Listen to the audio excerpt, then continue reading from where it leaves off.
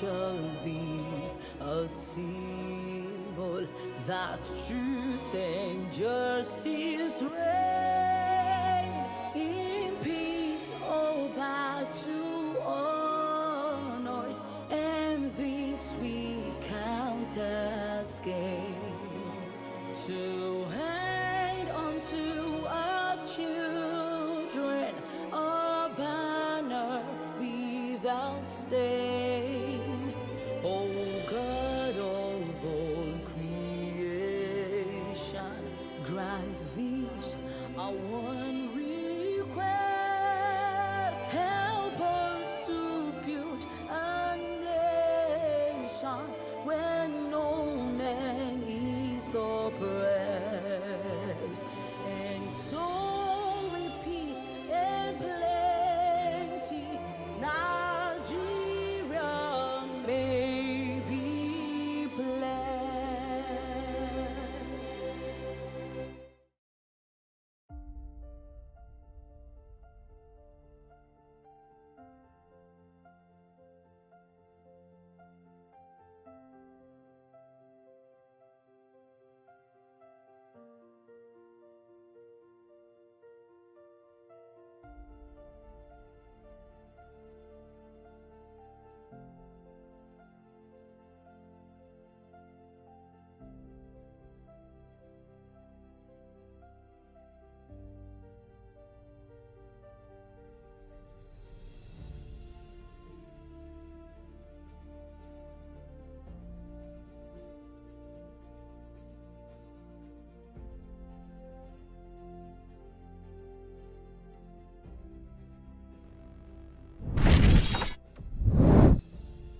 It has been 4 weeks of intense action, 4 weeks of bright lights, 4 weeks of the razzle dazzle of superstars come together in one place to find out who is the ultimate league champion. This is the National E-Soccer League. My name is Big Chief Manny, and I have me Sly Moore all the way from Ghana, bringing to you the very best of EFC 25. 16 players, one win, one winner, one league. Hope you guys are having a good time. We are back to your screens. Yesterday was a madness, Slimo. We had an amazing time. We were here talking about all that happened. But whatever it is you thought you saw yesterday, prepare to see even better today. Slimo. I mean, I think we've said this almost every week, and it keeps playing out. Everything that we see the week before, it even gets better. If it was intense drama, ready to be Even more intensified to a level where you're going crazy. So this week as well, today as well, we promise you nothing but the best. Yesterday was truly amazing. I mean, if you go through some of the games, that Rufai Boyd game was amazing. Like, and then we had a little bit of banter with the game with Josh, you know, the banter with him, and then Kela Freak a little bit. Farouk Manzu totally destroying NSN was quite a surprise to a lot of people. Didn't expect to see that. I mean, at all. Exactly. For Lion Rufai also, Rufai picking up the win against him. So many talking points from yesterday. I agree with you. So many talking points happened yesterday, and so much more is going to happen today. Already, the heat is building up. In the cockpit, we can feel the pressure. We have one that's going to be coming to your screens in the next couple minutes. That is one that has a lot of history behind it. This one is between Mitchell and the amazing Killer Freak. On the screen, we have what is our leaderboard. At the end of day one, match week 4, we could see Farouk and Killer Freak tied on points, but there is a 4-goal difference. I think 3 goals. Yeah, it is now 3 goals. It's now 3 goals in between both players. Tied on 28 points. Baji Junior is in third, closely following these guys. And we had a conversation yesterday. He said if he can win 2 of them, he wins it all. I mean, yes, statistically, yes. Now, he actually plays them on the final week. Okay, so that's yes, that would be insane. Baji Junior playing all of them on the same day would be Rufai is on 22 points. He's in top 4. Then when you look at the bottom 5th to 8th, we have Boyd in 19, Adefola in 18, Mitchell in 17 points, Rhymes with 16 points. This is what the first 8 of the table looks like. Sly, what are you seeing in the second end of the table? Well, the second half of the table looks like there are not too many changes, but there's been one massive change. Someone who's left the top 8 into the last 8, and that's Anderson. After the great week he had in week 2, week 3, week 4 haven't been the best for him. And we saw him drop points yesterday as well. He's been stuck on 15 points for a while now. He'll be looking to turn things around today. I know he's got some pretty impressive, difficult games to play today. We'll be following closely. Imagine somebody who's picking up the pace now. Yesterday, he was able to pick up 6 crucial points. If he can do that today as well, that will push him possibly into the top 8. Game with Josh after yesterday's debacle. Yes, after yesterday's debacle, you almost feel like he'll have to pick himself up. I know today he's also playing Farouk Manzo. So yesterday played Killer Free, today he's playing Farouk. That should be intense. Mr. Olga also in the mix with 9 points. Blaze on 7 points. And Nif on 7 points. But these two, I think, wait. There has to be a point where simply Uzo or Bright picks a point. You know, the funny thing is, I was talking I know ultimately somebody's going to pick a win or a point because two of them are going to play each other. Yeah. And they definitely have to go with something. But I was talking aloud. I think I was talking to Killer Freak and I was like, what if two of them play and it's a draw? It would be insane. That would be absolutely insane.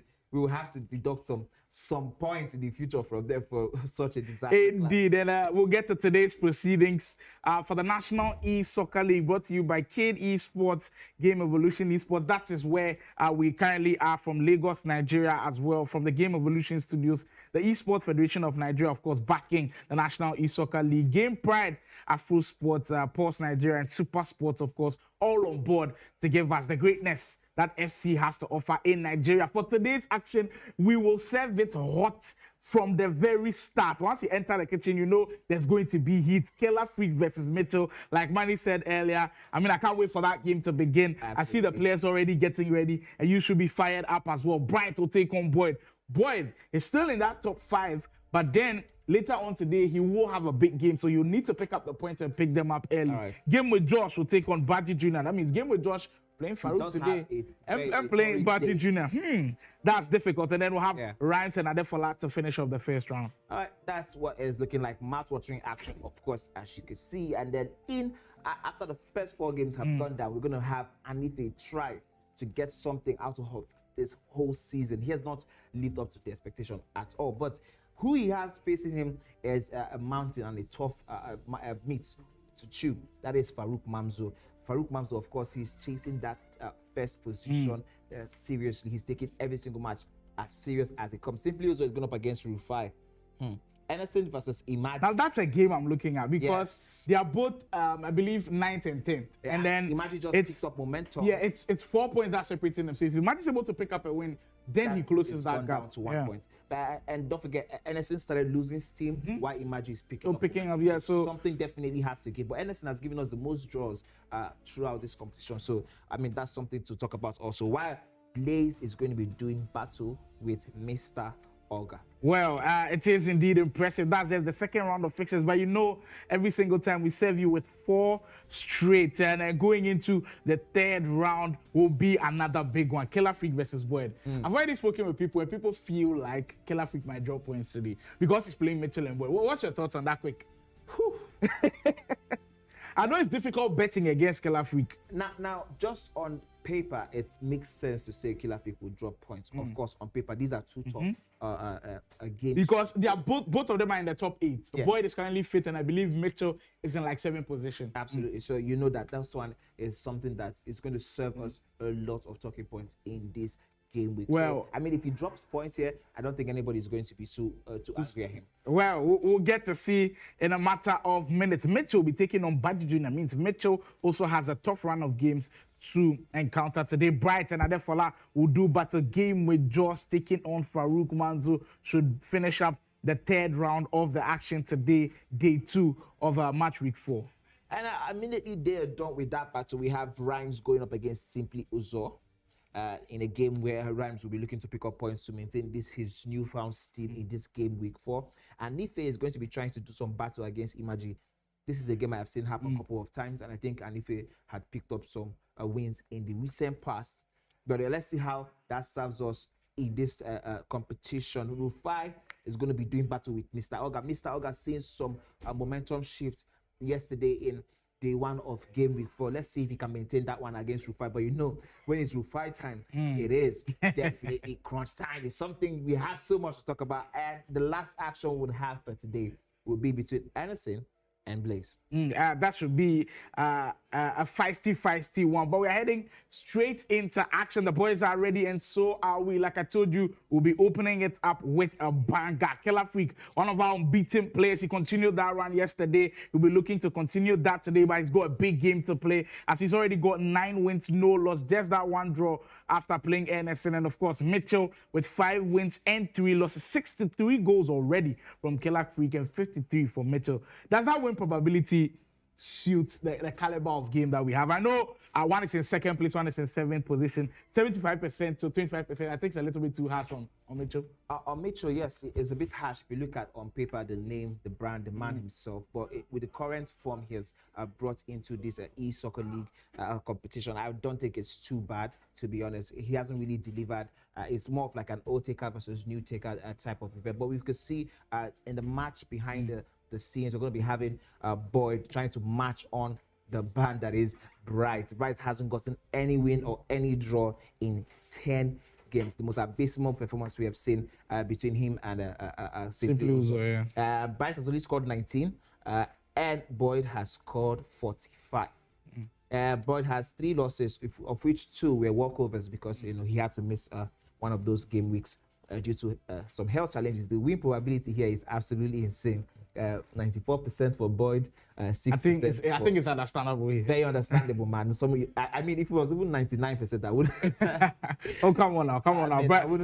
Bright has to do better than 1%, I'm sure. I mean, we haven't seen anything like that. We haven't seen even mount. We've seen Simply Uzo try to mount some challenges here and there. It's sporadic also, but yes, that is where we are. And we're going to be going straight into the action that is between Killer Freak and Mitch as soon as we have that on our screen. So buckle up, get ready. The players are in the booth. The heat is about to come on if it's not already on. These players, once it's this time, Mitchell. Okay, so let's talk about it. Mitchell versus Killer Freak. It's not just the game. It's not just 3 points. It's history. And it's not just history because they played each other. It seems like Mitchell doesn't want to hand over the baton yet. Killer Freak wants to take it by force. So who is going to give? I mean, what you made, this is going to be like a pointer for the next at least couple months. Yeah, in terms of indeed, it's going to make a lot of noise within the Nigerian team. Another thing that I'll be looking closely on the virtual pitches, how does Mitchell handle the press festival? I think that's always the first headache when you're about to play Killer Freak. If you can control a little bit of the press, you give yourself a chance. We saw a game with Josh struggle with it throughout the whole of the game. He didn't find a way to be able to break through that press. If Mitchell can do that, he gives himself a chance. And secondly, how well can you deal with that Killer Freak winning the ball back so many times? Like, if he's in your 18-yard area, when he loses the ball, he's winning it back in a couple of seconds. If you can prevent him from doing that too many times, you give yourself a chance. And then, of course, playing on the counter-attack. I think everybody that plays Killer Freak has to be a master of the counter-attack. That's the way Anderson got points off of him. Yeah. That is the way I feel. If Mitchell is going to get points off of this game, he will have to play off the counter-attacks. But for Killer Freak, he defends so well in the counter-attacks because he's faced that all his life. Like, when he's playing in champs or rivals, everybody that is playing is on the back foot. He's controlling possession. He is going to be the one that knows how to defend the counter-attacking situations. It will all be about him taking his chances. I know Mitchell is a great defender, but I mean, you can't prevent Killer Freak from creating chances. I mean, the 2 things that I think stand out to me when we're looking at the side gameplay side by side for both players. Mitchell hasn't been so sharp when it comes to the counter attacks. I've seen, if you notice throughout the games we have seen on stream in this competition, he hasn't really had the best of the counter attacking pressure. Like catching these players on counter attacks. He has been preferring to build up his style of play. Now, Killer Freak wouldn't give you that. However, if we also think about it, game with Josh was able to score 3 goals against or 2 goals against Killer Freak. This is not how we saw Killer Freak from the beginning of this tournament. So, if there is any time where we expect Mitchell to do better, it is now. Because for whatever reason, people are scoring Killer Freak consistently now. When we started game week 1, game week 2, probably only 1 or 2 goals he was conceding. But all of a sudden, he's conceding 3 in a game. He's conceding 4 in a game. I mean, the game between, I think, Killer Freak and Hanife scored 4. And that game was also going down to the wire until that moment. And it was very surprising, too. Yeah, there was some moments in space whereby Killer Freak just locked it. Now, so the question is, can Mitchell handle the pressure in those moments of madness? If you notice, we saw this yesterday again. Killer Freak has his moments. It might be from the 10th minute to the 15th minute, he's scoring 3 goals. If you can be able to manage those moments, every single time he scores, ensure he doesn't score for the next 7-10 minutes, you're going to be good. And I think the moment also has to do with the press, because you can't press for 90 minutes straight or else your players will lose stamina. Yeah. So what he does is usually look between the first 0 to 20 minutes. Yeah. He puts on an So much incredible pressure. press. So he tries to get a goal out of that press. Then the last 25 minutes, he kind does of the cools same off a thing. bit, because if you look closely at that game with Josh game, in the first 20 minutes, game with Josh was nowhere to be found. Absolutely. The last 25 minutes, he got Game with it. Josh Then came the into the game. start of the second half, he puts on the piled press up the again. pressure. Then he relaxed, and then the last minute of the game, he piles up the pressure on the press again. So those are the things that you're supposed to be looking at with Killer Freak. But the thing is, if you had to bank on what Mitchell has been able to do in the past, not just in the National E-Soccer League, and what he does against big players, he knows how to play on the big stage already. Like I said, he's one of the few players to have won a tournament that features international players. Yeah. Usually, African players don't do that too many times. So when Yeah. someone does that, I always like to give them the credit. He's truly an incredible player. And if you can channel that kind of energy against Killer Freak, we might have a game on our hands. Absolutely, I cannot wait. I know that after 90 minutes, we're going to be having so much to talk about from this one. This is the game between Mitchell versus Killer Freak. If you're just joining us, don't forget this is the National E-Soccer League brought to you by Cade Esports and the Nigerian Esports Federation. We are currently at the Game Evolution Studios in the heart of Lagos, Nigeria. We are going to be having a ball. We're going to be having a great time. Both players are seated. They are ready to do their justice. We are going to be doing some crazy madness. Don't forget, if you're just joining us, we are live also on TikTok. You can go to Cade Esports on TikTok, where we are live. Drop those comments. Or if you're on YouTube, where you're enjoying yourself, drop those comments. We know we have so much conversations on YouTube. We love hearing from you guys, the Khalif, Yakubu, so many of them. I think Junior GH also from Ghana. Fast. We are noticing like the consistent Absolutely. guys on the YouTube comments. If you are also enjoying the action and you're a TikTok person, we're also live on TikTok, by the way. You can check us out. But we set the ball rolling. Everything is ready and set to go. Killer Freak taking on Mitchell will be open, and what perfect way we could start with. Killer Freak will be in the white and the orange. He occasionally changes this one as we see an open chance for Mitchell. Can he execute though with the outstanding ball roll scoop early? Did you see that run from Vanja to cover Mbappe? Oh my, maybe that's why one of the reasons why as soon as that card came out, all of the players were going for him, because that one to catch up with Mbappe in that position, insane. That's what it is. Yeah, I think at this point in the game, all of the attackers are like really quick and all of that, but the defenders are also so overpowered in the sense that they will be able to catch up. And you look at the setup from Killer Freak, he's playing Milinkovic-Savic and Yapstam. Yapstam was released into the SBCs recently, and a lot of people have, of course, logged on to him. I remember when this SBC was released earlier on in the iteration of the game, he was totally cracked. I was asking a couple of players, he said, the aura alone gets him into a great position. I'm sure that one will be flagged for offside. So Yapstam is somebody to look closely at in that defense for Killer Freak as we start this game off with Mitchell building some momentum early. I mean, I love the fact that if you notice, Mitchell has attempted 2 first-time up-twos. Now here's Mitchell with De Bruyne being pushed over by that Van Dijk card you're talking about. Yeah, the Bruiser play style plus coming to effective use right there. That centre back pairing is a deep brilliant, but he opens up the defense so easily. There goes Son! Oh my! And Killer Freak needs no time for introductions. Just one wrong switching and he has been punished by it. That mistake cannot happen at this level, especially when you have an opponent as effective in front of goal as Killer Freak. But I think nothing has been spoiled so far. It's just one down. He has to now maintain those moments. He has to manage the next couple minutes, ensure Killer Freak does not enter into drive mode, cruise control mode in the next couple minutes. Yeah, like we said, Killer Freak usually in the first 20 minutes, his press is as aggressive as ever because the players are fresh and all of that. Like we said earlier, I'll be bringing you the updates of this game. Boyd looks like he's running riot early on and he just can't stop scoring. He's a top 5 player for a reason as he gets goal number 4 in that one. In 12 minutes, goal number 4, my oh my, total annihilation, but there's still so much to play for. Maybe it's to increase his tally, or maybe it's for Bright to stay something or have a say in that process. We'll find out as much as we get the updates from the technical team, but here we are back in the game between Killer Freak and Mitchell. Killer Freak already has the advantage.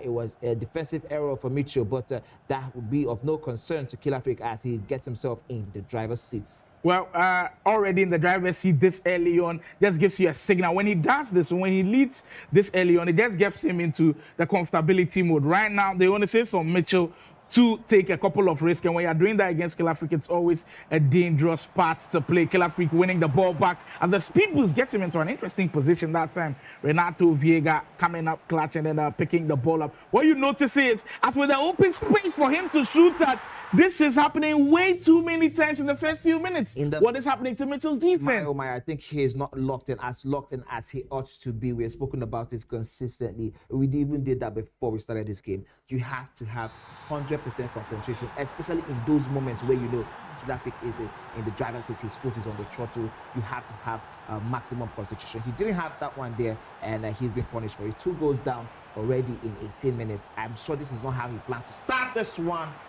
That Trivela there from, I think, Odegaard is very, very poor. This start is a shocker from Mitchell, someone who's considered widely as a pretty good defender in the league, conceding in the first 19 minutes 2 quick goals, and not just conceding, the manner in which he's conceding. Actually, the goals are coming too easy for my liking. He's literally run through a straight line, and the defense parting like the Red Sea. That time, Mitchell just can't handle the pressure of Killer Freak this early on. 20 minutes in now. Mitchell needs one goal back, and he needs that goal back early, or else momentum totally will be in favor of Killer Freak this early. Do you know what? Yeah, for me, I don't even think it's a case of Mitchell needing a goal. I think he has to ensure Killer Freak doesn't score again in the first half of this game. If he can ensure that happens, I think he will have a chance. It's 2 goals. Yes, it seems like all hope is lost, but don't forget, this is a 9-minute per half match, so there's still so much to play for. If he gets a goal, of course, that would be great, but do not force the situation, the issue. Just take your time and do what you can and ensure Killer Freak doesn't score, and then you should be fine if you maintain that energy till second half. I mean, we know Mitchell, he has the ability to score the goals when it is his time, but he needs to be ready for that time. Ball progression in FC25 is always something that you've got to look forward to, and I think Mitchell has got to improve in that area, in the sense that Killer Freak, he's making the pitch as small as he can, so progressing the ball can sometimes be extremely difficult, as we get a glimpse of how Killer Freak opened the scoring, the beautiful player look, changing direction, and the defense, everybody nowhere to be found, and the way he took his time to wait for the goalkeeper movement, shoot it to the near post, as he did open the scoring earlier on. You're currently enjoying National E-Soccer League action live from Lagos, Nigeria, inside the Game Evolution Studios, match week 4, day 2 between Killer Freak and Mitchell. And just like I said earlier, ball progression is something that you almost feel like Mitchell is struggling with, because Killer Freak makes the pitch as small as he can. So if you're not great in that regard, you always find it difficult to play against a player like that. We see. And we have Killer Freak.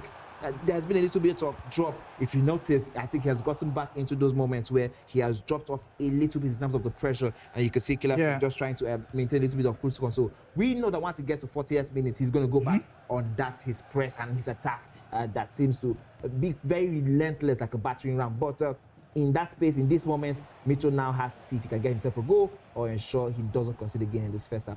One thing you also notice about defending this year is those that use the second man pressing, and they use it in some sense where you almost feel like they are unique with the way they do it. I also noticed with Rufai's game against Adefola, he keeps sending the second man for the press. He doesn't go with the press with who the Keza is on. Usually the second man is the one that he's chasing with the press, and it's quite interesting to see how they do position their players, and I'm seeing Killer Freak do the same thing. So not just watching the pros do it, of course we give some bits of knowledge on the game as well. I'm sure Tommy Day is watching very closely to give you all of the analysis later on today. Bruno Fernandes in another promising position for Killer Freak to operate, and in situations like this, he's really one of the best. What sets him apart from the rest is when he's in front of that 18-yard area, because he uses the player lock so well. If you are manually sending a run, like an L1 run, or you use a directional run where you just trigger your right stick to change the direction of the run, you still will be able to get it into your favorite position. The player lock allows you to do, the freedom it allows is way too much for me.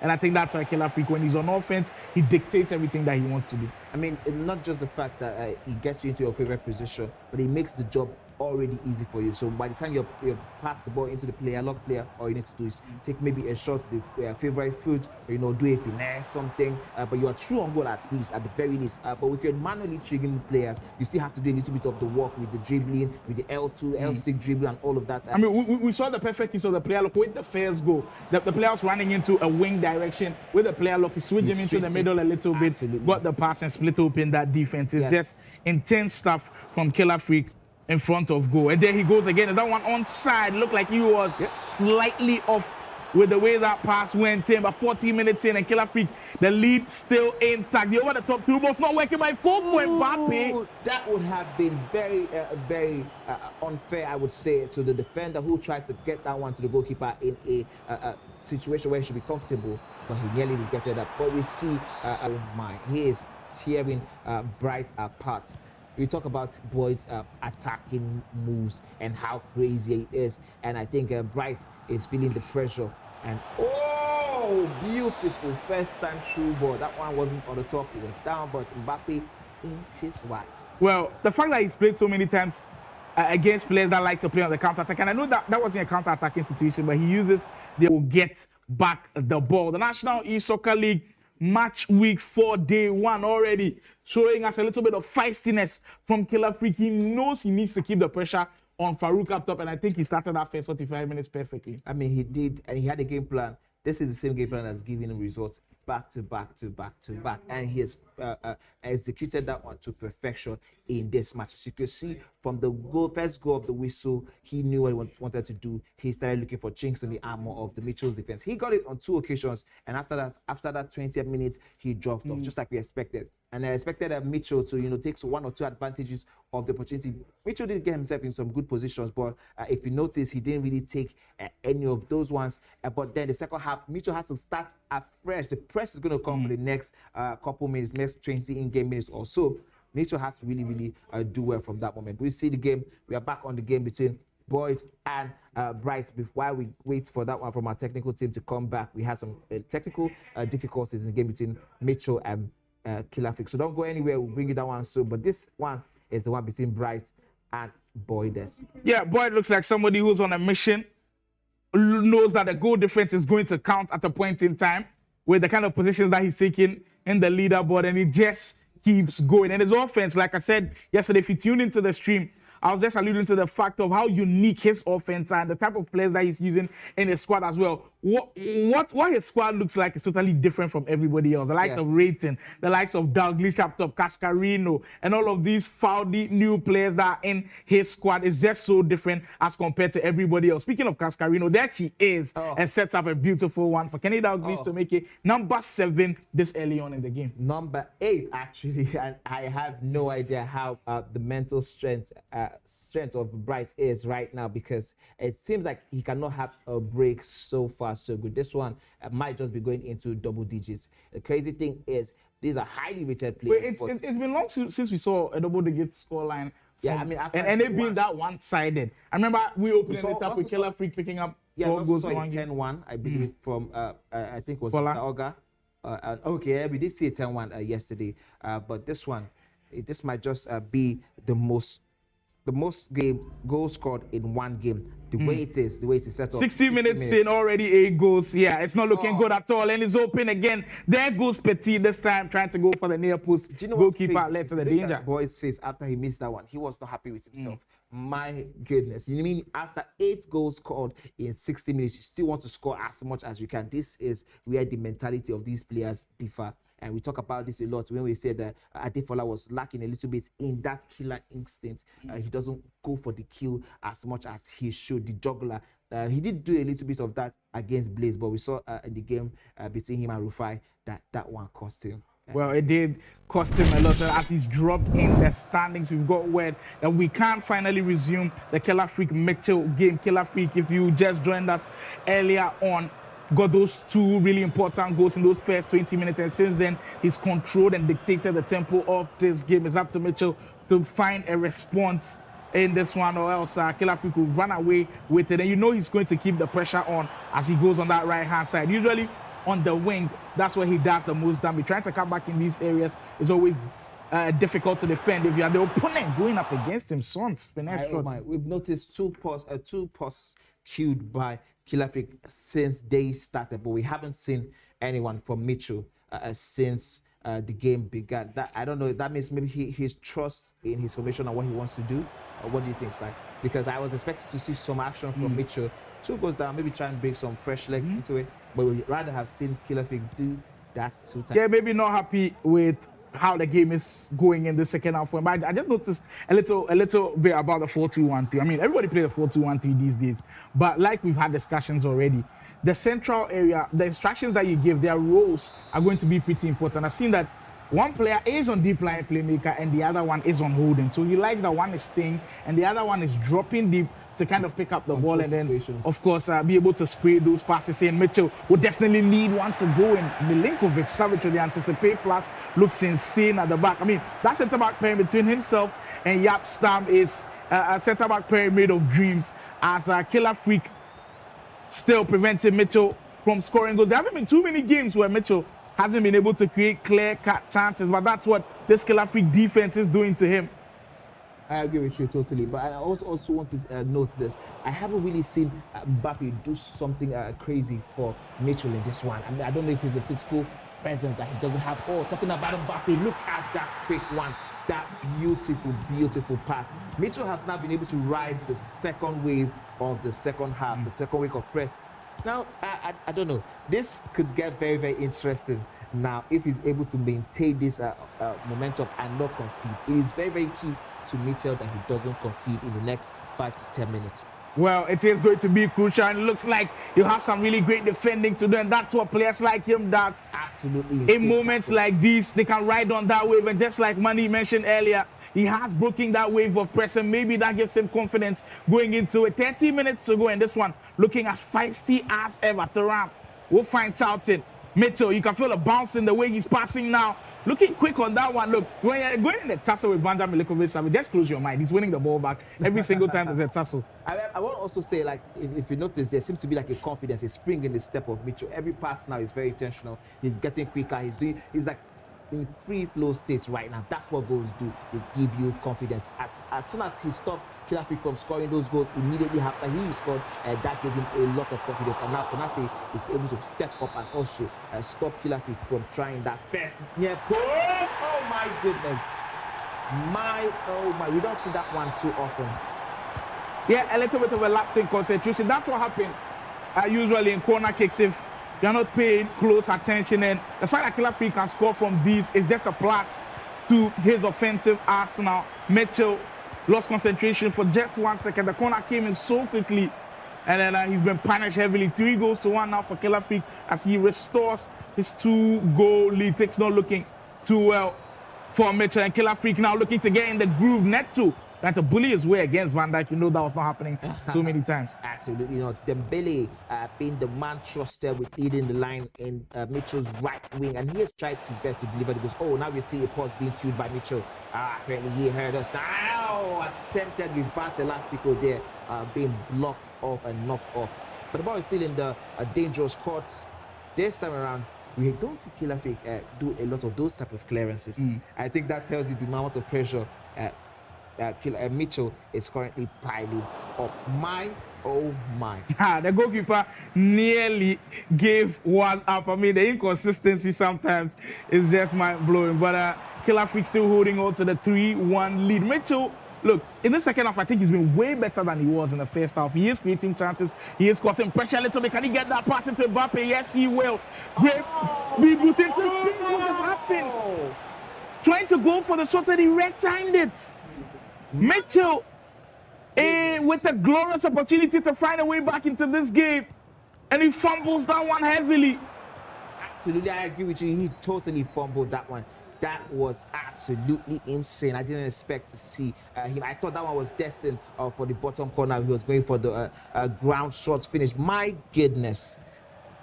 Well. It seems like we cannot get any break in this one. End-to-end stuff from both Mitchell and Killer Freak. Kudos to both players. The turns in this game truly unexpected. And since Mitchell's post has been queued, the ball hasn't gone out of play yet for him to make any changes.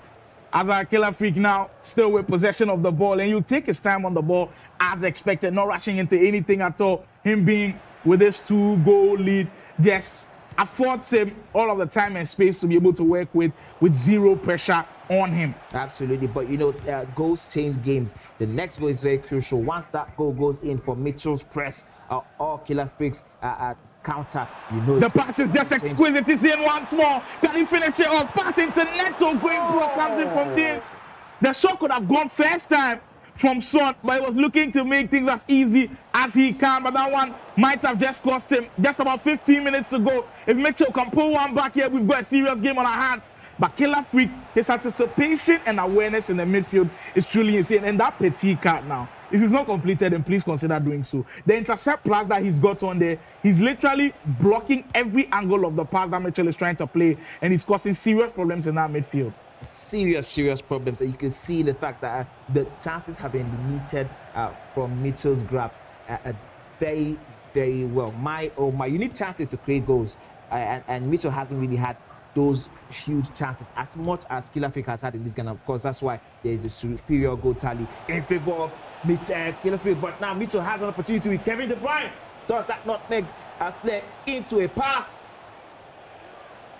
My Odegaard, I have an issue, I would say, with the players Mitchell is going for in his team. The Odegaard card, the Mbappe card, the Kevin De Bruyne card. We're not seeing most of these players.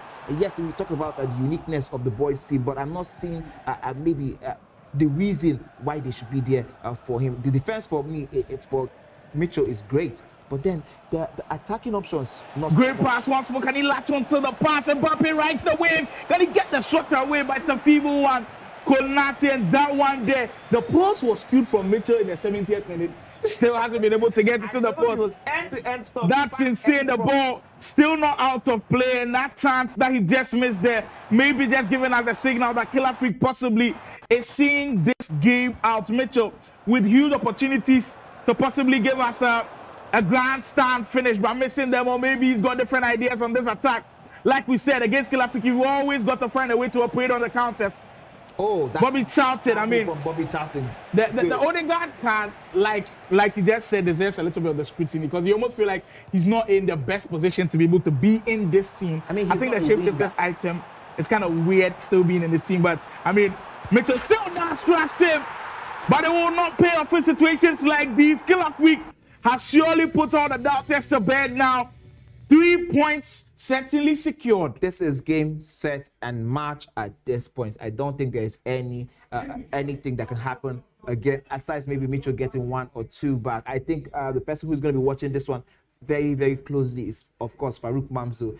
If this scoreline stays like this, it means that both players now are tied on goals, while Killer Freak is going to go ahead with 3 points. But let's see how Farouk will respond when he gets his time. But Mitchell, talking about that Bobby Charlton card, I really love the move. Now he's bringing Messi into the game. He should have done that in the second half, I believe, because the Odegaard card was terrible, if you ask my opinion. He was terrible for him in that wing position. Well, the game and the way it swung with momentum, if you do not take your chances when they do come, you will definitely regret it. He's giving one away again. Killer Freak could have had a fit. Just missed it with that chance. The ball bubbling everywhere. Mitchell will get back possession of the ball, and that will signal the final big chance of the game. And Killer Freak, after all of the questions being asked, when Mitchell looked like he was finding a way back into that game, and the way he just silences the doubters really quickly is, he was up by 2 goals. Mitchell gets one back, and in a matter of minutes, like 2 minutes in, he still gets a 3rd goal in, and that's where it kind of kills off your momentum, because if it stays at 2-1 for a very long time, then it leaves doubts in his mind. Absolutely. And it gives a lot of confidence to Mitchell. So kudos to Killer Freak on there, picking up 3 really important points. He's now going through the paces. All of you said he's played so many easy games. Now he's playing the big boys. Like he's playing guys who are in the top 8 and he's still getting results. I didn't see much of the sportsmanship. I told you there's so much history between both players. It doesn't mean that there's no respect, of course, but just that Mitchell this one's going to leave a very bitter taste in his mouth. He had some opportunities to really take this one, and I know he feels it in his heart. He had those chances.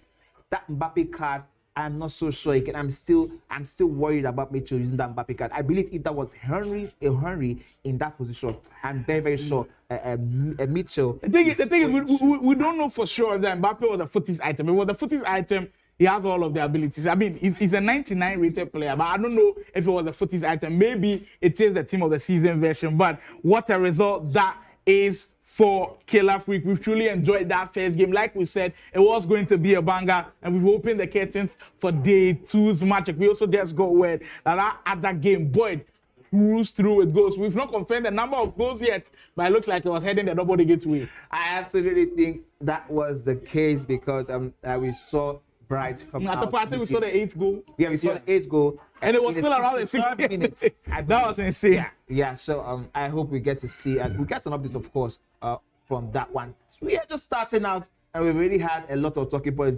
This one was just the game between Killer Freak and Mitchell. And then we're going to now go into the, I would say, the bottom or the mid-table fight. So many of the other players who are looking for points, to take points off each other. These are some of the 6 points games. This is where the territory we are going into now. The 6 points game territory. Because if you win one, it means you go over the other person. That's what we call it. Why we call it 6 point territory. It's always something to look forward to here at the Game Evolution Studios National E-Soccer League. But this was just the curtain raiser. There's more to come from us, myself, Manny, and Sly. There's still about 7 rounds of action to go. Yes. We'll be following closely when the results do come in for the other games as well. But all we'll say is don't go anywhere. So we'll check a little bit of the comments. We see you guys, a lot of the arguments coming in. Arnold Simon says, if only some of the players had played like Mitch, the tournament would have been more competitive. I mean, I kind of agree with him. I agree with you. Kwesi Jr. say, yeah, he got a bad team. His attacking players aren't good enough. It was some of those players that you were alluding to, the likes of Odegaard. I don't think he should be in your team. I know the shapeshifters card is pretty good. I know. And Mbappe also, listen, I want to say something. I believe if Boyd can defend like Mitchell did today, I think he's going to get more goals against Killer Freak. We are going to probably see points being taken over Killer Freak. Imagine the meltdown we'll have if Boyd is able to beat Killer Freak today. That would be, let's leave that one for when we get to it. KK, as he said, at Arnold, come on, everybody can't play the same. I believe that's what he was trying to say. Hashtag L says, we can all see Mitchell is struggling with precision shooting and time finishing. I mean, he had a couple of big chances where time finishing cost him. Twice, like I exactly. saw. And those were big chances where if he had got it right, the ends up in the back of the would have net. been changed totally. Would have given him even more confidence in crunch time. Ike Bolas, you're asking if there's a round of 16. We've made the format pretty clear, but maybe this is your first time on here. We'll spell it out to you once more. It is a league format. It's an all-play or 16 players. All of them are going to be playing 15 games. So once we're done with the 15 games, that's it. Across 5 weeks. Next week is our final week. Make sure to be there to see how the final standings will be. So there won't be a round of 16. It's a true league format. We are playing to see how everything will play out in the end. And Arnold says, KKFC, we can't all play the same, but at least we can put up a fight rather than being round true. I wouldn't say it's a case of being round true. Of course, there's so many factors in between it. If you notice, the players that have met up with Killer Freak, they have tried their best really. But this is just a case of quality shining through, and you can see the quality of Mitchell also shown true. Even the total scores doesn't really tell the story. I think if there was anybody who had chances to take points off Killer Freak, Mitchell was that one. But regardless, Killer Freak is going to be happy with his 3 points. Going forward, and while we are waiting for the next game. Indeed, Victor's asking if he can see the table. You can head on to Cade Esports on Instagram. You definitely see how the table looks like. Right now, we are prepping for our next game, Adefola versus Rhymes. The poll is already out. Get in there and tell us who you feel like is going to win. If it's going to end in a draw as well, tell us who is going to get the bigger version of that game, in the sense that a draw might be good for some people, a draw might be good for someone else. Of course, for Adefola, I don't think a draw is good for him. But the number of points that he's dropped in recent times, he will need a possible win. But if Rhymes gets a draw, I don't think it's bad at all for him. I mean, you can drop your predictions in the chat. Picked up the momentum. Yesterday, we saw him with 2 huge wins. And if there's any other time to maintain that momentum, the time is now. We're going to take one more, and then we go on a break and come back. We said, Junior Ghana said, don't see Killer Freak dropping points again. Probably by the final game against Farouk Manza. Well, that's a pretty bold prediction, but judging from the way he's going, I don't blame you for making that said prediction at all. At this juncture, we'll go for that quick spin around. When we come back, Rhymes and Adefola coming your way.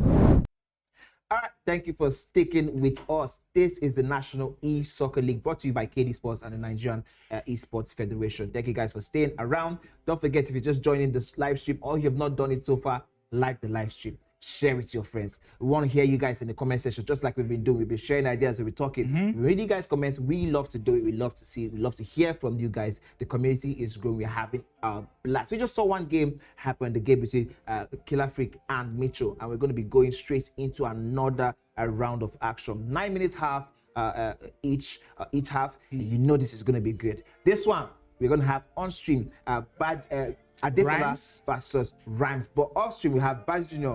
going up against Game with Josh. Which one are you most excited to see? I mean, come on now. There's a reason why I was on the mainstream. Rhymes and Adefola, it's whetting my appetite for something crazy later on to come. But I just looked at the table again. They're actually really close. They're separated by just 2 points. Rhymes is 2 points shy of Adefola, so he can actually leapfrog him if he gets results against him. And what Adefola has been doing, it must give Rhymes a lot of confidence. Yeah, it gives Rhymes a lot of confidence, but I'm sure also Adefola is well aware that if he lets, that's why I said it before we went on the break, this is a 6-pointer game. If Adefola lets Rhymes get this win, it means Adefola is going to be losing not just momentum, but his position on the table. And I'm sure he doesn't want to do that. But whatever it is, I know both players are not going to be going for a draw. We are definitely going to see the end of this one. We're going to see we have a winner. I believe we have a winner.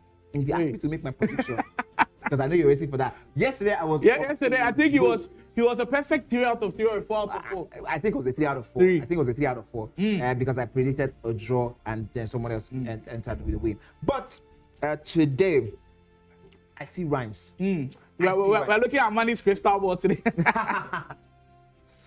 The thing is, it's going to be a very close one. It depends on who starts this one out. For me, I said it yesterday. Unfortunately, I think I'm going to have to say it again. I said it again yesterday when we were having Adefola versus Rufai. Yeah. I didn't think Adefola I don't think he has been very, very clinical in this. There's that nastiness is not there. He needs it in this one. And we can see in the polls, people are going for Adefola. 75% is wild. It's actually crazy. For all of you guys who are going this far for Adefola, that is wild. I'm telling you guys, I think I'm going to go for Rhymes. I'm going to stick with Rhymes. You know what? I kind of have hope in Fola, because if you look at that game against Rufai in the latter stage, it looked like he had come into form a little bit. But we can't keep doing this and keep saying and making excuses a little bit for Adefola. So he'll have to come up big in this game. And I believe that if he wants to, regain a lot of confidence around from his fans and, of course, the people who do believe in him, you have to win this game and win it convincingly. I see where the votes are going, but I feel like it's way too low for Rhymes. Rhymes has already showed that on the main broadcast, and he's played so many games actually on the main broadcast, where he has impressed. He's taking games on the wire. Remember his game against Rufai? Like, he's played in so many big games, and he's actually performed. Then, going into a game like this where he knows he's just 2 points off of Adefola, he wants to change something. Now, another thing with Adefola's games, what you notice is a lot of people are attacking really quickly. Adefola is more or less like slow to the way he reacts. Exactly. Adefola can send the run. Using the metas. We talked about that. Yeah, yesterday. We really did speak about that yesterday. Hopefully today it changes. He can send about 2 runs for a through ball. He doesn't attempt the over the top through ball. So what you're doing is sending a message to your opponent that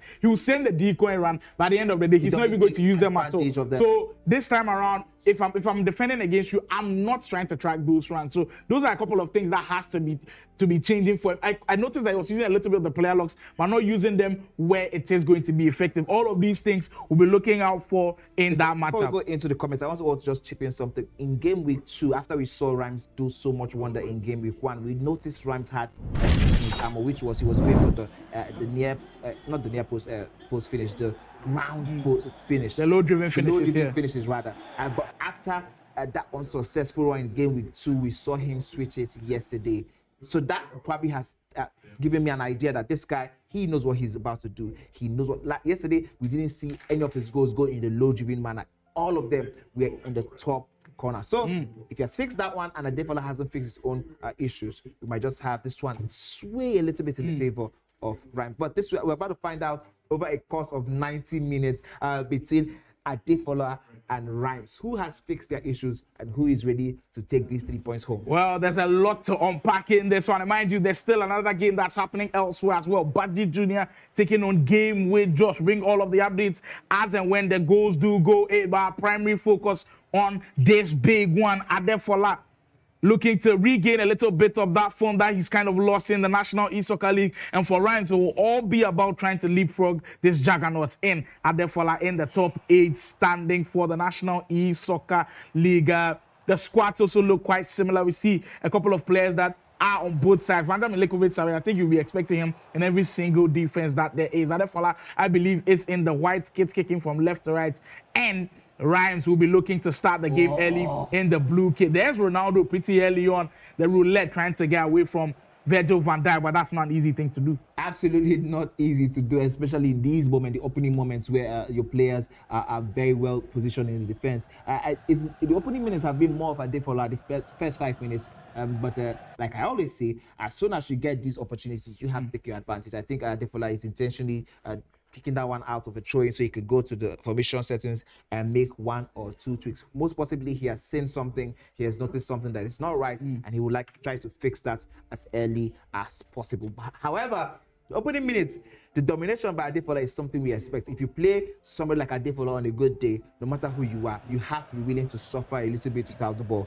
Now, can Rhymes have that concentration to do that? I guess we're going to find out. Well, we are going to find out in the next couple of minutes. I was looking at the defensive partnership that we've seen throughout the whole of the tournament. And in that Mitchell versus Killer Free game as well, you have seen a constant member of the team, Vanja Milinkovic. He has all the best possible play styles for a defender. If you don't have him in your team, well, that is bad luck for you because the guy is truly intense. They just end up paying him with somebody else. We also see Lukaku playing as the left back for Adefola, of course, trying to use that bruiser play style to good use and a little bit of the height and the aerial abilities for all of the back post crosses that do come. And of course, helps with the corner kicks as well. So the defensive setup is something that I'm always looking at keenly, as Fola will be looking to start this game strongly. Ronaldo on the 10 gets the bounce back a little bit fortunate, and Buffon with an acrobatic save to parry that one away. Absolutely, that low-driven shot, very, very crucial there. Buffon, this is one we haven't seen so often as a card in the player selections, but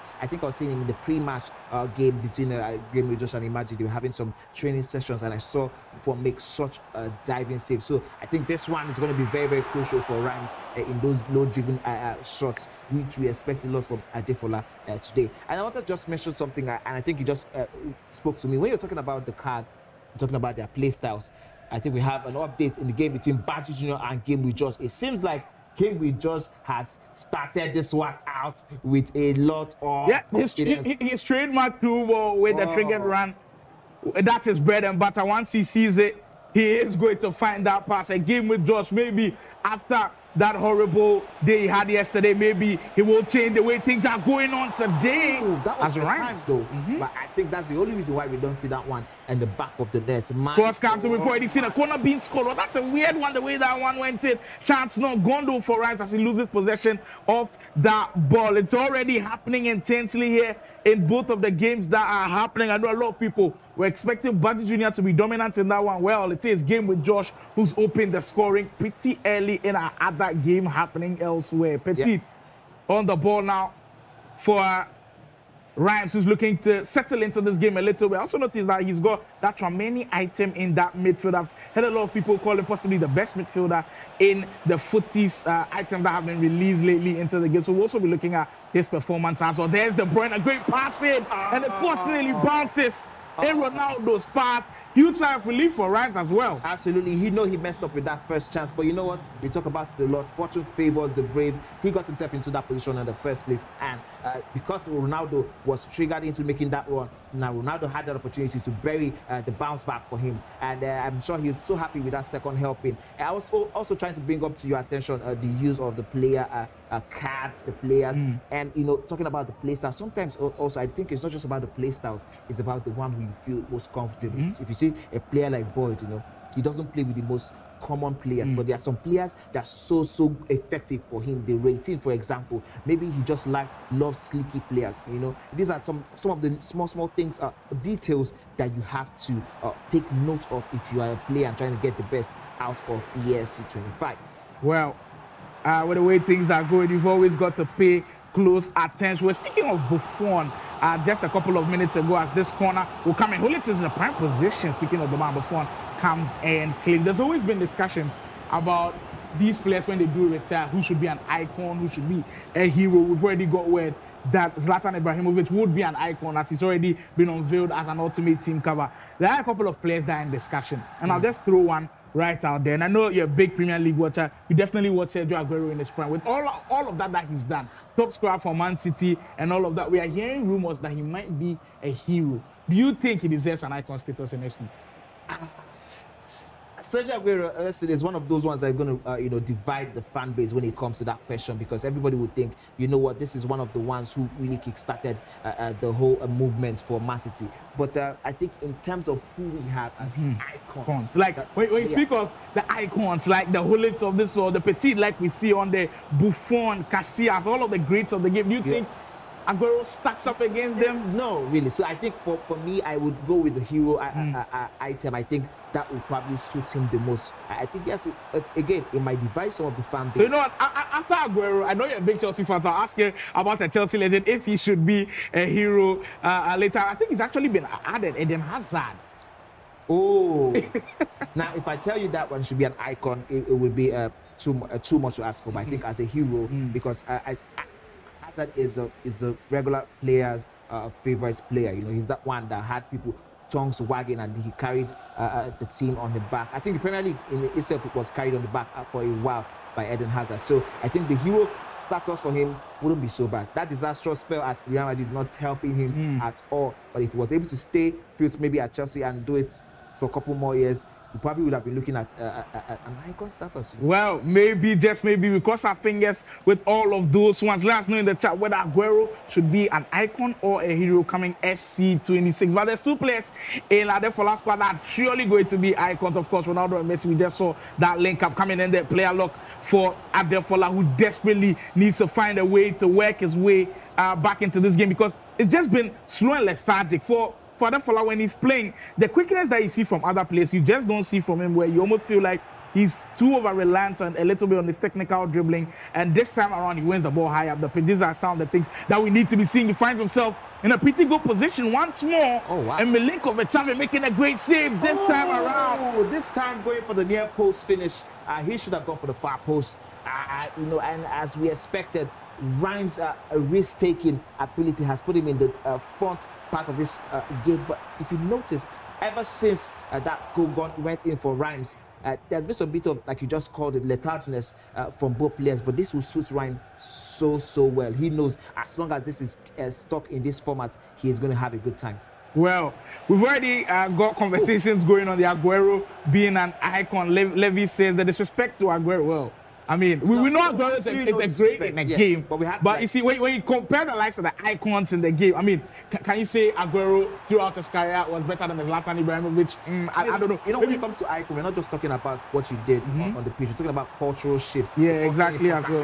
Oh my goodness, here's Buffon sticking. I mean, Zlatan's also viewed as like a legend in Sweden as well. He's not just Sweden, across the world. He did it in Italy, he did it in England, he went to France, he did it in Ajax, he's done it in 4 countries, you know, and he's like, he has the cult following. He shifted the culture in terms of what we expected from strikers. I just saw a comment that cracked me of Messiah, but says local champions cannot be icons. Please don't put Aguero in the local champions bracket. This guy has been incredible for his career. 14 minutes in this one, Fola still down by a goal to nil. Rhymes hasn't particularly played well, but I mean, he's done the business. He's got the goods. He's got the most important statistic in his favor, as he currently leads by a goal to nil. 5 minutes to go before this first half comes to a close, and Rhymes looking to close out the first half perfectly over the top. Through ball comes in. Vieira being able to go in with a perfect tap. You see the run of Ronaldo, but he tries to finesse. I mean, that deflection, if I had got it, that would have been boldness. That would have been madness. That would have probably gotten some emotion out of Adefola himself, who is always ice cold in these type of conditions. Rhymes, as we're talking about him not doing so much, I think that's where he excels. He just waits it out and waits for you to make a mistake, and he will pounce on it. But don't forget, Rhymes is also one of those ones who loves the second half which is the business end of the game. He loves to dominate in that second half. So Adefola has to be very, very careful of what happens in this coming second half. The icon hero conversation is just causing a lot of people to rage in the comments a little bit. Someone just said, if Drogba is an icon, why shouldn't Aguero be an icon? Yeah, you know what? We'll have proper discussions for this as we update you guys on what's happening elsewhere. Badji Jr. has actually completed the comeback and he is opening things up. We know the Solise card is great, but your handcraft is truly on another level. That's goal number 5 as it goes in. Badji Jr., he's truly tearing it up in there. We just saw him go down. He's now 5-3 up. Being a Chelsea fan, yes, hearing what's going down in the comments, they're saying if Drogba is an icon, why shouldn't Aguero be an icon? You know what? I totally understand where the sentiment is coming from, in the sense that, okay, it did seem like Drogba didn't really dominate in the terms of the goals that when it compared to someone like Sergio Aguero. But when you look at it, I said something earlier, it's not just about the goals only. It's not just about the titles. It's the cultural shift. Because if we're talking about the titles, Edin Dzeko was there throughout. Should we call Edin Dzeko an icon? Oh, no, a hero. I don't know if you have heroes. He's going to be get into that one. That doesn't take anything away from Aguero. But we're talking about a man who literally brought Africa on the map. Brought Africa to the map in the 2003s. Like, I mean, he's one African player of the year before. He won the AFCON with Ivory Coast. I mean, did it Drogba's resume to say he also went on to win the Champions League. Aguero kind of missed out on the Champions League where I was also going to add that one. You know, you have to look at Aguero didn't win the Continental Champions. Now we can make a case for someone like Ibrahimovic, who also didn't win the Champions League. Of course, you guys are going to say that, but look at this man's wide range in 4 countries.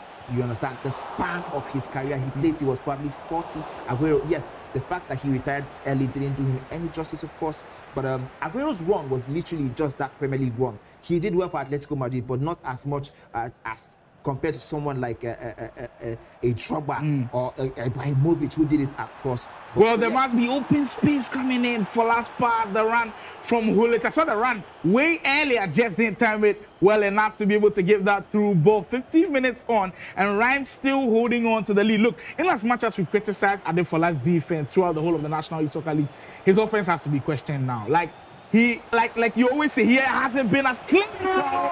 And when you don't score goals on the other end, you always have the chance of conceding goals as well. And this one was an easy finish, slotted into the bottom corner. Rhymes up by 2-0. Very, very easy one. But the way and manner at which Rhymes built it up is not easy at all. And I think it will look so easy because it was just a simple ball roll, a low dribbling finish. But my goodness, here's this one. He's in again. Ronaldo gets up the shot away. Fortunate with the bounce. Can he get it back this time? Adefola's flash is being spared. But now, Adefola's in serious trouble of possibly even dropping out of the top 8. I know this one couldn't have been a conversation when we're starting the National Youth Soccer League, but with the way games are going and the rate at which he's dropping points, that can be a conversation that could come into play because Adefola's not looking good at all. His defense has just been struggling as he's under more pressure from this one. Vieira's effort being blocked. I mean, you're totally right, because as soon as this game is over, Adefola will only have 4 more games to get himself back into that top 8. You know, it's going to be... It doesn't make any sense to say that a player of Adefola's caliber would make it into the top 8. He will have to be relegated down into the bottom feeder of the next competition. So this is something I'm sure if even him himself cannot comprehend right now. So if he wants to switch that, he has to do that. It's crazy to even think of, because if you had told someone for the National Youth Soccer League that we'll be having conversations like these about Adefola, nobody's believing you. Absolutely. But that's the surprises that the National Youth Soccer League brings. It told you there are going to be so many new things that you guys will be seeing that might surprise you. But I mean, we couldn't expect these ones, but as and when we go, there will be surprises on the way. Players like Ufai have showed up and they've dominated. Players like Ernest have shown that they can also compete at such a high level. Of course, Killer Freak and Farouk Manzo, they have maintained the levels that they set for each other. But 60 minutes to go. It's not all said and done for Adefola, but he needs a serious shift in momentum. Maybe the scoreline is going to change in the game. You see the player look trying to change the direction of the run a little bit. Reece James, Lauren James actually on the ball now.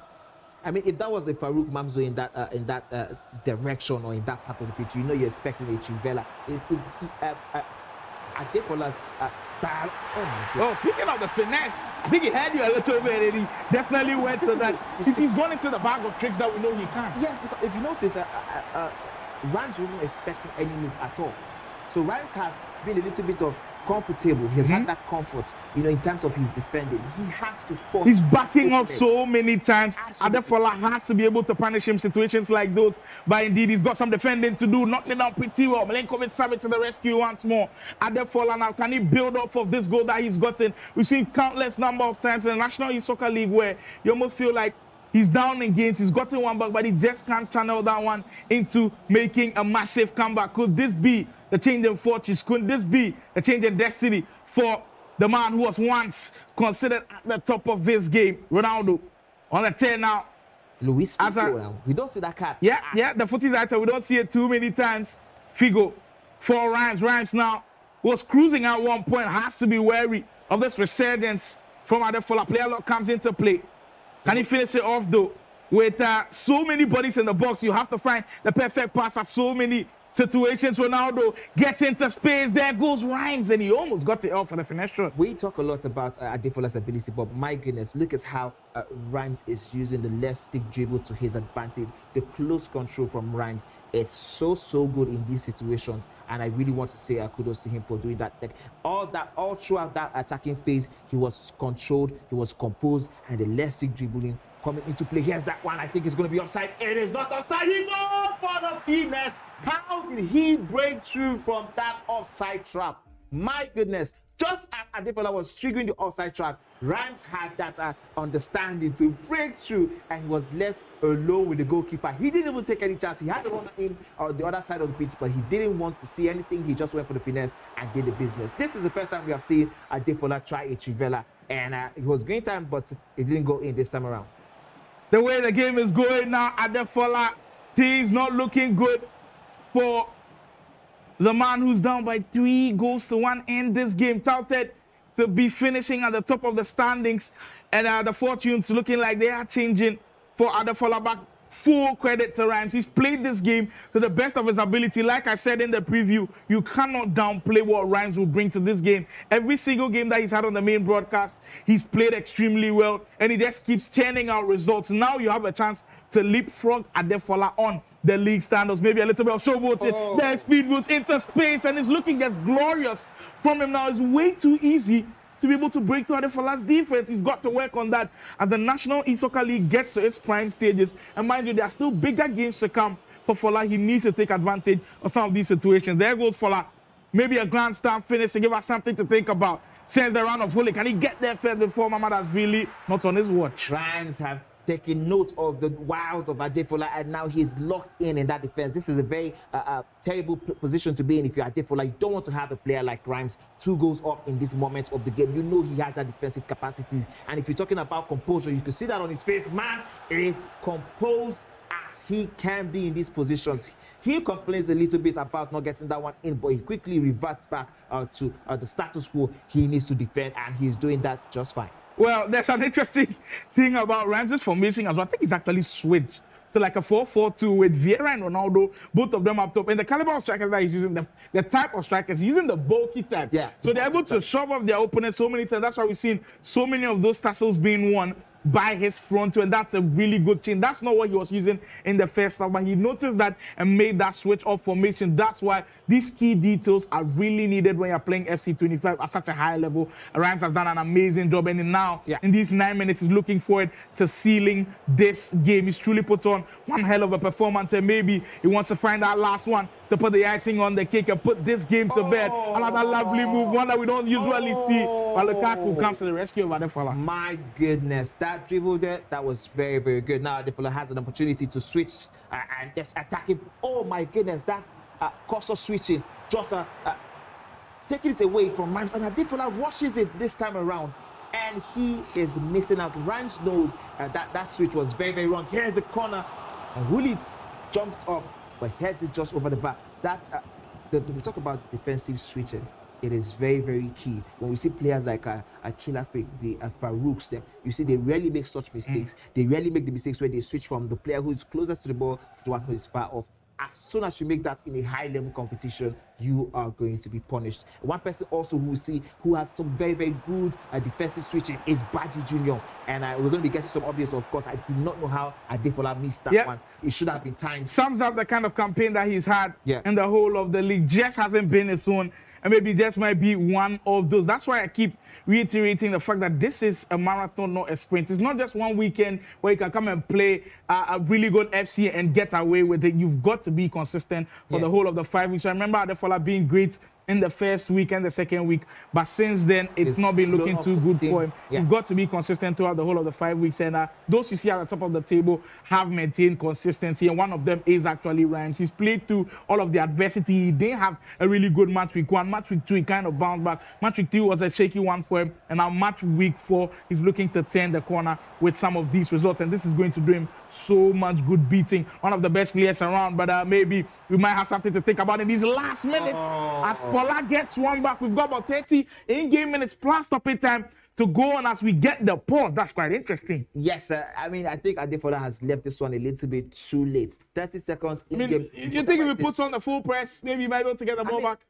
Well, it's one thing to put on the full press. It's one thing for your opponent to make the mistakes. If Rhymes doesn't make any mistakes, what do you think he's going to get? Yeah, definitely. The full-time whistle will be blown. But another thing to notice is the thing with these FC25 games, and usually in compete mode, is they don't usually give you too many stopping time minutes. I mean, so you only get like a +1 or minutes. +2. You're not getting more than +2. Actually, so that's kind of a disadvantage to Fola. But right now, he's got to lock in with the mentality that he will still have one final opportunity. It's not guaranteed, but he's got to go all in there. Final minutes. Maybe you might have some last-minute drama for you, Rhymes, trying to hold on for dear life and grab all of those 3 points.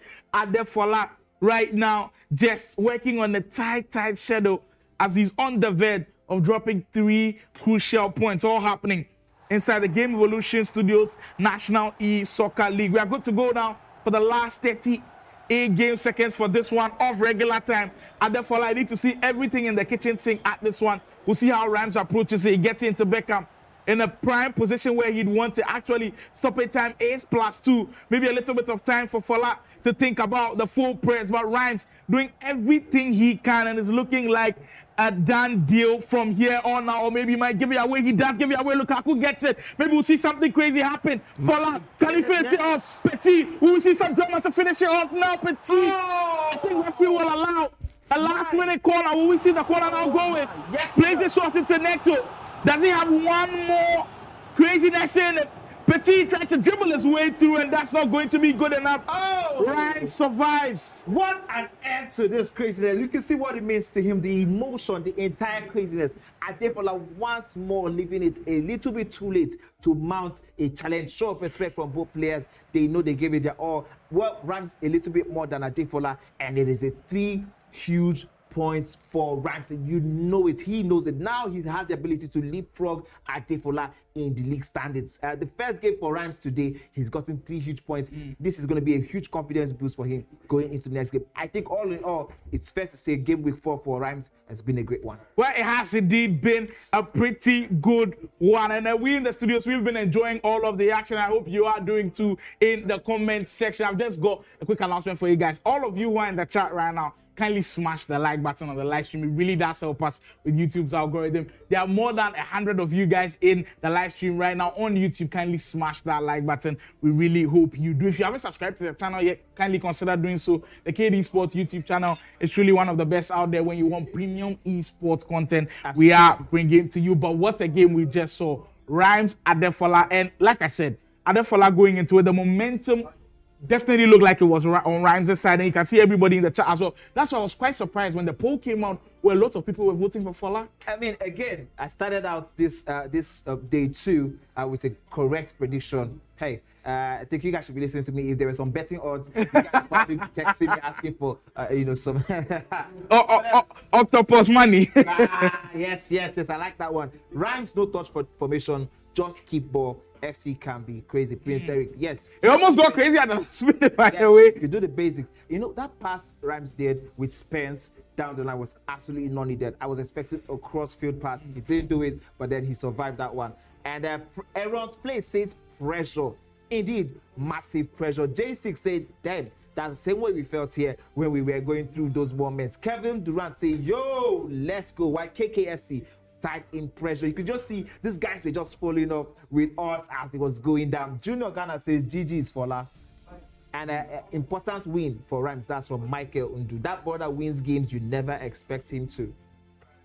Well, it's a pretty important at this stage. Someone's asking who's on top of the table now. It's actually Killer Freak with 1 game played more than Farouk Manzo. If Farouk is able to pick up the win, you go back to the top of the table. That's one thing to look out for. But at this juncture, Adefola drops in the table a little bit. Saeed says, told you all Rhymes cooking. Well, Rhymes has been cooking right from the very start of the league. Also deserves some respect on his name. Machala one says, how Rhymes used 4-4-2 beat Fola? He bust my head. Because I don't think it was a traditional 4-4-2. It was a 4-2-2. So he didn't play wingers. He played those who are playing the cams. Exactly. So it wasn't natural wingers. He changed it off in the second half. Exactly. So we have a new poll. While Demola says Adefola fluffed it. Well, I think he would agree also. We have a new poll in the next game between Anife, Farouk. Who do you think is going to be winning between Hanif, Farouk? Do you think it's going to be a draw? I am going to say categorically for 2-2. I expect Farouk to pick this one up comfortably. Where is the game of Baji Junior? We're going to be giving you guys that highlight soon. As soon as the technical team is done with that one, you'll get the highlights on your screen. So go nowhere. Everyone, we're going to be going on a short break. You will soon get the highlights. Well, the polls are already in a 92%. I think we saw a similar thing for Killer Freak game with Josh. And then Bright, there was a 90% in there. And just as you can see, drop your votes in the comments. Who picks up the win? Farouk Manzo or Anif? Farouk. I wonder who voted for Anif. I mean, there's 2 votes now. It has increased a little bit. Oh, wow. Yeah, so people are believing a little bit more. I mean, come on now. It's still the esport. Anything can happen. And I believe that if you set your mind to it, you can't do them. I know playing Farouk at this very moment might be one of the worst things to do. I mean, the votes are increasing. I'm seeing people. It's like people are building and gathering confidence. Maybe the preaching that I'm doing for Anif, convincing you people, you are buying into the idea. I like that a lot. But that game should be a very interesting one as we look forward to it. It should be brilliant here inside the Game Evolution studio. The players are indeed getting ready. It's compete mode. So usually we have to switch consoles for everybody to, get back in position. But it's been massive today already. The games that we've seen have been really, really close. We haven't seen any blowouts yet. Just like we did probably yesterday. And we told you guys from today when we started the broadcast, as soon as we log into here, we're about to get better than you saw the previous day. Whatever it is you saw yesterday, we already know we have given you guys 2 huge games that have 2 huge talking points. So I expect a craziness also in this one. As soon as this one is done also, we have another one coming in. You guys are going to be overfed here today. Stay tuned. This is Cade Esports, the National E-Soccer League. We're going to be on this quick spin around like Sly like to say. And when we come back, it will be the game between Anif and Farouk.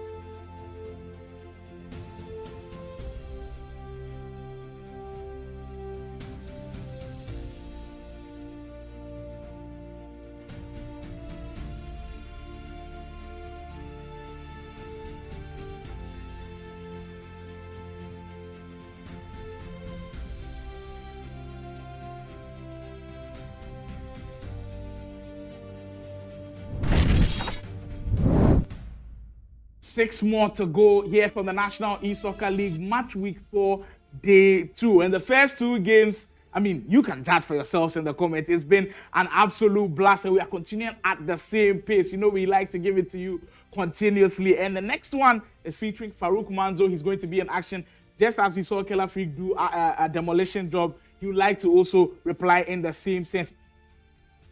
He's currently in the bottom half of the table, currently on 7 points in the table, kind of struggling a little bit. Farouk Manzo should definitely go into this one, be a clear-cut favorite.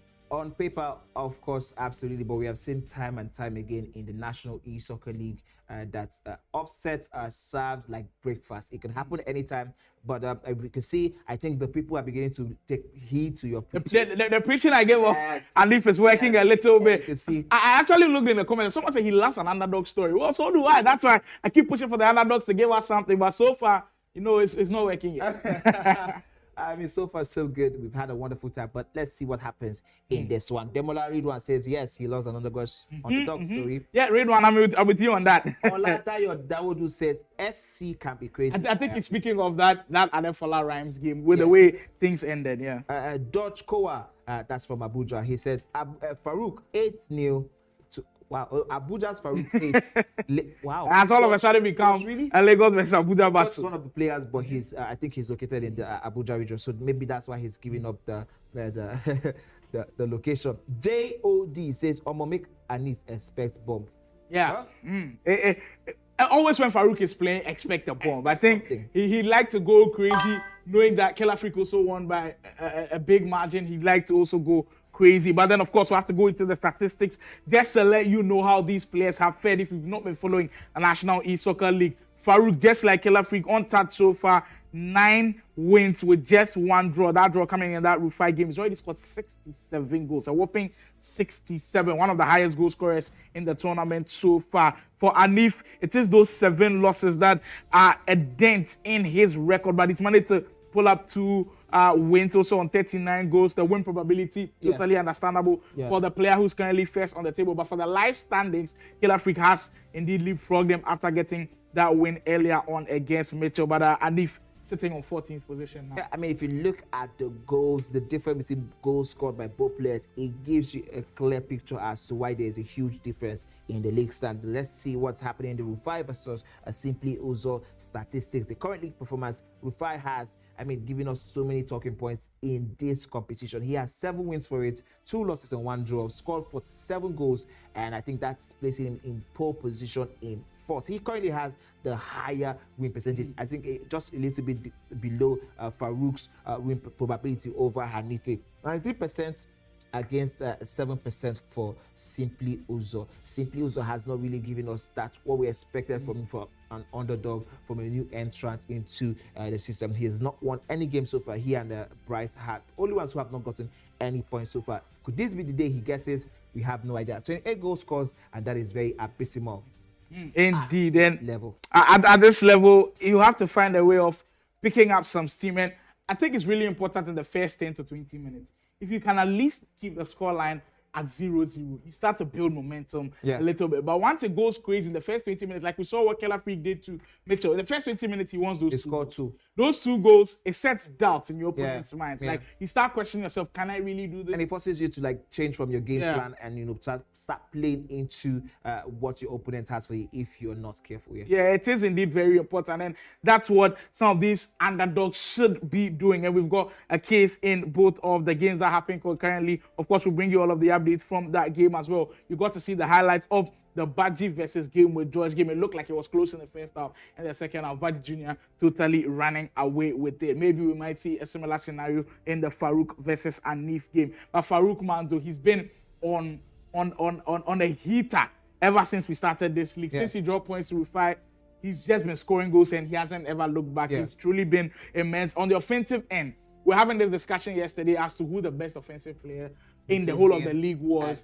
And I think per the goals, you can say Farouk, but the thing is, it's so close. The margins are so close. It is pick your poison with both of them. And maybe your style favors, maybe your style, you like Killer Freak's attack. Because my style, I do like Killer Freak because he always gets the ball back, especially when he loses it in a couple of seconds. So I always try to reference the Golden State Warriors in their prime. Every single time they shoot a 3-pointer, they get the rebounds back quickly, and then they try another effort. That's what a killer freak does. But Farouk Manzo, the way and manner in which he is clinical, I'm sure if you look at his XG, it will be like 10 shots played, 7 goals scored. Yeah. He's always in the high percentage. It's truly amazing what that guy can do on offense. And today, if Anif is going to do anything, even if he's going to make the score close, you have to put on some masterclass of defending that we've never seen before. Because nobody has played crazy defense against Farouk in the whole of the tournament. If it comes from Anif, you get a lot of salutes from him. Well, we did see Rufai attempt his best, but of course, Rufai was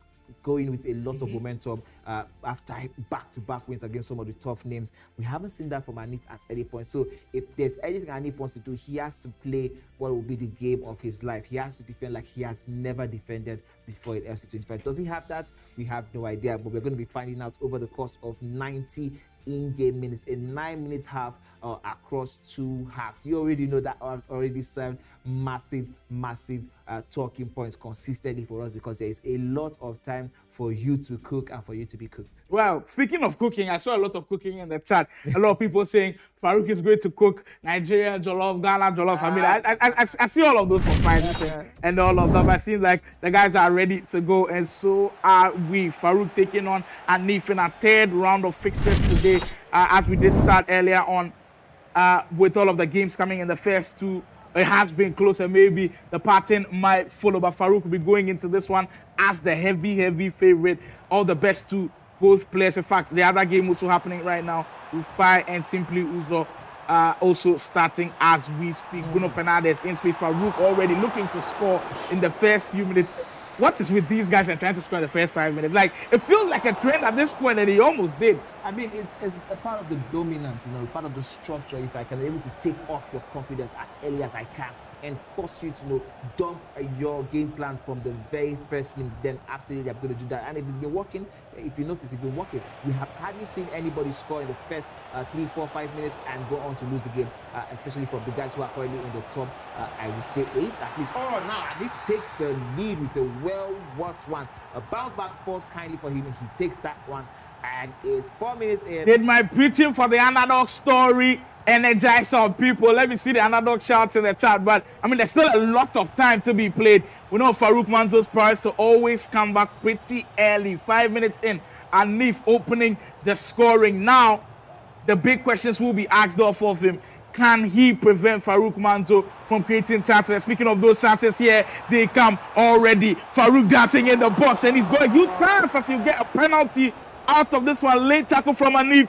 Can he defend this one from Toby as there comes Bruno Fernandes? And he will score, finding the top corner. That is so nasty a penalty. We haven't seen a lot of those penalties from the get.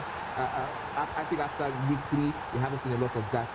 But talking about Hanif preventing Farouk from those chances, I mean, it's going to be very crazy, because we saw Farouk, especially towards the end of yesterday, his second game, the way his triangular passes are happening, it is absolutely insane. Forget the trivelas, forget the one-time up-throughs, the way he's passing in your box, creating chances out of nothing, the player locking.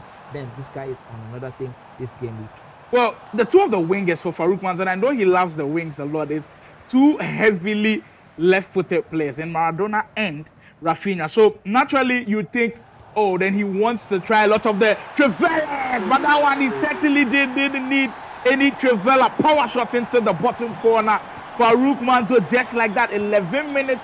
You don't question this guy's greatness at all. The offense is truly unlocked for him as he turns it around pretty early. And if who started really brightly, now the tides are shifting. Absolutely. I mean, the first goal, I thought I saw Killer Freak being excited a little bit, because he was hoping for something for Anif to take some points off Farouk Manzo. It is very crucial to Killer Freak that he gets some breathing space from Farouk, who seems to be coming in hot with every match. But I think whatever it is that Anif had in mind, Farouk Manzo had other devices. At this point, I feel like Anif, with that first goal, poked the bear a little bit and trying to see what the bear would do. And the bear, in just 11 minutes, well, it has shown you that when it growls, it is truly one of the most dangerous animals in the world. And Farouk Manzo on an absolute tear. Like I alluded to earlier, he's playing 2 left-footed players on either wing. Both Rafinha and Maradona, both very good dribblers in their own sense. As in those positions, what are for the Trivelas, what are for the finesse shots. I think we can bank on the fact that we'll see at least one Trivela going from Farouk Manzo. We've seen one attempted, which hasn't gone in, but one thing I can assure you is we'll see at least one Trivela go from Farouk Manzo. That is part of his bread and butter, and he'll be looking to get possibly one goal from that one, as we do get where Simply Uzo has opened the scoring against Rufai. Well, maybe today it looks like the guys at the bottom half of the table want to be scoring first, trying to give us something of a storyline to talk about. There's Messi in that middle of the pitch, and if seems like he doesn't like a couple of things that's happening with this controller and the game setting. So going into that pause, seeing what will be happening. There we get confirmation of that one, but Rufai also didn't take him long. I mean, 11 minutes as well. Yeah, they don't need time I think for the response. I think we might just see another one from the Rufai and talk about quick response, just like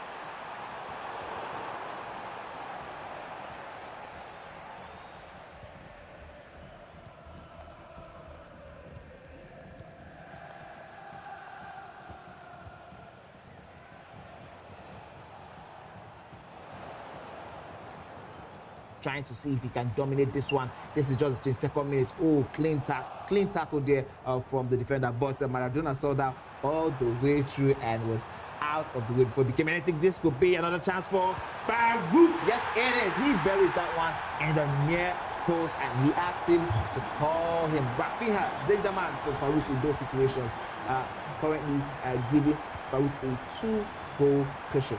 At this point in this game, they are just so unpredictable with those finishes. Don't know where you should move your goalkeeper into, whether near post or far post, but Farouk picking a spot and making good use of them. And for Hanif, it's all about finding a way to stay in this game. And maybe this could be a chance for him as he finds the back of the net with a brilliant finesse shot into the top corner. Hanif, just like that, working his way back into this game. I would need to see a lot more of that if he's going to pick up points from Farouk. And just like that, Farouk, look, the progression from midfield into attack is just way too easy for Farouk, and you cannot afford to be doing things like those as Maradona's effort being carried away. You see that dribble that sat Mamadashvili on his ass? That was crazy. That came out of nowhere, absolutely nowhere. I was expecting that one to become something important, but the goalkeeper had more to say about that one. But this is still in the danger zone for Farouk. Oh my goodness. The ball on the left foot of Rafinha, you don't want him to be in that position. Finesse into the top corner, and Hanif has all the job to start again. My, oh my, what a game we have. Yeah, that one he totally gave away cheaply. And if you've worked so hard to get yourself back into the game, and if you give the ball on that defensive line like that, players like Farouk are going to always head through every single day of the week. And Farouk is only getting as confident as he can. 30 minutes in, already up by 4-2 in this one. And you kind of presume that with the number of chances and the rate at which the chances are coming, Farouk Manzo is surely getting more goals. But the good thing about Hanif in this game is he's also finding ways to open up that Farouk defense. And that's not something that we usually see about Farouk Manzo. It's usually resolute at the back. But today, his defense has come into question just a little bit. Maybe for this first half, but he focuses a little bit more on the offense this time. Second time, the Trivela has been saved. Is there something happening that we don't know of? So far, so good. We know if there's anyone who can get those ones in, it is Farouk Manzo. But so far, so good. The Konate card for Hanifi has been called into action, and he has delivered every single time. But let's see how long that is going to take. And need to ensure that he's not going into that position. That's the best way to defend the Trivelas. Ensure the opponent doesn't get into those very, very clean positions. This is 4-2. We have an update, and it seems like King Rufai is going to be getting the 5th goal. Yes, he does, with a ground finish, neatly done. And here's 5-2 up.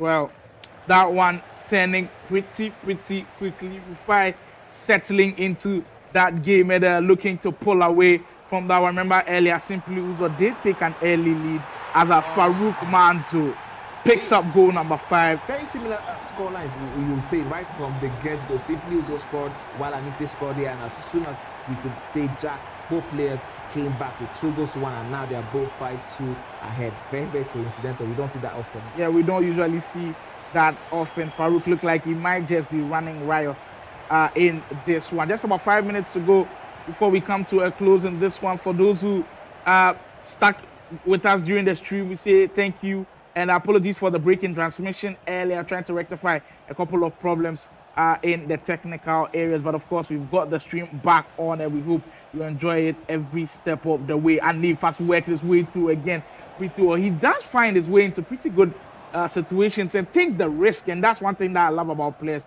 At least when you're playing the likes of Farouk and Killer Freak, if you're not afraid and you're taking risks and you're committing players into positions, you always have chances. And just like that, having another great chance. That's not something that we said about Bright yesterday when he played Killer Freak. He looked like he didn't want to take any risks. Yes. He didn't want to take any chances, and that's what happened. That's why he couldn't get any goals on board. And that was the first ever time Killer Freak actually kept a clean sheet. Yeah, absolutely.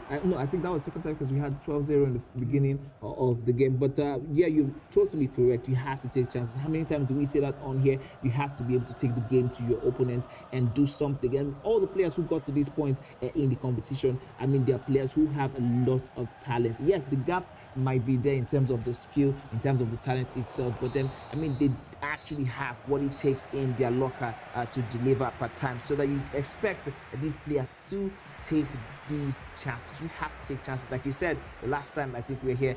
Somebody told you no risk, no reward. Yeah, no reward. Yes. Yeah, no risk, no reward. He's gotten 2 goals as a reward, but defensively he hasn't been the best at all. And if you look at the tactical setup of Farouk Manzo, one thing that you'd always say about him is you find a way to control that midfield area. Look at that ball progression from midfield into attack. It's looking too easy for Farouk. And players like that, you don't want them to be that comfortable of breaking their way into your 18-yard area. And Anif has not been able to do a great job of preventing that one from happening. And Farouk Manzo has just been truly, truly comfortable. Credit to Anif, though. He's given us a game to enjoy in this one. But he's got to be careful, Farouk Manzo, on the verge of blowing this one out of the water. Hold it once more. Yeah. Turn into Rafinha. That first quick turn was pretty impressive to see as he's looking to build on this momentum of this attack as he goes once more. Look at how he just switched into the pass. It's something incredible.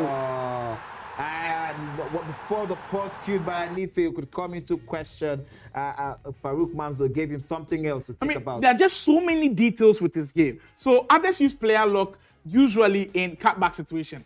What Farouk does is he's in and around the edge of that 18-yard area. He gets a player lock in there and he switches to a player that you think he's going to pass to. So you saw him switch to a player on the wide wing, brought him into the middle a little bit. So now you're focusing on that player. Then all of a sudden, he gives a different pass. The decoys is just so many from this guy. He's not all about just sending runs for the over-the-top through balls. The player lock, he just uses it in different ways and different formats. Yeah, I mean, we were talking yesterday about the hand-to-brain connection or coordination, and you can see it here. Not just that, the ability to do all of that while planning yourself 5-3 moves ahead. This guy is a different type of gravy, and we resume the second half, 49 minutes in, 6 goals to Hanif, 6 goals to Farouk, and 2 to Hanif. This might just still give us more goals and more talking points. I don't think Hanif is ready to lie down at any point in time, but here is Farouk now on that occasion. I think we have an update in the one between Rufai and oh wow, beautiful. Now I think we have goals in both areas of the game. Rufai gets his 6th one, while Farouk gets his 7th goal of today against Hanif. Speed input with the buttons is something that you always take into account, especially when these tournaments do come up, because you wonder, how do people train? Like, if you want to learn how to play a lock, how do you train to become a very good player when it comes to player lock? Because you think with Farouk and with Killer Freak and Rufai, so I think he does well in that category. They do it so quickly. How are they getting those done pretty quickly? And not everybody can do that, because you've seen clearly Adefola tries to do it. He looks slow on the eye, but others do it and they're so quick. You've just got to give them credit in that department. They've worked on that part of their game, and the results clearly showing. 55 minutes in, Farouk still dominating affairs in this one. Rafinha, oh, that's just brilliant dribbling. And now he's just baiting you to make tackles that you're not usually doing, and you just get beaten on, exactly. On the top. We have a rating in the team for, and if I just picked that one, I don't know if you just brought her on, but my tweet is now bombing down the lines for Anife. Anife is trying to get something. I don't think he's willing to lie down. That's one of the things about Anife I like as a player. No matter what is going on, he is going to keep on to his game plan and consistently go for something, even if it's not a winner, consolation goal or something like that. Here is James. This one is still in. Wrong passing. But then somehow it falls back to him. We talk about this a lot, the bounce backs, and we've spoken about it in FC26. They promised us that they have fixed that one. So I can't wait to see how that would look like in FC26. But this one, Trivela from Rating, it is off target. So when everybody else tries the finesse shots or the Trivela, like everybody not named Farouk, not named Killer Freak, not named Baji Jr. I also think he does really well with that one. Rufai also is great, and a couple of other players. The rest, when they are playing the Trivela or the finesse shot outside of the box, it looks like they are forced into it. So it looks like they've tried everything possible to work something in the 18-yard area, and now they are forced into trying a shot outside of the area. But the rest, it is a planned thing. And Farouk man, so this might be the best of the bunch. Oh my, who is this guy? Who is this guy? Talk about it, and he delivers. Time and time again, when he gets the call, he answers in the biggest possible ways. Farouk Manzo keeps mesmerizing on the biggest stages. The National E-Soccer League. This guy has set this place alight, and he keeps on doing so. Now gets his 8th goal of the campaign, and 60 minutes in, it might be just one score for Anif to forget about pretty soon as he goes on yet another attack. It might be a scoring contest between these two, Rufai and Farouk. I don't know if they are seeing both of their games, but right now they are looking like players who just can't stop scoring. And just as you said, it's almost Farouk almost getting his 9th goal. I think the only difference so far so good is that St. Luzo has gotten his 3rd goal, while Anife is still stuck with 2 against Farouk. It's still 66 minutes, of course. That is the most interesting part of this whole situation. There's still so much to play for. There's still so much that can happen. We can still see double digits. Well, the goals do keep coming, and there might be more coming soon. Rafinha, player looking to space. We just spoke about this. And it happened. Again, he player locked into Ronaldo in the middle of the pitch. Castled the player locked back again, and as soon as Anife took that bait, he buried it. So you see that really great chance there. You are seeing big space for him to work with. Then in your mind, it's an easy chance to execute.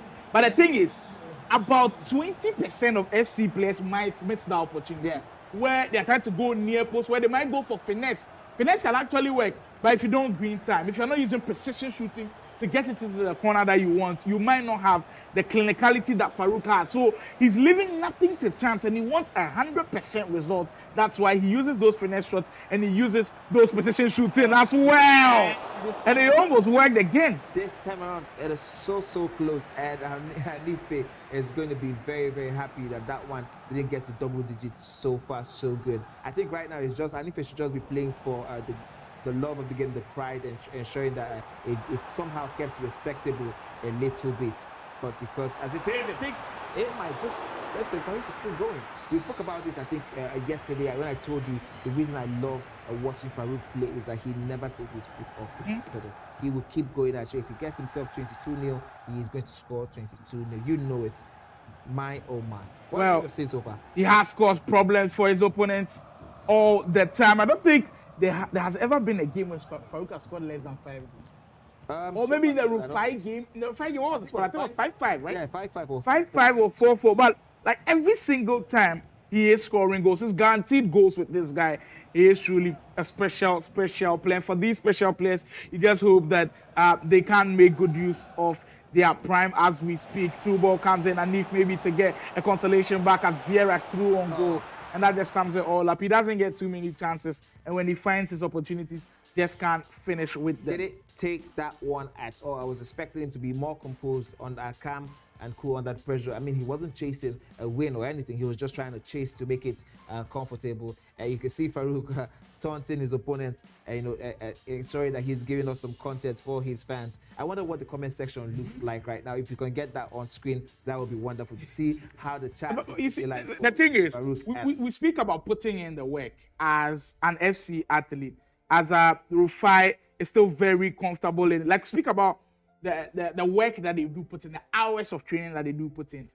Not just that, like the fact that he's taking this business so seriously, where after every National E-Soccer League week, in a couple of hours, you see him drop a video on something that's happened. And I know not everybody is a content creator, but he's taking both of the careers so seriously as a creator and as an athlete. So kudos to him on that. I'll give shouts to Killer Freak on that as well. I also see Game with Josh also put out content. I think I've seen Rhymes and a couple of other people. So Budget Jr. in there.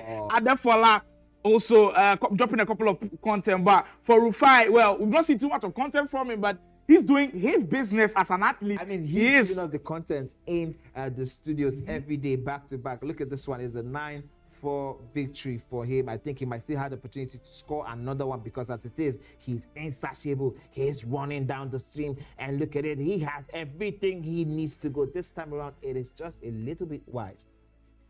My goodness, what a similar scoreline from both Anif and Farouk with the King Rufai and Simply Uzo game.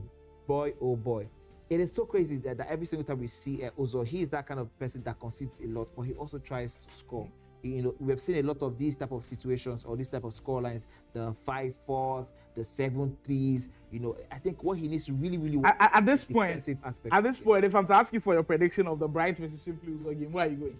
I'm going with Simply Uzo. You're going Simply Uzo. Simple, like that game has to be on the main broadcast. I don't care what the other game is. That game is prime time National East League game. We'll definitely have to see if that game comes up this week. But it's been truly a special performance from the likes of Rufai and Farouk Manzo. Farouk will be getting word from that game pretty soon. But Rufai wraps this one up in spectacular fashion, 9-4. And he was one that dropped points yesterday when he lost to Boyd earlier on, with Farouk getting to double digits. I mean, that's multiple times now that he's gotten to double digits. But that's a really important win for Rufai. When he dropped points yesterday against Boyd, now he's picked up the pace. When he beat Adefola, and now he's also gotten the first 3 points of the first round. Not just the 3 points, also in terms of Farouk getting this win, but look at how much the goal difference means to him. Yeah, he keeps widening that gap with himself and Killer Freak in that sense. When Killer Freak played Anife, we thought it was going to be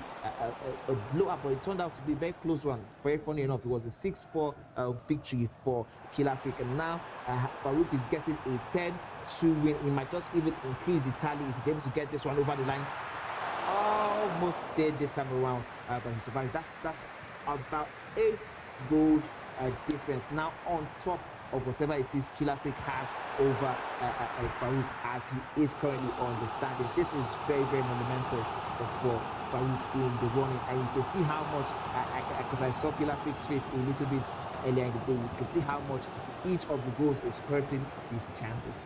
Well, you see, sometimes when we speak about these players and how good they are, you almost feel like people are exaggerating their greatness, especially Play with Tommy when he drops all of the content. But you'd have to sit down critically and think about this. The guys that Farouk and Killer Freak and maybe Rufai beat convincingly, they're not all slouches. I mean, we did see Farouk beat Anderson by a handful of goals. Yeah. We saw him beat Mr. Oga by a handful. I mean, he made Anderson. And these are guys who, on their day, could be the best players in the whole of the tournament. Like on their day, Mr. Oga is Mr. Integral himself. Anderson on his day can take points off of Killer Freak. But then they come up against these players and the scoreline is as big as you can think. Like so when Tommy Day says that, I'm sure maybe some people are saying, oh, it's rage bait and it's clickbait and all of that. But the things do actually come to pass. If you're following the National Soccer League, whatever he says is coming to pass. So kudos to Tommy Day on that one. But so far, he's still not been able to give his prediction on who would actually win the whole league. I know maybe he's got a soft spot for Killer Freak, but with the way Farouk is playing recently, we'll have to have him on conversations about that. But it has truly been an insane performance from both of those squads. So come to a conclusion in that one. Farouk Manzo still doing the business. This time in double digits, 10-2 as he wraps us this match in convincing fashion. 3 points in the bag once more. 3 points in the back, not just 3 points, a healthy goal difference added upon whatever it is he had above Killer Freak. When we come back to you guys, probably do it before we wrap up today's broadcast, we'll be showing you guys what the leaderboard looks like, and to give you guys an insight into what we're talking about in terms of the goal difference.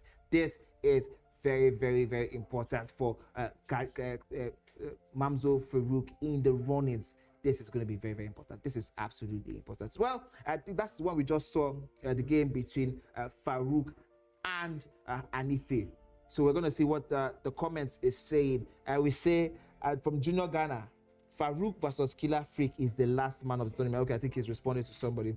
And Eda Damian say we live to fight another day. And yeah, that's what the National Soccer League is all about. If it doesn't go well for you today, you pick up the controller tomorrow and you keep grinding. And the great thing is, even for him that he struggled throughout the whole of this weekend, if we do end today, he has the whole of the week to grind for the match week 5. That's one great thing about the National Soccer League. All right, we are seeing in the chat section Farouk 10, that is Machala 1, reacting to the 10th goal that went in, while Eda Damian is laughing at the possibility of Bright. Oh, that Bright Uzo game, I'm looking forward to it. I'm truly looking forward to see. Says is the best of losers. I mean, maybe we could get to that game and both of them are still not picked up the points. Ooh, that one will decide who will be at the bottom of the table and who will be last. But one, Saeed with an interesting comment says, Farouk beard starting to grow. So it tells you like the longevity of how good he's been. People saw him without a beard for so long, and now him developing a little bit of the beard. The comments coming in, Farouk Manzo getting a lot of love in the chat, as he should. But don't forget, we are still not all done here inside the Game Evolution Studios. There's still a lot more to come, and we are building up to our next game. Our next game, which will see two guys who are so close to each other on the leaderboard, Emerson and Imaji. Imaji, if he picks up the win against Emerson, he'll now be just a point off of Emerson. And Emerson, if we're looking at recent form, he hasn't been that good. Lost a little bit of steam while Imaji gained his own momentum yesterday. But let's see if that will mean anything when they go head on head. We can see already. The polls are really close as expected. Votes so far, and I think we are seeing a little bit of that. I think. Balance, so to speak. One person has voted for a draw, 7 people voted for Imaji, and 6 people have voted for Emerson. This is going to be very, very huge. But when we come back, we're going to be giving you guys a lowdown. The players are getting set, they're getting ready, setting all the pads, the consoles, and everything you need to have. We're going to go on a quick spin around again, like Sly loves to say. And when we come back, it is going to be Imaji versus Emerson.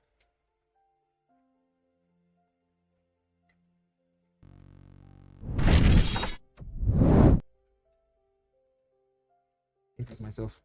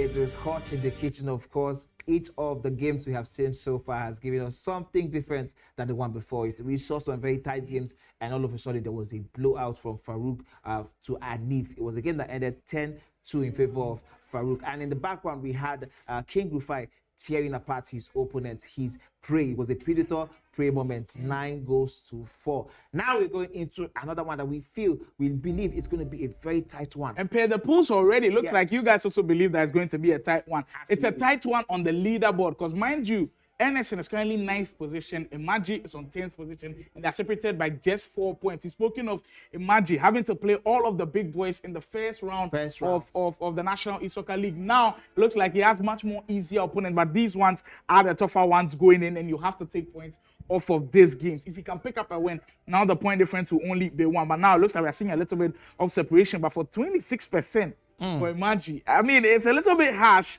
But Anderson has already shown on the main broadcast that he's a pretty good player. Yes, I think it really depends on the Anderson we are seeing today. Are we seeing game week 1 and game week 2 Anderson? Because if it's game week 3 Anderson, I don't think he's picking up a point. Yeah, and in the last couple of games, the likes, I think his game against Baji Jr., I wasn't impressed at all. His offense didn't come to life like he usually does. He'll need a big bounce back game. And if he can pick up points against Imaji, with Adefola losing points in the top 8, Anderson will work his way back into those positions. So this is a game that has huge ramifications on what the league table does look like.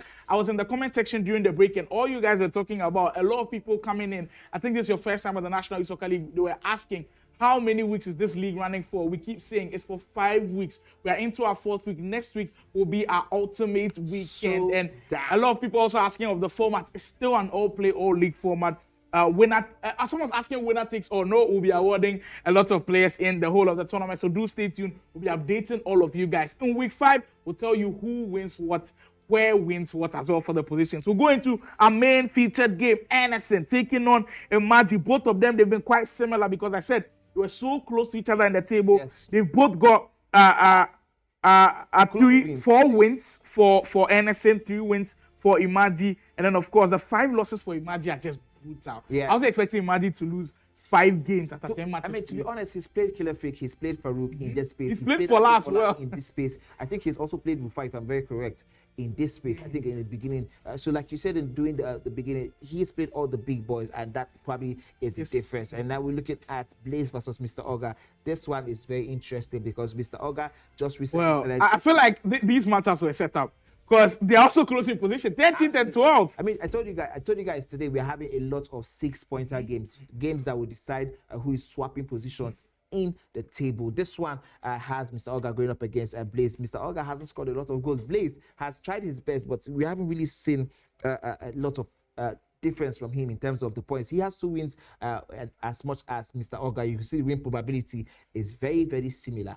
And the goals also very, very close. The difference is that Mr. Oga has drawn 2, while Blaze has only... I think Mr. Oga has drawn 3 games, while Blaze has only drawn 1. And yes, this is what will be happening in the background.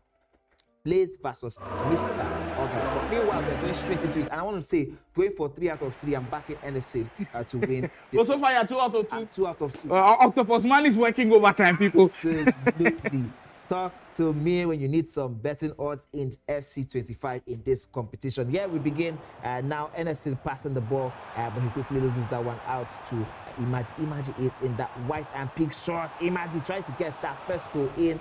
The defense. Well, we've spoken of players that have had resurgence in the National E-Soccer League, and that's always a nice storyline to go off of. Players like Imaji, who we've already alluded to, he had a difficult start. Players like Mitchell also had a difficult start. The resurgence has been amazing. You can also put a Boyd in that bracket as well. He's also picked up steam and he's done impressively well. But also, there have been the guys who have been on the downward spiral. The guys like Adefola, who's currently struggling, and also has been on the downward spiral. Yes, I agree with you. The first 2 game weeks for I think Adefola, also saw him in that top 3. He hadn't lost anyone. And ever since he lost that first game, it's been a downward spiral, just like you mentioned rightly. But Imagine now has an opportunity now to ensure his momentum keeps going up, or he could just lose that one out. But you can see... Oh, he's got the ball on a string. Oh, that dribbling from Laurie James on the right-hand side, and he almost made good use of that. Imaji can't break through Anderson's defense, but this is where he works best. On the counter-attack, when he's making all of those runs,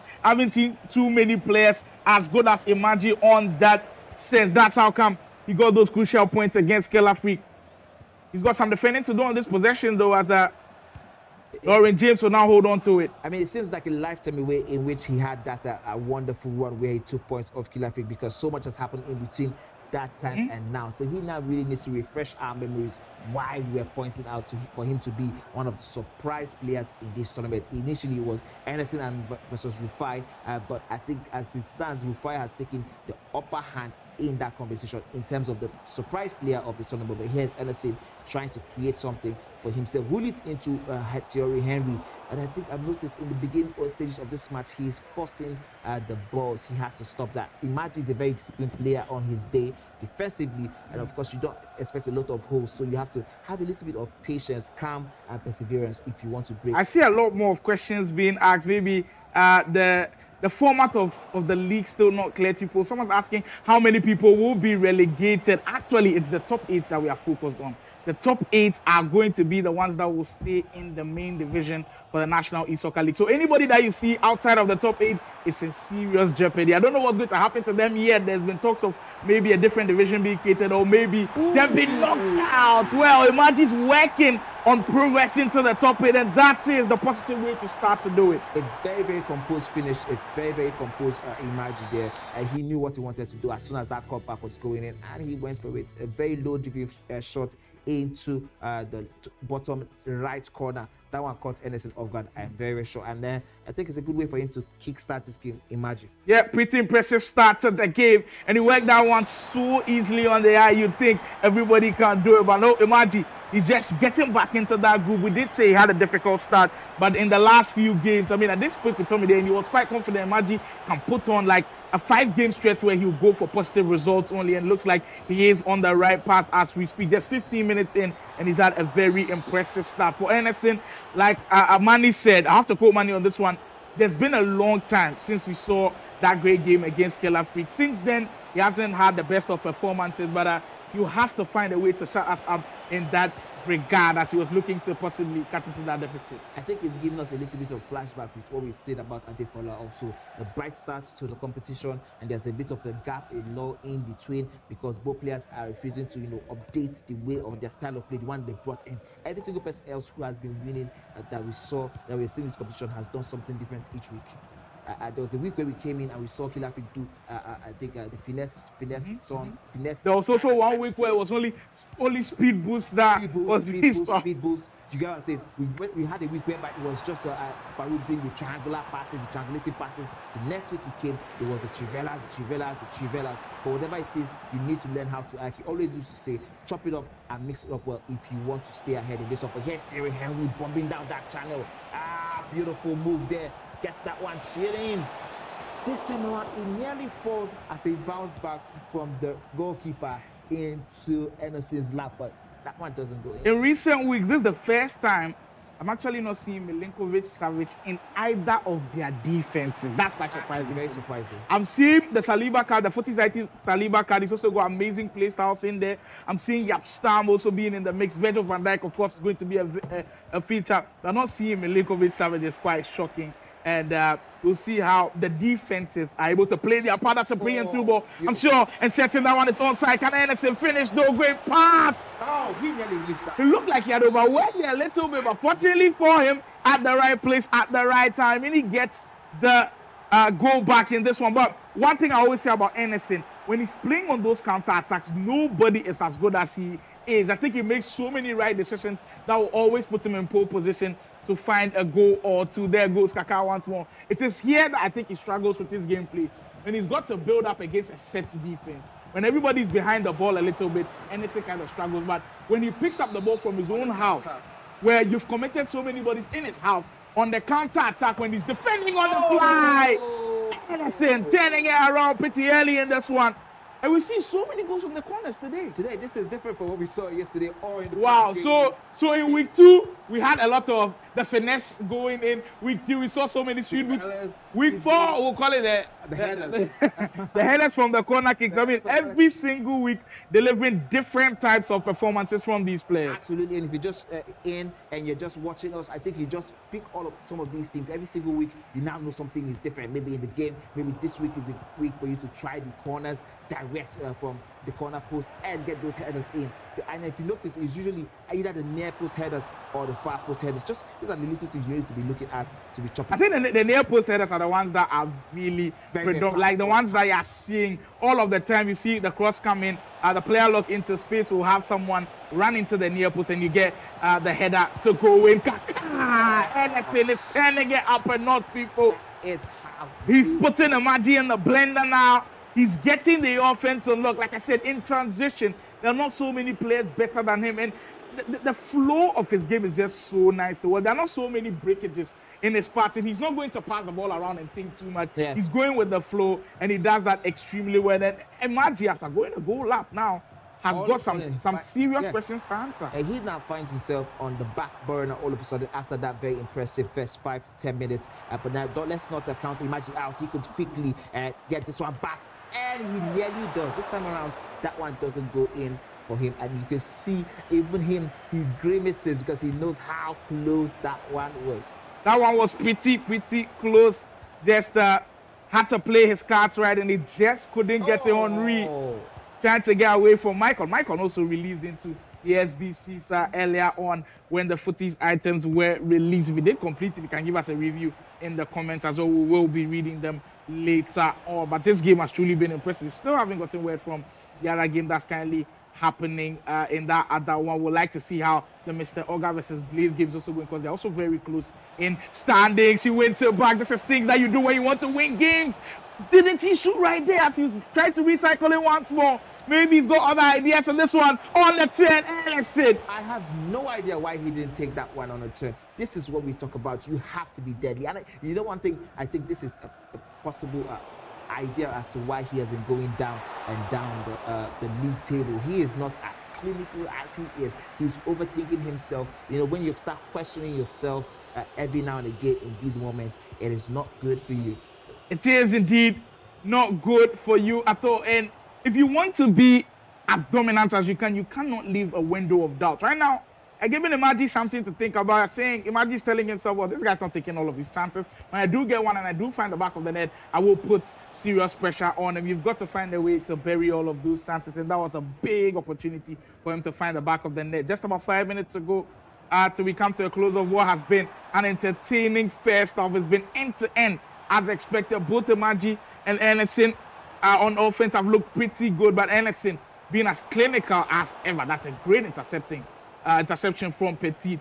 He's literally like the new Mama that's really now. He's in everybody's team. I think on both sides as well. Everybody seems to just pick up on this Emmanuel Petit card. If he's used them as well in Chance of Rivals, you can tell us all you know about this new Petit item. And let's say it all that, just some lovely stuff in there. Just a little bit of showboat to tell us how comfortable he is in those areas, and he almost pulled it off. He almost really did. That would have been an absolutely entertaining goal for sure. But this one, I think he's going to be ending the first half with a little bit of comfort because he has 2 goal cushion up, and but he has to use that chance to score that 4th goal. That would have really helped his chance.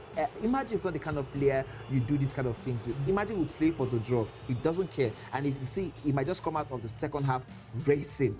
You know, Imagine is definitely the type of player you should avoid making these kind of mistakes against. And I think Mr. Oga is currently getting his equalizer. Oh, I love when I see these extra passes always. But it takes me back to, I think, was it 22 or 23, where the only way you could score in the game was through the extra pass. And Mr. Oga, like we've said, one of the OG players around, still remembers that way of scoring goals, and he goes back and he turns back the clock and scores in a perfect way to get his equalizer against Blaze. So there's your updates in the Mr. Oga Blaze. If you're wondering, it's currently at 1-1 as we speak. They're also very close to each other on the standings, just like Imaji and Ellison. As we continue the second half, Ellison, he's been creating chance upon chance upon chance, and I wouldn't have been surprised if it was up by 5-1 in the first half because He had those chances. Well, he was a little bit lethargic. He was a little bit second guessing his moves, and I think going forward after this game with Imagine, if you miss a tougher opponent, that might cost him some well-needed points. But here is Anderson down that left channel. He absolutely loves using that Chanel card. There, she's very, very key to the way he loves to build up and set up his attack. But this time around, Imagine is still sticking with Harry Cade after all these weeks. This is not the card we have seen consistently. The Shelling item is pretty interesting because, it comes from mind back to a tournament held way back in March in Ghana. Remember the VGA grid in the final, Montana taking on DJ Juvenile. I believe Shelling was also in Juvenile squad and he was the only player using that item. So seeing her here still in the team is pretty quite interesting, and maybe she's just got that luck for players like those Lauren James in the middle now. As Imagine is looking to work his way back into this game. He's kind of cooled off after scoring that goal earlier. I love the pass comes in. That one well tracked by Anderson. Maybe if it was a cross, a lofted cross actually, that would have made more sense because Harry Kane is also good in the air. He could have won that duel right there. But Anderson reading that one down to a T. That's something that he's worked on pretty well. I mean, remember his game yesterday against Farouk Manzo? There were goals that were going in and Anderson just kept shaking his head. It was like, how does he defend against players like those? But when you're facing players like Imagine, because Imagine likes to have control of the ball and he's a little bit slower on offense, it's something that you can handle a little bit. So that's how come his defense is pretty good in this game. Messi holding on to it a little bit more.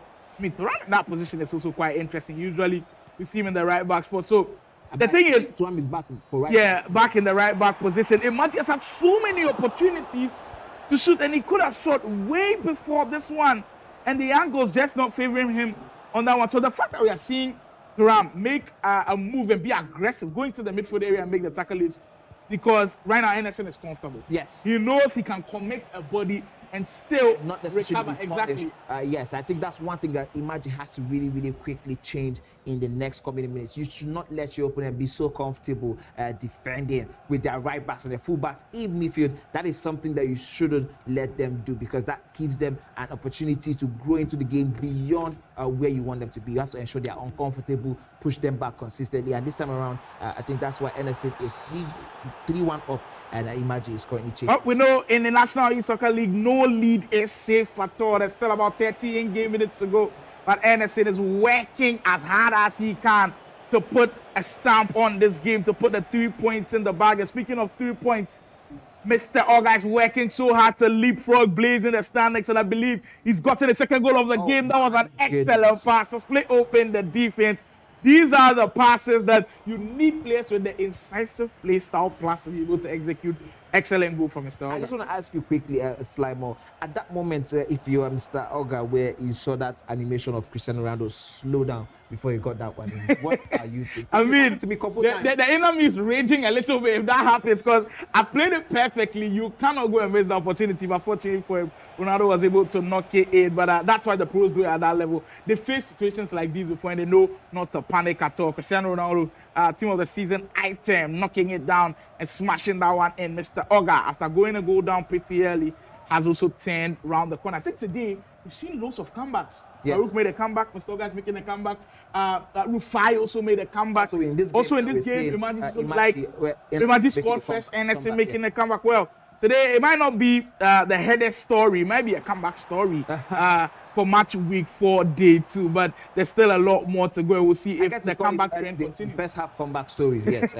Yeah, and the comebacks are also being completed in the first half. That's quite surprising. And if this one stays like this, I think it will make me 3-4-3 so far. I'm very, very happy and very proud. As you can see, it shows that I know my audience and I'm currently doing my stuff. And then, well, I think I went with this one because even though everybody was expecting this one to be in favor of Anderson, but we were not so sure the Anderson that was going to turn up. But Imagine hasn't really been his best in this one. So I think this is sort of like understandable when I see how the results has sort of turned out or panned out. I wasn't expecting anything less. But Imagine still has so much to say in this one. I don't think he's going to be letting this one lie down anytime soon. I think I can see Imagine scoring another one. Maybe you might end this one with a 4-2 or 3-2. Who knows? Well, there might be more goals in this one. Just like Manny said, I don't think the attacking is ending anytime soon. There has been a penalty, though, as Blaze will have a chance to settle back into the game. And that one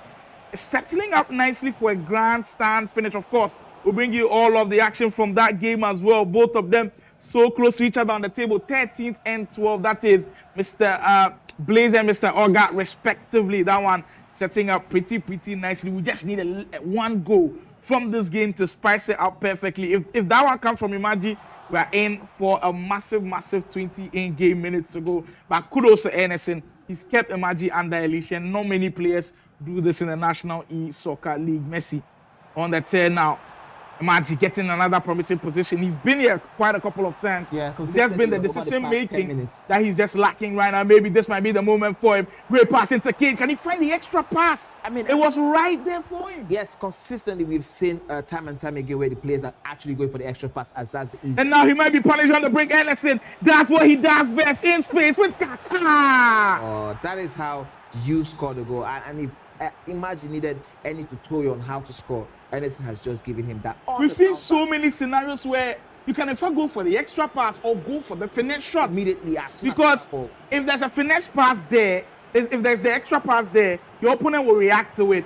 But because you're not giving any of these extra passes, he's not reacting to it, and you're not causing him to panic at all. And like I said, Ellison, when he's on the move like this right here, he's the most dangerous player to play in the whole National E-Soccer League. You don't want to be playing him on the counters, and he's fully taking advantage of it. And it feels like he has put this game to bed, and it feels like he will be making forays into the top 8. I mean, this is very important for Ellison in terms of the league standings and the confidence. The momentum drop has now been stopped. He has been able to block that drop in momentum, and now he's going to take this opportunity to really increase himself and go to the next level. If he gets himself into the top 8, he's still going to be fighting for that. Well, currently, Adefola is on 18 points. Ellison is on 15 points, so he will be level with Adefola. It's just that Adefola has got goal defense of plus 16, so Ellison will not be leapfrogging him yet, but he is staying as close as he can. And if we still haven't seen Ellison versus Adefola, that one should certainly be a banger. 9 minutes to go, and Ellison has put up a spectacular performance. Speak about taking your chances when your opponent does not do it on his end. Ellison has truly put on a very good show in this one. I mean, he hasn't dominated the ball. He hasn't had much of the possession. But what he'll do is on the break, he will punish you every single chance that he has. I mean, he's done the business, and he's done it consistently over a 90 minutes, well, it's 3 minutes in game. And that's the most important thing. This 4-1 win, if he stays like this, is enough for him to maintain 3 points. I think, yes, he still needs to start working on those goals because Adefola currently has a lot of them. 60 plus 16 is an actual great number for Adefola in this position. So if NSC wants to get anything out of this one, he has to. That shot from Kane sums it right there. Yeah. Imaji's tournament, to be honest with you, has been subpar. Yeah. So the most disappointed players, those ones training in the direction, I think Adefola tops that list. I mean, he can still change his fortunes for match week 5. 3 games left, are we sure? I mean, well, four before, as soon as he's done with the one. With the one inside for today. But like, if you watch it closely, Adefola will have to top the most disappointed players so far. I mean, he can change the destiny. Imaji can also be in that bracket. Maybe Mr. Oga also around that bracket as well. Pair what we expected from them, the caliber of players that they are, they have been quite disappointing a little bit. But Ellison trending in the right direction, making forays into the top 8 once again, playing at his best like we know he can, and putting on a show for the fans like he always does when he's on the main broadcast. He had a torrid time on the main broadcast against Farouk Manzo, and now he wants to finish it off with a 5-star performance, and no, he can't. Oh my! I think he gets a free kick right on the end of the area. Well, get a free kick in, and it will definitely be a perfect game for Ellison. He's truly put on a spectacle of a performance. Ellison to get the 5th one to go in. He will. 5-star performance from the man in form. My, oh my. That was absolutely insane. I thought the goalkeeper was going to get that one, but he put it way beyond the goalkeeper. And it is a 5-star performance for the man who has scored 5 goals. Of course, Imaji left to rule all those first half chances, which he didn't take. And Ellison's band is marching on. Yes, we've come to the first half of today for us, because we're just giving you guys four absolutely interesting game, intense it says like 3 points, very, very huge points for NSN in this one. You were wondering how he was going to manage the pressure. It was a guy falling down from momentum and the guy catching up on momentum. But this time around, NSN was able to put a plug into that bleeding in form. And now he has 3 points. 3 huge points that will take him into the conversation about the top 8. Now, we were talking about who it could be in the list for most disappointing player. I think whoever it is that ends in the bottom 8, aside from the 2 new entrants, well, aside from maybe Simply Uzo, all the other 7 players will be looking at them as like very disappointing. Yeah, I mean, no matter where you finish on it, yes, you might say, okay, if you finish on anywhere between 9, 10, 11, okay, but if you are finishing below that, anything below 11 or 10, it wasn't really a good one. You're really disappointing. But then that's just how it is. The game is the game. The National E-Soccer League brought to you 16 of the very best players in Nigeria. So, of course, there has to be winners and there has to be losers. There has to be the ones who make it to the bright light and stay there. And this is where we are. Korede Ajayi is screaming and he says, Jesus Christ. Terry Energy said you can go back and watch it. You will be glad. I think someone was asking for the Farouk game. The Farouk game, yeah. I'm sure he went back to what this Terry Energy says. I like NSN's game. I mean, we enjoy NSN's games on the main broadcast. Every single time he's on here, he gives us a show. Junior J says, KK first of all says, Imagine just the unlucky. I mean, in that first half, he looked unlucky with the number of chances that he was missing. I don't know if you can call this unlucky, to be honest, because it was really Emerson, blowing out Imagine consistently. So I don't think it has anything to do with luck. And Emerson came here with a game plan, stuck to it, did the basics very, very well. And all of his goals were in transition on the counters, and he executes them perfectly, like I called it. Junior GH, Emerson is flying. He is indeed flying. He's looking to fly into the top 8 of the conversations, but Adefola has got to be careful now because there's someone right behind him on the tail end looking to leapfrog him. Yeah, I think someone said in the comment section that the Farouk's game sharpened NSS. I don't know if that's called. I don't know if I can agree with that personally. I would say NSC. This is not the toughest opponent he can play in terms of Imagine. With due respect to Imagine, this isn't the best Imagine we have seen in years or even today at all. So yes, I think let's round this up with this one from Mr. Oga. Mr. Oga coming back from that early goal there to get himself 4-2 in it. Pretty important points on the board for Mr. Oga, who have a chance to go over his opponent as we speak, currently leading by 4-2 and looking to finish this one up. Mr. Oga, who kind of has had a mixed bag in the campaign. I mean, you can't say it's been too bad of a campaign. You also can't say it's been too good of a campaign. That's why he's right there in the middle of the standings. He's been quite... I absolutely agree with you on this one. It's not been his... I think this is something, one of those ones where regardless of what it is, we are going to be disappointed a little bit. Wow, now Blaze getting Blaze could give us something to look at in these last few minutes. It's currently sitting at 4-3, and Mr. Oga, if he doesn't take care, could lose these points. Blaze will put on the press now. Mr. Oga looking to hold on to the ball with Lucio. The positioner is holding on to the ball. He could be crucial. He gives it away. Blaze could he finish off with the goal? There was a pass in, and he doesn't get it. Vinicius Junior.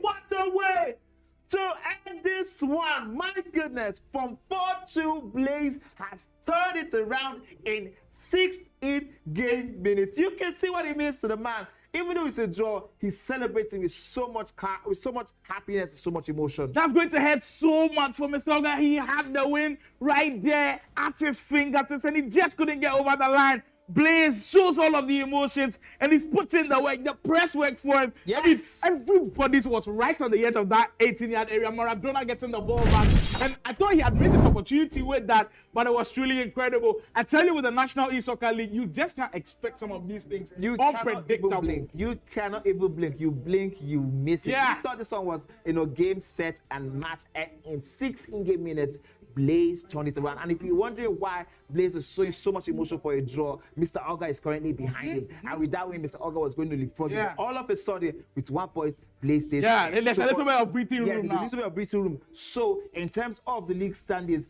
it does Blaze a lot of good to stay ahead. I mean, Anife just also, of course, he's not in danger of being overtaken by Anife. So, I think Blaze, he still has his eyes set on that top 8. We might just actually see him getting somewhere. Wow, that will be a fairy tale story if that does happen. but we know greater things can happen here in the National Youth Soccer League. The surprises are full here inside the Game Evo studios inside the National Youth Soccer League. It's been a pleasure to bring you the first 4 rounds of action, but as you know, we go for our spin. We are back to give you the second half of the action, and there's still more to come. Make sure to don't go anywhere. If you haven't liked the stream, kindly do so before you leave. It's very, very important to us. We'll be back with the second half of the action from match week 4, day 2. Stay tuned. Boy, that is crazy. Hey, go pin Mr. Oga. You know, do you see where he walked out? As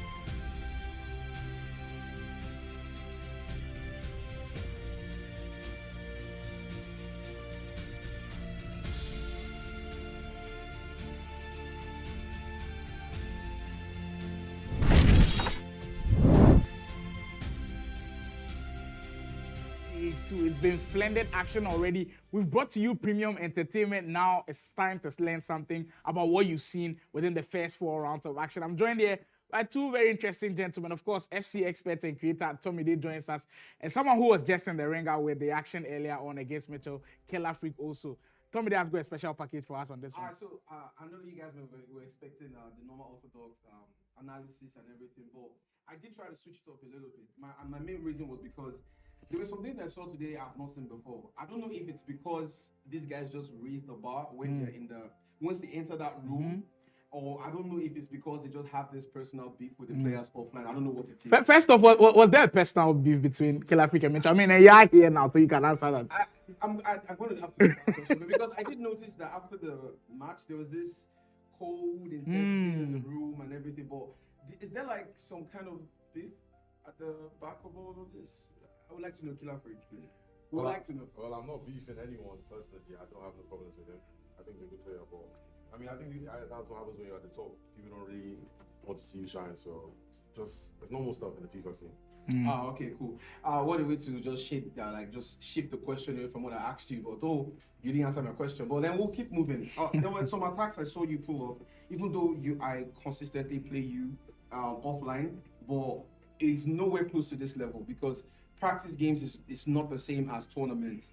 And I heard from a friend saying recently that foot champs is not a true test of ability. And I used to think it was not true until recently. It's actually very true. The reason is playing on foot champs, the players, like, you're so distracted with the chat, you don't give this concentration. I mean, look at how Farouk is just running riot, just breezing through top players like they're nothing. So I have a few highlights here, and I would like to know what you were thinking, and can you just break it down for us? Because it was amazing. So now, here's my first highlight, and I'm going to be showing it on screen right now.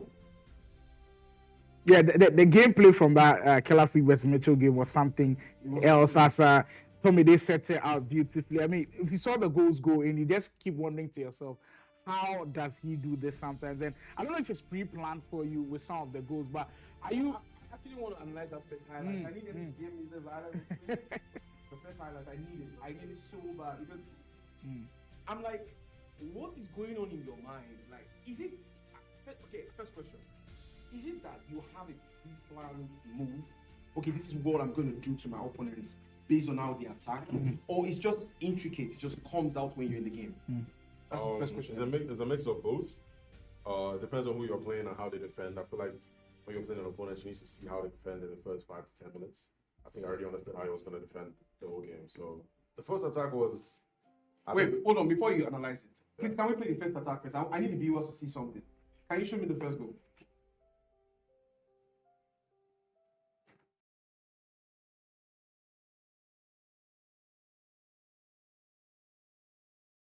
This is not like anything I've seen. You were so locked in. I'm like, what exactly is going on right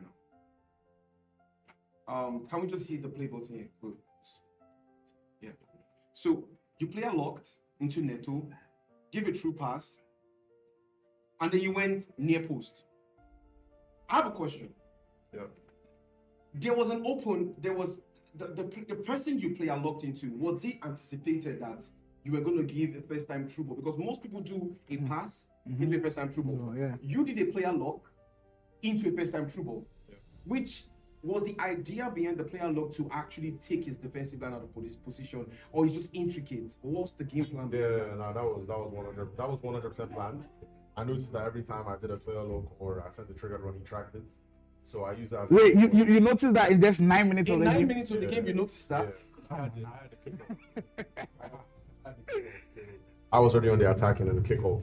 So I noticed the way you notice anytime you play a lock, he's aggressive, he chases you. Yeah. So you baited him with the player lock before the true ball. It was a decoy run to create Son because he dragged his center back out of position. So there wasn't so much space for my striker to run So into. in one word, you saw 3 moves ahead. Yeah, 100%. I don't even know how to do analysis on that one. I don't even know what so what's the best way to defend that? Is that you just Is there a way to there a way defend to that? That's defend the that? question. I mean, it's almost like a two-sided attack. Safest way to go is just not to move your center backs. I don't think anyone should ever drag your center back out of position no matter what. So you want to track anything unless you're running backwards. He ran to the side, so it's almost like did that to himself at that point. I mean, you can say smart attacking, but also very poor defending as well. Okay, so you're saying that but wait, my question is this: the game is so highly, when you're playing at a high level right now. I think it's the highest level in Nigeria that you guys are operating out in the game. Yeah. And my question is, Mitch is one of the most formidable players in Nigeria. He's at that level. To bait him with something as little as player luck, noticing that he's aggressive, I have a question, because this is beyond the analysis of the game. Are you saying that outside of the movements in the game and everything, you are also mentally trying to see what your opponent is thinking, how their mode of defending is? You're telling me that you also read that too? Yeah, I mean, if you think about it, FIFA is a mental game. No matter how, like, for example, when you play your friend that you play a lot, Yeah. you know what to expect, you know what he wants to do. It's almost like the same thing. You want to play an opponent, you have to know what he wants to do. So you have to be able to read his first things, his defending, the way he attacks. I read everything. So the first 5 minutes you were using it to read how he's going to play. I read everything already. I think Tommy, sometimes when you're playing this game, you notice that some people have reactionary defending. So I think that was what Mitchell defended, like he was reacting to the player. That's why he moved the center back to the right hand side, it and looked then more dangerous he than had it all of was. exactly. dangerous than The it was. reaction that he made in the end looked intense, but just to be able to analyze that in 9 minutes is what blew my mind. Yeah, It's a long time, though. 9 minutes. I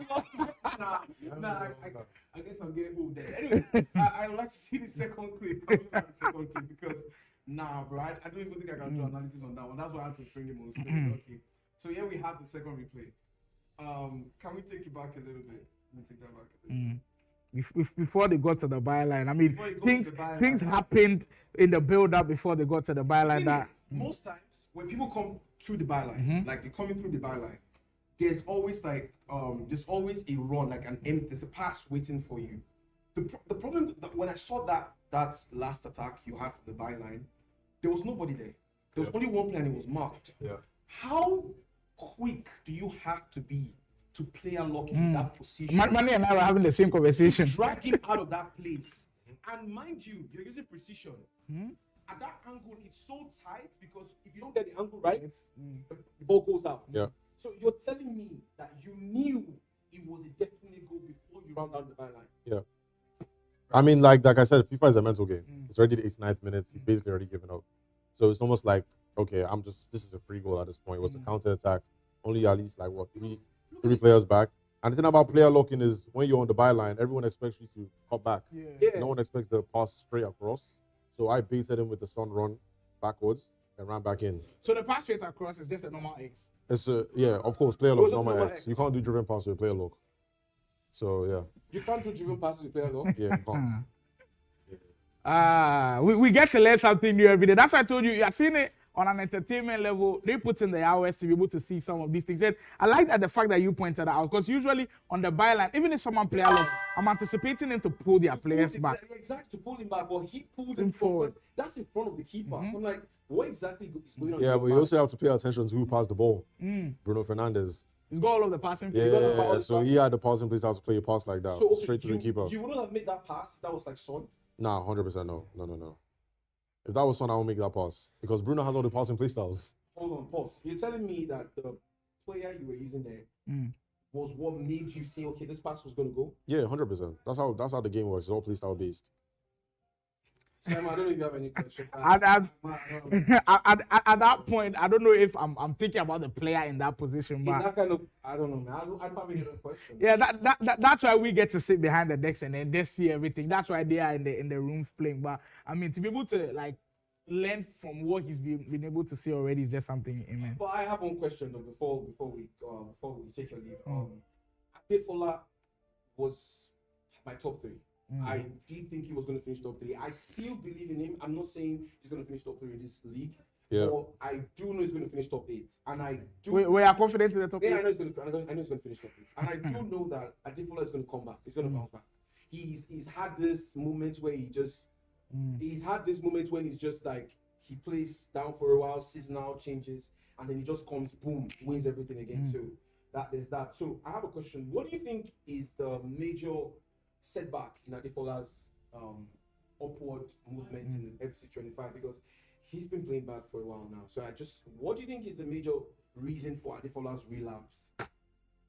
Mentality is everything. Fola is one of the best players that I know personally. I tell him all the time when I play practice games with him. He's very, very smart. So I think he is the smartest player I've played. So it's all about mentality, man. If you're not confident enough, if you overthink too much. When I was watching his games back, I was like, all I know, he's not doing this. You know, so I mean, it's mentality. Like it happens to the best players. It can happen to anyone. It can happen to me. It's all about how you bounce back and how much grind you put into the effort. So it happens. Everyone's human. So do you see Adefola rising back to that position of respect at top 3? rising, he's never fallen. Oh, Fola is the goal of FIFA, man. I mean, we're speaking of the league standards for the National Soccer League. He's falling. A lot of people beg to differ Yeah. because I mean he's falling. He's not even top. Yeah, I mean, he's fallen, but look at the people that are rising. Baji's coming up. Like no one really like. People expect the Baji to come over top 3 as a big sport for Baji. Rufai is also as well. involved. So I mean, Boyd is also he's around. falling, but it's to good players. It's not like he's losing to he's losing. fair He enough, lost to fair Rhymes. enough. He lost to Rufai, Farouk. It's still good players he's losing to. So. Well, there are more things to come for us in the National Soccer League, and we hope you enjoyed the conversation. Just a couple of things for you to learn from, and I'm sure Tomide will be back with all of the tactical eye to see all of those things. Killer Free just telling us some of the insights that we don't get to see on a tactical level, but that's it from us right here on the decks. Right after this break, we are going into our next round of action. Manu will be joining me for the next round of action. I'm sure Farouk Manzo and everybody else are preparing in the studio to bring you all of the action. Stay tuned right here inside the National Soccer League. We'll go for a quick spin around. We'll be back with more action.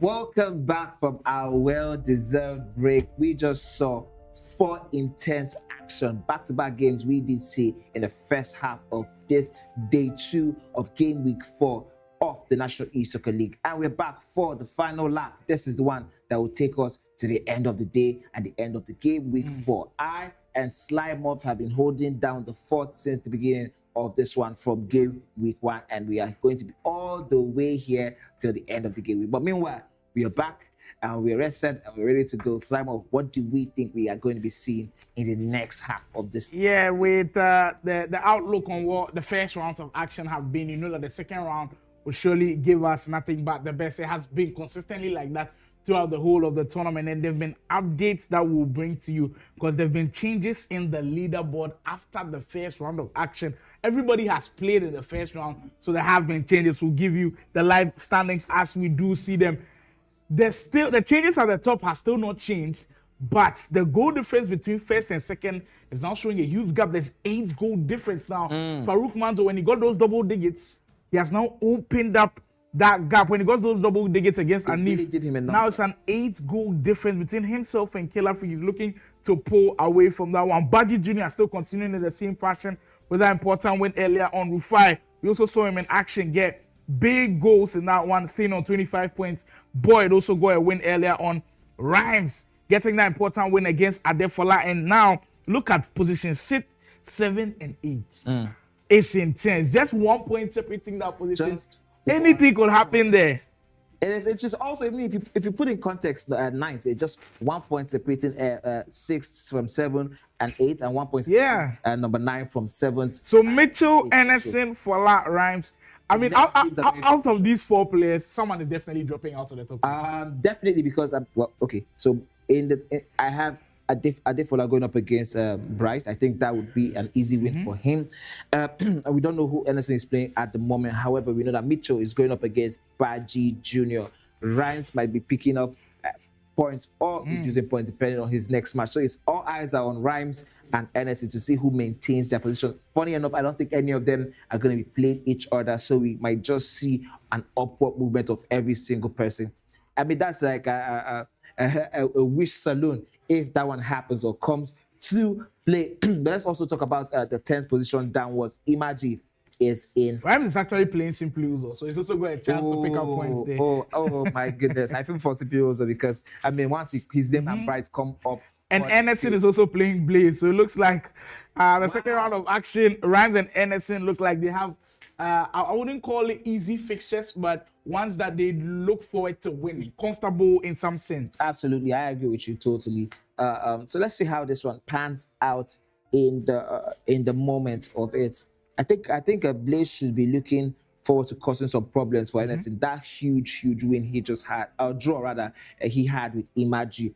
Helping him to stay in focus. I think the Blaze draw was against Mr. Oga, I believe. Mr. Oga, That's when Mr. Oga was winning yes. 4-2. Yes, and then and in the he last came back. 6 minutes, You're very correct. I mean, Mr. Oga must be kicking himself. He in was that so sense, pissed, yeah. and I saw him when he walked out. I mean, I recognize that feeling when you know you can do better and you totally refuse to accept what you just did. And that was the feeling he had coming out of that one. And if you continue down the flank, we just spoke about Mr. Oga. We have game week just still stuck on 9 points from, I believe that was game week 2. I think the last time he had a win was early in game week 3.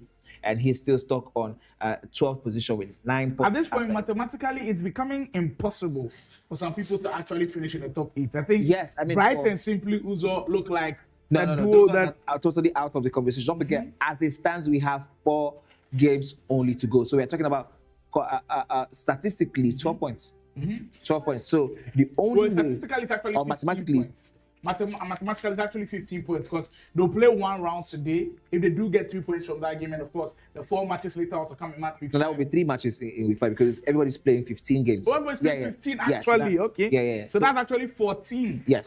12 12 points. So mathematically impossible for them to finish in there. I think it's still mathematically possible for Anif to finish top 8, but is that going to happen? I don't think so. Right now, Blaze game with Josh, Mr. Oga, their chances are looking slim, and so for Imaji as well. Yeah, I mean, Well, yeah, give or take. For Imaji, all he needs to do is ensure he gets to at least 18 points to start even being in any conversation at all. And then, okay, let's go straight into this one. This one is Adefola versus Bright. And while we wait for the update on the game between Baji Jr.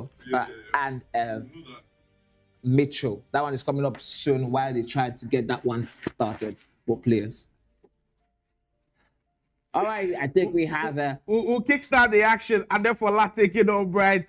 Fola in a difficult position now. He needs points, and for Bright, if there's any perfect time to play Fola, it is now. It is now when Fola feels like he's lost in confidence a little bit. We spoke to Killer Freak earlier, and he was saying it's all about mentality. Absolutely. Maybe Fola's mind not where it needs to be right now, but he's currently struggling on the league log, and in these virtual games, he hasn't had the best of affairs as we speak. We do have word that our big game, our featured matchup, Mitchell versus Buddy Jr. is on show now. And I just had a little bit of an info that the history between these two shows that Mitchell beats Buddy a lot. Yeah, I mean, in top competitions, as soon as he gets to competition mode, I think Mitchell has this psychological advantage over Baji Jr. That's this time around, he tried to quickly use that one to start this game. But the post said, just hold on a minute, let's get settled in. Well, Mitchell versus Baji promising to be one hell of a spectacle. And of course, we'll bring you all of the action that it can possibly produce. Cruyff on the right hand side. Baji Jr. though, what he's shown in the National E-Soccer League, it's one that I think so many people haven't applauded yet. He's on the 10 with three. Oh, how did that one not go in? And only say almost makes sure for Baji Jr. But this time around, I think Mitchell is going to be happy that that one didn't go in. That would have been a crazy way to concede. Well, indeed. And for Baji Jr., still in the top three conversation. If there are games that he's supposed to be picking up points from, it's supposed to be this one. At least a point in this game wouldn't be bad at all. But if he's looking to put pressure on the top two, these are the games that he's got to get confidence from and then try to win. But, I mean, facing facing each other for so many times will give you an idea of the fact that they know each other so well. The games were cancelled out at a bit, but it's whoever has one or two tricks up under their sleeve that will get the added advantage going into it. And the early stages show us that nobody is going into this match scared at all. Both of them are going to be throwing their punches heavy as they can. And we've seen like a very great chance for both of the sides already. I agree with you. And for me, for Baji Jr., if there's ever a time to beat Mitchell, it is in this competition where you have the momentum in your favor, you are chasing glory. I mean, crazy thing is he's actually 3 points from number 1 and 2, even though they probably have a higher goal difference. And these both players are still going to play each other. So if there's any time you want to ensure you keep sustaining that pressure on, it is now. I think the fate is in Baji Jr.'s hands. Yeah, absolutely. Because he still hasn't played Killer Freak and Farouk Manzo. So if he wants to leapfrog them, he'll have a chance to do it if he beats them. So the fate is totally in his hands. He won't have to rely on results elsewhere. Exactly. So if he wants to still be in that position, he's got to be winning these games. But so far, the start from Mitchell looks electric already. Is that pass on side, finding them. Billy gets a shot away. Now we see another red time. What's happening to Mitchell in these red time finishes? I have Same situation with him versus Killer Freak. Yes, I have absolutely. And these are not scenes we are so used to, but unfortunately, do happen in these type of competitions and situations. But I can tell you that the swagger from Mitchell is different from the one he had against Killer Freak. Maybe it's the psychological advantage he possibly has over Baji Jr. that is coming into play, or this could just be that he has locked in for the second round. But whatever the case is, his movements is a little bit different. He looks sharper, and he looks like he is very, very confident in this one. I mean, psychologically, there's a lot going on right now. For Baji Jr., like I said earlier, the word is Mitchell beats him a lot in these kind of tournaments, so he'd be looking to enact some of that revenge. But for Mitchell, after that loss against Killer Freak, he's actually dropped from the top 8. He's currently 9th position on the standings because Anderson has leapfrogged him with the goal difference. So he'll be looking to regain that position. Maybe this could be on the right path.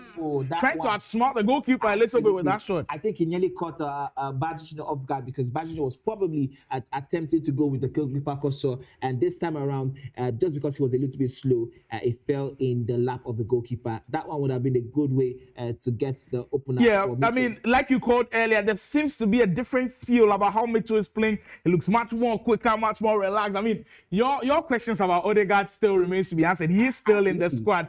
I don't know if Mitchell just talk about finessing, and he just put one past Mitchell.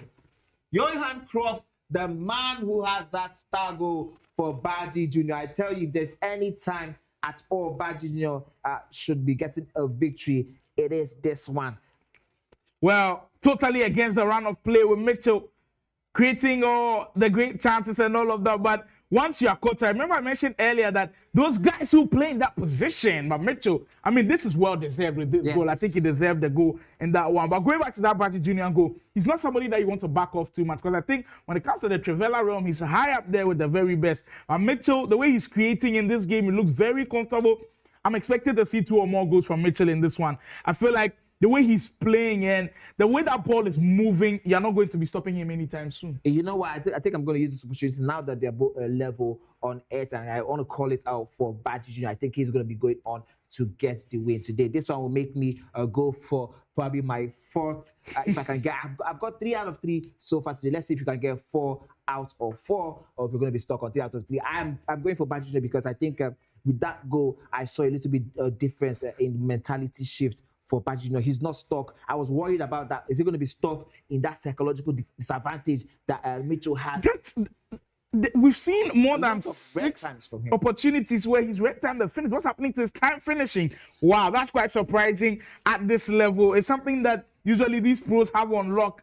And it just goes to show you that indeed they are human and they might have days where they might flash out their lines a little bit, but he's had numerous situations. Baji Jr. is looking excellent.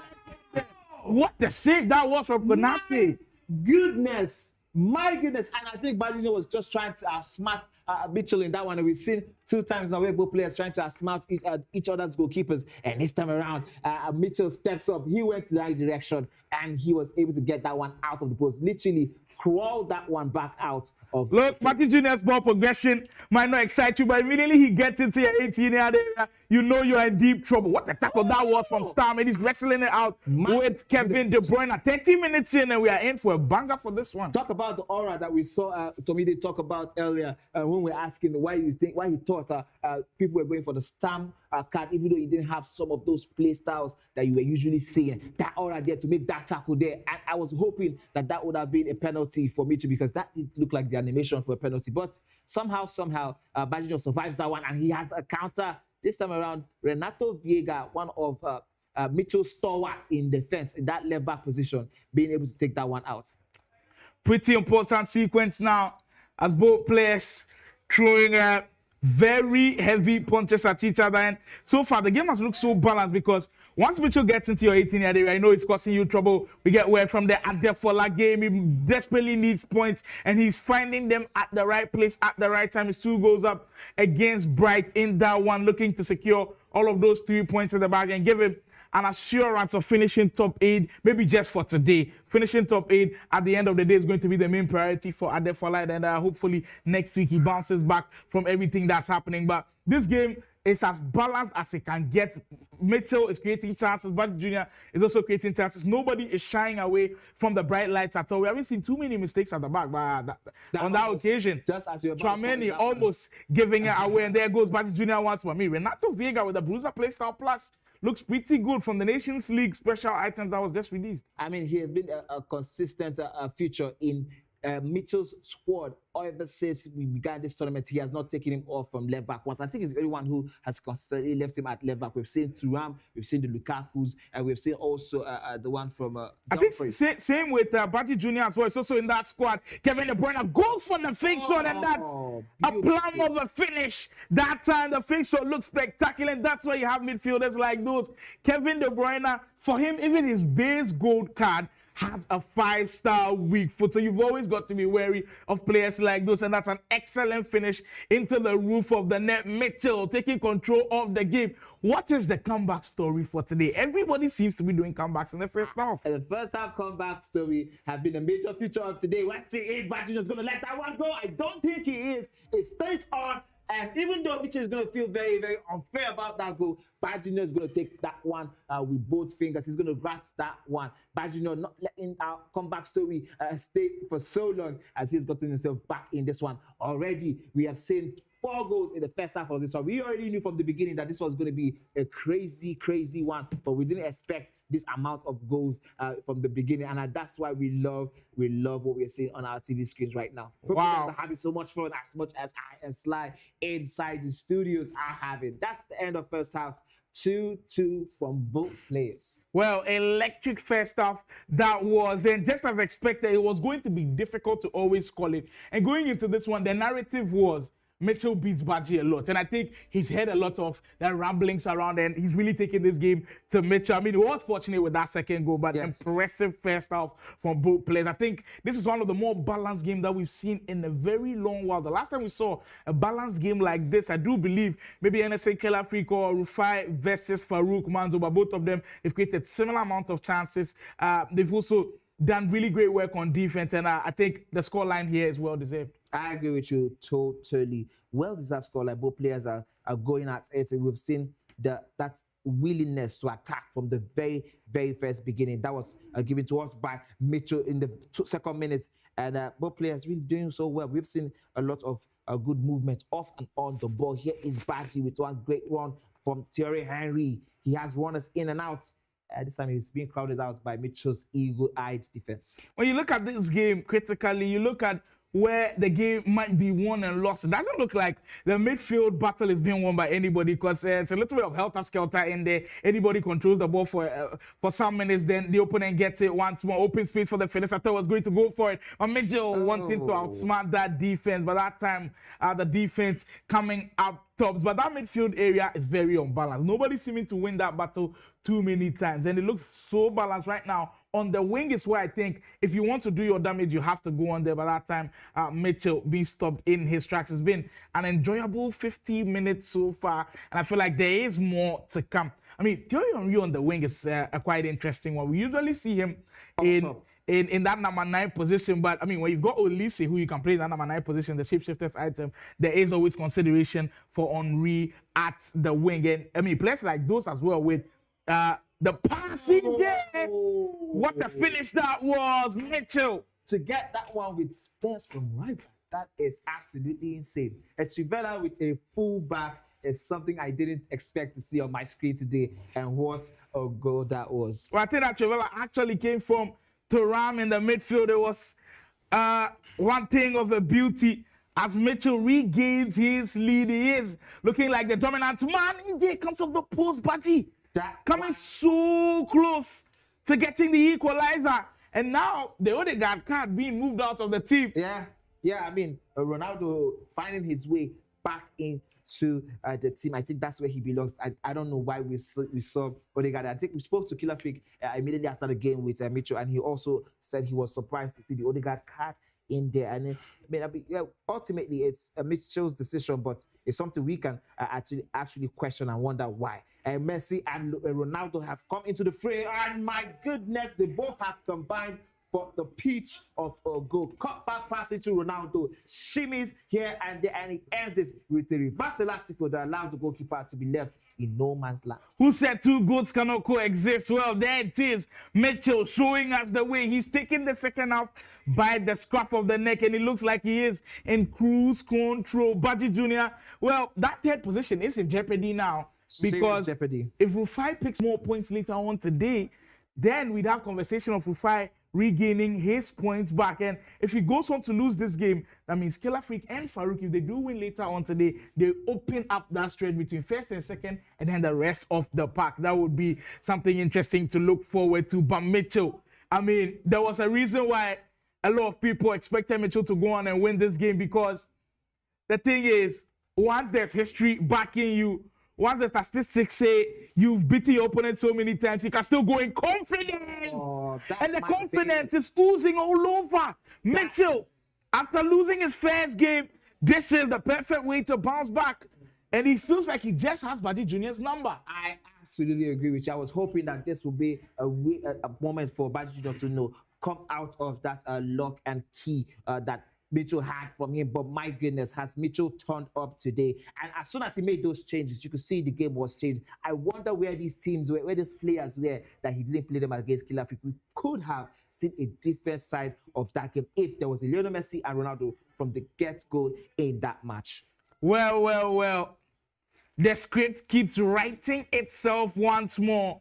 Mitchell, who fell out of the top 8 after losing to Killer Africa, is now working his way back as we get word Adefola looks to secure the 3 points. But as he concedes in this one, I do believe Bright will get his first goal of the game with a lovely spin around on the through ball. And he finally gets on board with that one. Badji Junior desperately needing goals. He just can't continue to keep giving these ones away. We're also on the verge of Money losing out on this prediction for the very first time. Yes, for the very first time today. And this one is a familiar face.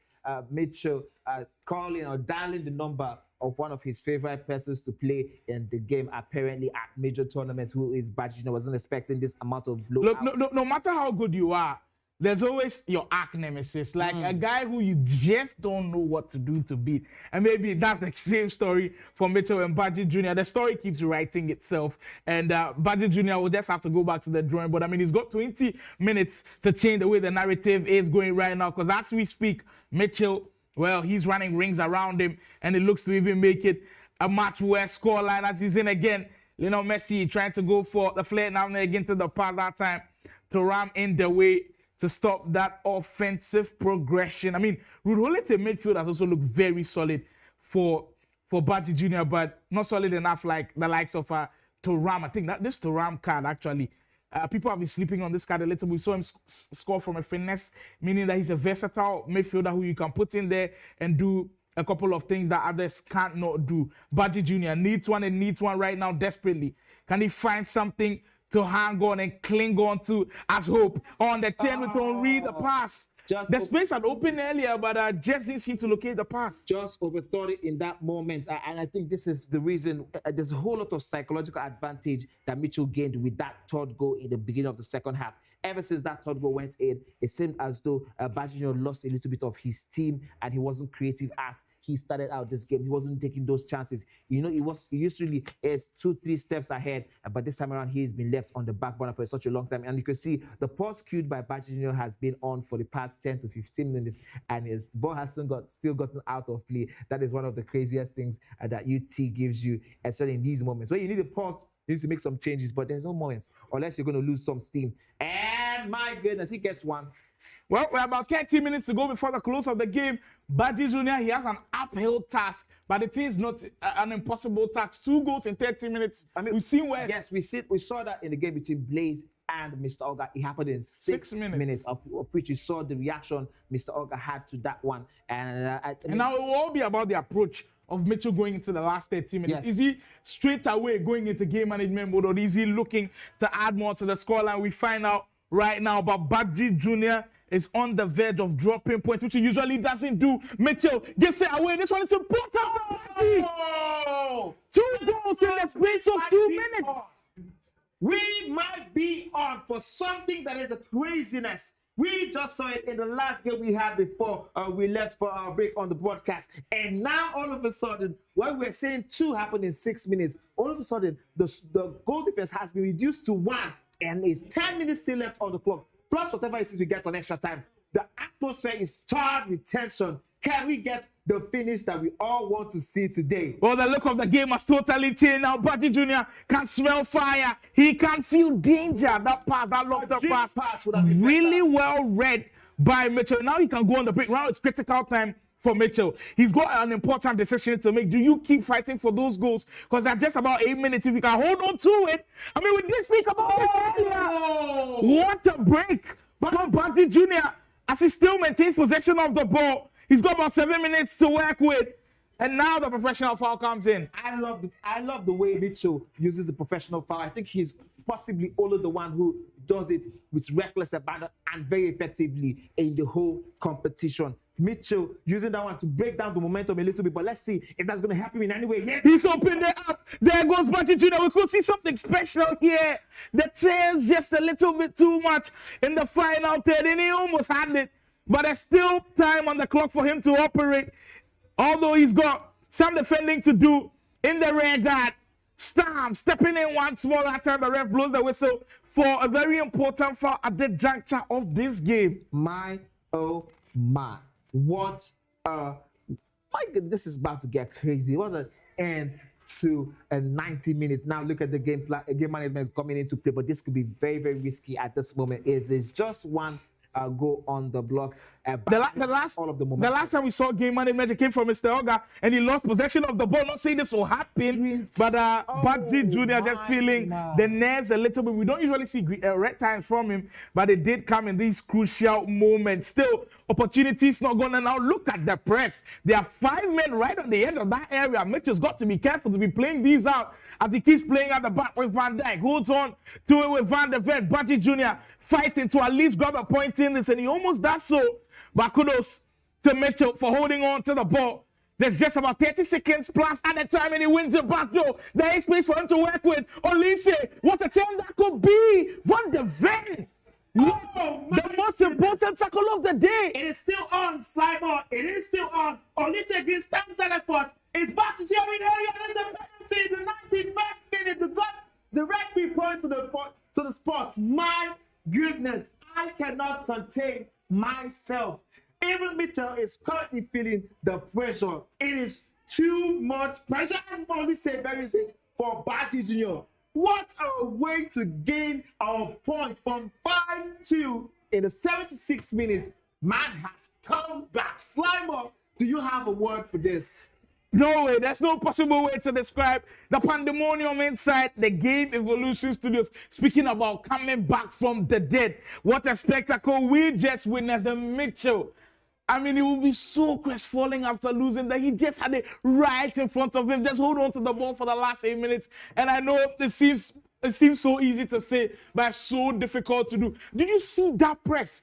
About 5 players were on the edge of that area. Yes. And I knew the way Mitchell was playing at the back, it just couldn't happen. When I saw Mitch go to the back, I was worried because this is not his most dominant. This has not been his most dominant game. And Baji Jr. had just come into that momentum shift. I was expecting the Mitchell would go up top to Baji Jr.'s area, go to that corner area, play around, find this, if can do some things in that moment. But my goodness, what did we just witness? And it was so much happening at the same time. There was that La Cueta by Baji Jr. that he was trying to attempt with Olise. Had been that one gone in, that would have been a great goal, of course. But somehow, somewhere, the press was able to force an error out of Mitchell. And how unfair could it be sometimes? I mean, FC can be cruel so many times, but on the other side of the spectrum, Baji Jr. will take this point all day. Oh, it's a massive point. Yeah, it is indeed. I mean, it keeps him still in the title race. I know if he had lost this game, he wouldn't have been completely out of the title race, but this point, it does a lot. It might be the most precious point he has gained throughout the whole of the National East Soccer League competition. I totally agree with you. By the way, we are going to go on for a quick break. We need to catch our breath. We just witnessed a craziness, a nastiness. What a way to actually start the second round. It's insane. As we got to see the penalty going from 12 yards, so Olise, Baji Jr. was not going to miss this one. I think if he had missed this one, he wouldn't have forgiven himself. But you literally have a chance to pick up a point. Yeah. How much it means to him. We're going to be bringing to you guys the full replay of the game between Adefola and Bright when we go on this break. We'll be back soon. Don't go anywhere. More craziness to follow. Yeah.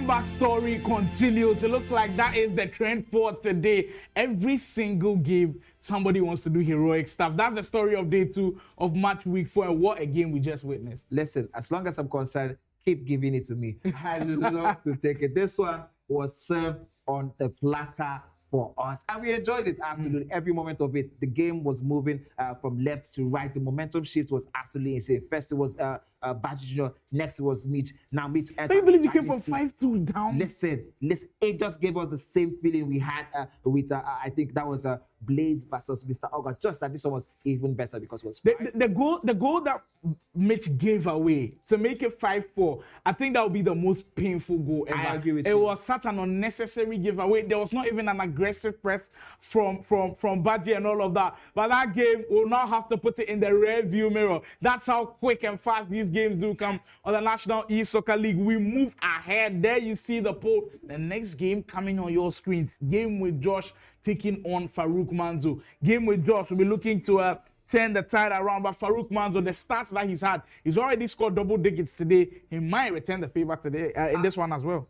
Quickly, I just want to just say this one. I want you to watch out for what's about to happen. You know, we said this times and times again. The guys who, like the newbies, permits me to say, I won't call Bright a newbie. They're simply Ozos and a game with Joshua, like newbies at this high level of competitions. There have been a very similar situation with all of them. As soon as they're very used to the 5-6 minutes gameplay, as soon as the time hits 55 minutes, 50 minutes, they just lose that psychological concentration, and that is where. Would you say they are used to playing a lot of 6-minute hours? Because if you're playing champs and rivals for 6 minutes, 6 minutes. But in comp mode, you have to play 9 minutes. But then for Farouk and Kela Freak and all of those guys that play the open ladder, when it does come out, when usually the game is out fresh, you have to make Division 3, I think Division 3 or 4 early on.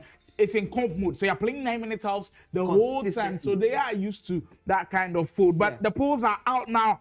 Keep your votes coming in. And right now, Farouk looking like the heavy favorite, very understandable, with 89% of those votes. Came with Josh with just 7%. I totally agree with this one. Farouk is in the hot streak right now, and of course, you know he wants to keep this momentum going on. This is not the time to drop points. As soon as this game is over, he would have 3 huge games left. I think one against. I think he still has a game with Adefola, doesn't he? He does have a game with Adefola. He has a game with Adefola, he has a game with Banji Junior, and he has a game with Killer Freak in the final game week. So you already know this is not the time to drop points. He has that one in his channel. Can we just with Farouk?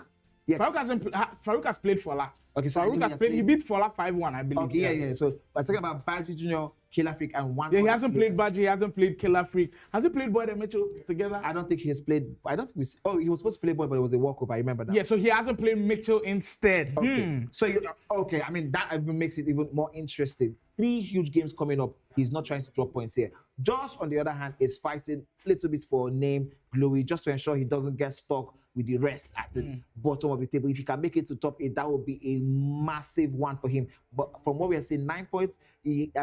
Person 8 in 8th position right now has double his points, 18. I think that was Adefola currently. So I don't know if Josh will be able to match what is required. But that's just us saying what we think. But let's go straight into the comments. And I know Junior Ghana, I say Josh will win this tournament. I think mathematically it's impossible. Yeah, mathematically, I don't think that's happening at all. I mean, maybe it's the confidence building for Josh a little bit. I mean, maybe if Junior organizes his own tournament.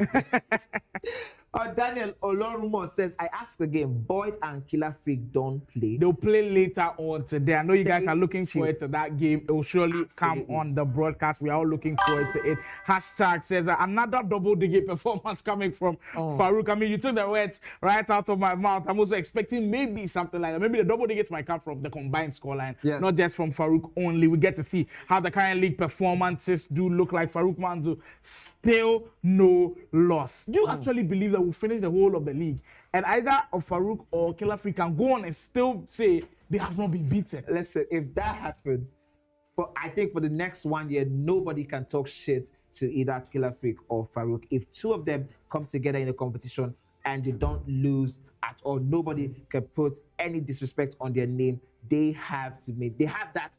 I mean, for the rest of history, they have it. Such a tournament. I mean, look at the goal difference. It's 77-41. That is insane, Slimo. It is absolutely insane. I mean, we're back. We're going straight into it. It's a 9-minute half game, and let's see what both players are gonna serve us. There is a lot up for grabs for game with Josh. A little bit of pride at stake, and they're hoping to grab some important 3 points for Farouk Manzo. Every single time there is his game, he's fighting for a chance to win the National E-Soccer League Championship, and he's in the running for it as well. Usually in the first few minutes. Already we have Farouk trying to start things, and he really does. In that 2 minutes, but he's already dialed in Josh's number. Oh my, that is absolutely insane. Love the way it started. What a goal. Wow, Farouk Manzo not needing any introductions, and what's with scoring in these first 5 minutes? Like every single time, that's what happens. I mean, it tells you how you need to kickstart as early as possible. If you get that goal, you're already able to put some pressure on your opponent. And what a pressure Game with Josh is currently under. Well, for Farouk Manzo, his game is based off, I mean, getting you to be as frightened as he can. Then the fact that so you back off him so many times, and he's worked this way once more. Oh, read it. And he has been timed it to perfection. My goodness. Well. People called for double-digit goals from Farouk Manzo, and he might well be on track. It's just 6 minutes in. I don't know what to do if I was ever to be in the position like Game with Josh, but one thing about that man, he is fearless, and he has a huge mental strength. I think he can get a goal or two, or just at least perform better for someone in this tournament of his caliber. That would do him a lot of good going forward. It is pretty tough spot to be in. Farouk Manzo trying to run riot Josh from distance. That's it. Taking a leave out of Farouk's game. Well, this is quite similar to what happened against Kelafrik. Kelafrik did score 2 goals early against Game with Josh, and Game with Josh was able to get 1 back. So I don't know if we are writing the same story once more, but Game with Josh, he's not one to lie down very early in these house. Rafinha, the touch a little bit too heavy. There is still another game that's currently happening. We'll give you all of the gist on that as well. Ronaldo wide of the post. You could see Game with Josh in reaction. He thought that one was going in, and the huge sigh of relief from him to see that one hit the advertising boards in the far ends. Yeah, so that other game that's happening is Rhymes and Simply Uzo. As they do begin, we'll tell you how it all pans out in there. Yep. This one is heating up. The action is hot. It started out with Farouk Manzo, as we expected, dominating proceedings. At this time around, we feel like Game with Josh might get something out of this one, because he scored another goal to get himself, get the scoreline a bit down from 2-0 up, and we could see that almost go in from Farouk Manzo. The mind games at this point is just ridiculous. Farouk gets in that position. You know the flare not making to the pass is coming. So Josh is anticipating that, but then Farouk does what he cancels it midway and just decides to run in a straight line. That time it was built by his goalkeeper. But the way things are going on defense, Game with Josh, I don't know how much longer he is going to handle this pressure of Farouk. Well, if he can put pressure on him on offense, then maybe there will be a situation for him. We've got word as Simply Uzo is under serious pressure from Rhymes, as Rhymes goes 2 goals up early on in that one as well. My goodness, that one has put Rhymes, and this is a great game week for him. You know, he has gotten, if he gets that one off the top, he will have a game week where he went home with 12 points. What that would do for him in the leaderboard is absolutely insane. Well, it is pretty important to him at these stages of the game, and we've got another penalty on our hands. That's kind of harsh a little bit, but Farouk will take that all day, every day. Bruno Fernandes steps up from the spot, executes with perfection, and he's got his 2-goal lead back. He got his 2-goal lead back, and now Game with Josh has to do all of that good work all over again. It is a little bit harsh, of course. We've spoken about that, but he has to move on from that as quickly as possible. And no matter what it is, he should get back in the groove and see if he can cut down the goal difference a little bit again. He's done it before. Let's see if he can get one more. Well, Game with Josh will definitely feel hard done by with that goal coming from the penalties. But I mean, when Farouk and the best players around are beating you, you'd want them to beat you with some type of goal. But from the penalty spot, yeah, kind of feels difficult. And now Farouk is getting into the groove that he loves. Maybe this is the type of goals you were talking about that he should expect. But that passing, how do you stop this extra passes, man. I we think need to you have to stop it before the situation gets to the extra pass. Because- so if you look at the build-up, the run came from Maradona on that left-hand side. If you track that run up pretty well and prevent Maradona from running all the way to the byline and then getting the pass in, then maybe you have a chance to stop it. But once he gets to that byline, Farouk and Co, they are dangerous in those areas and they will always find a way to score goals, as Matuidi was trying the Trivela in the game with Josh, now feeling the pressure of playing with the man who currently sits top of the table, the man who has championship in his sights, Vinicius Jr. Game with Josh, can he channel a little bit of that offense that got him that goal earlier on? But it's always going to be a pretty tall order against this caliber of an opponent. For Farouk Manzo, it will all be about just rinse and repeat, getting into his routines that always get him in strong positions to always score goals. One thing about Farouk that I've noticed is in games like this where he knows he's got the upper hand, he does so many things well in situations where people kind of struggle in, as we've got where simply Uzo is fighting back in this game.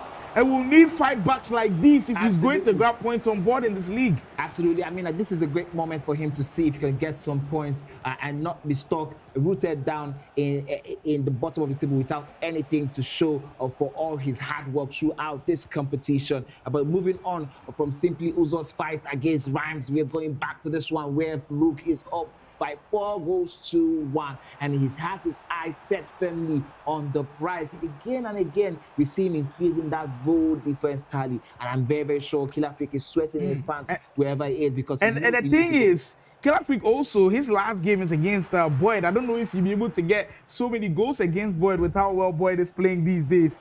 Well, first things first, is he going to be getting the points today against Boyd? Is he going to be getting those 3 points? That's the first question important. to answer. You know, we asked the difficult question of Killer Freak earlier against Mitchell, and he answered in a positive way. If he does that again, I mean, that is just something else. But right now, Farouk Manzo is only concerned about what is in front of him. And for game with Josh, it's a difficult position to be in. As the finesse, the Trivela does come in, a quite interesting one as that one goes wide. But at this juncture of the National E-Soccer League, I think now everybody understands. We ourselves on the broadcast here, the players themselves, the fans watching at home as well, they all understand the kind of players that are playing in this one. Everybody knows their level kind of now. For game with Josh, I think with what he said about Killer Freak being overrated, I'm sure he'll be changing his statements about that. That was so good. That would have been a lovely finish. Yeah, I believe if that was the assistant, he probably would have gotten that one in. All he just needed to do was to tap it. And that's the thing when we talk about the assistant and precision changes in terms of the shooting positioning. The precision gives you so much room to vary your shooting, but sometimes it requires you to do so much where you need to do so little. Well, but if you want to play at this level, you've got to consider precision shooting. I remember when they brought it into the pro scene, I do believe, was it last year or 2 years ago, when they forced everybody to use it in the ladder, people were just complaining everywhere. But Farouk Manzo doesn't care at all. All he knows is to score goals, and he's got 5 within the space of 13 minutes. He is back on track for the double-digit haul. Absolutely, you can see the expression on game with Josh's face. He doesn't know if he's going to be amused at what he's going through, or he's just going to be like very, very happy that he's getting to experience all of this right now. I mean, you know, the crazy thing is, if you're a game with Josh, you're not so bothered about what is happening because you can look at all the history throughout the competition. It is not just you that have been put into these positions. Farouk has made seemingly good players look very ordinary consistently, and this time around, he makes it 6. I think at this moment, game with Josh should start going into game management because... Look, we spoke about the possibility of someone getting to 100 goal difference, a plus 100 goal difference, not a negative. I know that would be absolutely insane. If Farouk gets to do that, this guy, I mean, just write his name in the history books already. He has 77 goals. If you add this 6 to it, that's 83 goals. Yep, he's already getting there. With the number of games remaining, he's definitely getting there. You know, he has never played any game where he scored less than 5 goals. Yeah. If he manages to cross that 100 goal tally and he wins the league in addition, build this man a statue here in Nigeria. He has definitely left a crazy legacy. The over-the-top 2 balls are coming from so many angles, they are just difficult to contend with. But for guys like game with Josh, I've said this before, this is a big learning curve for him. in this National E-Soccer League, there's been so many things that's happened to him. So many good things, so many bad things, and then of course in the middle as well. The great thing, some of the games that he's won, he's actually played well, and even the ones that he's lost, you So notice he that in the has actually first half, come up he's to been it. pretty good in. Some of them as well, he's poked the bear, and of course he's seen what happens to him. But the fact that he's playing with these players at the high level, he will learn so much from it going into any next tournament that he would be playing. He could factor in all of these things and of course become a better player. But finishing in the top 8, I cannot guarantee at all.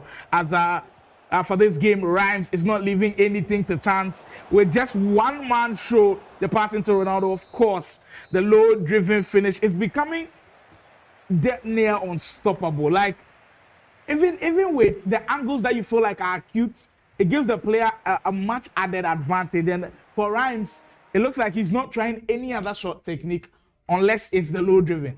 It is interesting, especially in the fact that for game week 2, we saw him suffer a lot from those low driven. Maybe he has perfected his crafts in this game week, but whatever it is he has tweaked, it's put him back in the place where he should be in the mentions. If he had continued this run after that first game week where he was so good and so deadly, if he had continued this run in the second week and third week, we probably would have seen him around the top 10. We know that's his quality. We know that's where he belongs. He's one of those ones who fly under the radar, but he's very, very good. When I made mention of the stats I've seen, it's drawn a little bit of a conversation in the comment section. I mean, this guy is incredible. Farouk Manzo, the longevity, he ticks the box. The form and the peak, it ticks the box. I mean, for the National E-Soccer League, if he goes on to win, he will be our inaugural champion. And of course, his name will be set in history forever. He has started in that fashion. If he can finish it off that way, that would truly be incredible. But we've got the next of the 45 in-game minutes to go.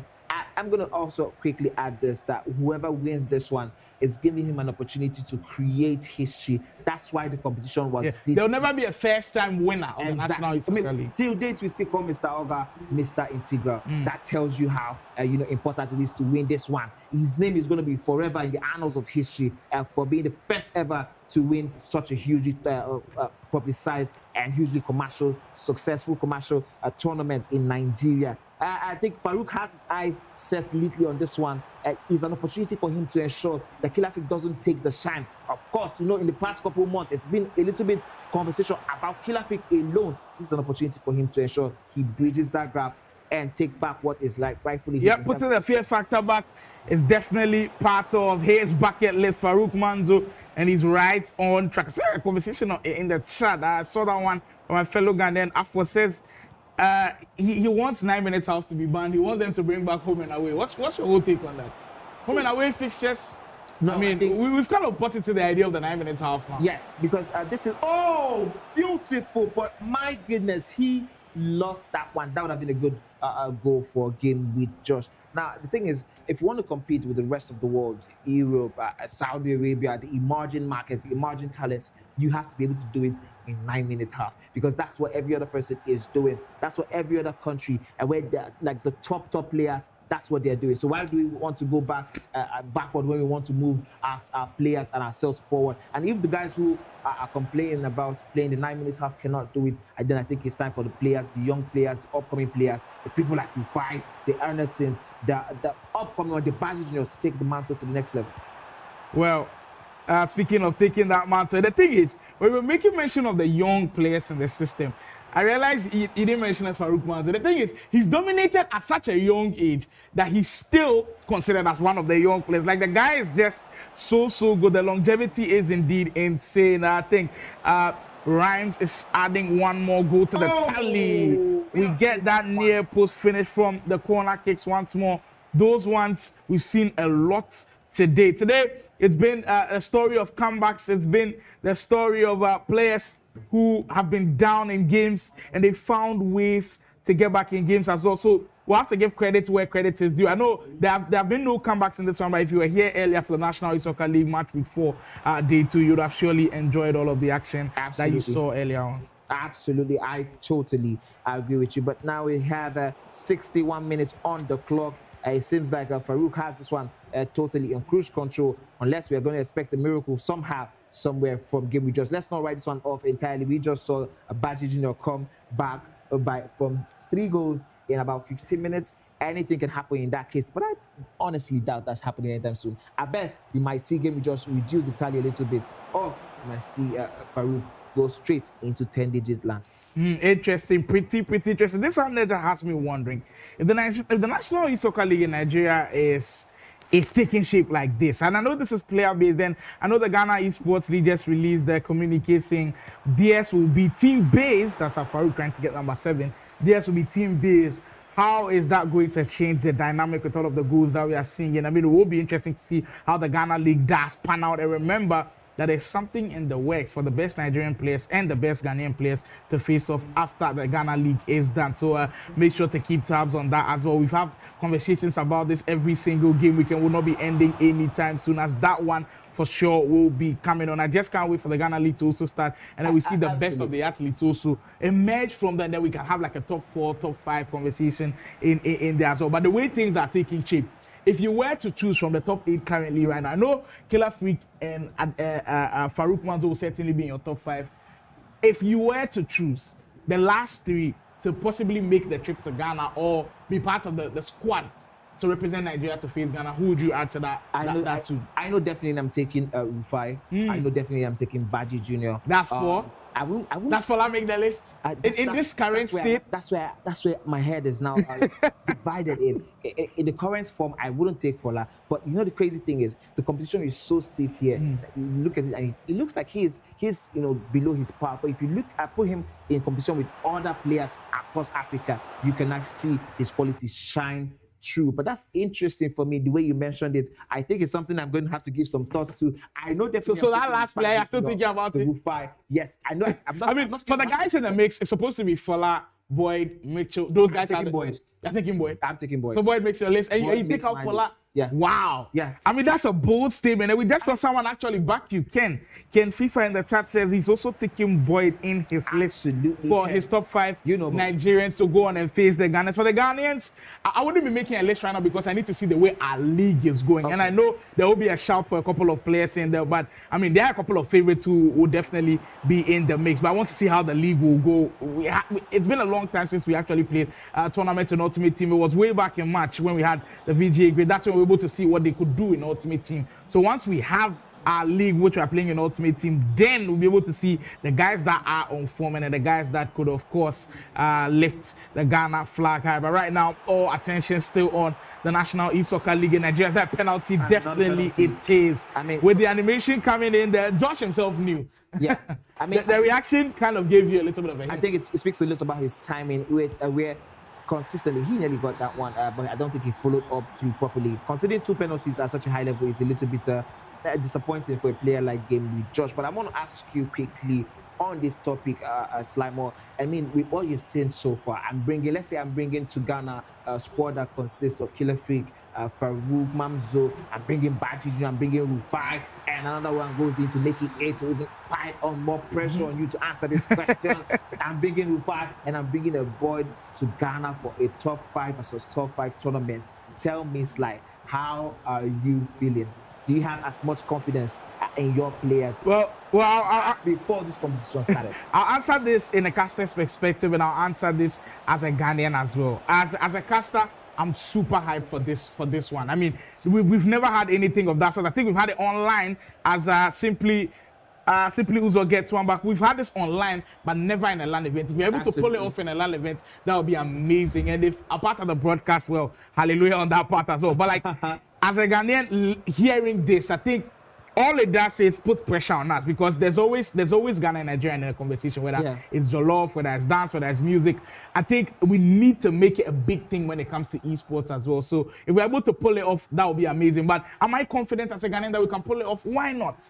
Why not? Why shouldn't I be confident? I mean, our players have been able to do it on stages that we haven't seen elsewhere. And if you're speaking of international glory, actually, if we're looking at the fact with what Wonder Kid has done, still no Nigerian player has been able to hit those sites yet. But I know we don't have a player at Wonder Kid's level in his prime yet. So, I mean, that's why there is the conversation, and there will be a tournament like that. I actually saw a comment that I think we need to discuss. Divine says, honestly, there should be an E-AFCON tournament instead of just Ghana-Nigeria. I mean, so here's the thing, like, ultimately, for that to happen, we have to have proper structures done across all countries. We're just seeing this one happening in Nigeria. We're seeing it happening in Ghana, and I'm hearing that there are currently conversations with AFCON to make that happen. But we have to have the structures done properly across all countries. If you can have a league system across all countries, that produces maybe their best representatives, their best player, we can get to do so much. I think just like the structure is when you go to Europe, when you go to the Asian countries. I think they recently introduced the Euros into the system. Exactly. So abroad, they have the structure. They know how to pick the players per time. I think this is something that, as you just mentioned, it is definitely going to take esports in Africa, not just Nigeria, in West Africa and Africa as a whole, to the very next level. Well, that's conversations that I'm sure we'll be having time and time again, but that would be so fun if you're able to have an AFCON sort of tournament. No, there has been an African tournament that has been in that kind of format, but that was for eFootball, not for FC. I think Ghana also participated in that one. I didn't see a Nigerian athlete there, but maybe you guys participated as well. But for FC, never has it been done. If we also are able to pull it off, that would be amazing. That would just show the kind of growth that esports will have in Africa, and it's a matter of time before that one comes in. So if you know you're part of the esports space, you're part of the FC scene in Nigeria, Ghana, Senegal, Kenya, wherever you are in Africa, and you're still resting on your laurels, you're not putting in the work. If you want to be an athlete, then kindly put in the work, because things are about to get better, things are about to get bigger. But back to the focus on this game, as Farouk Manzo looks to close out this impressive result, 8-1.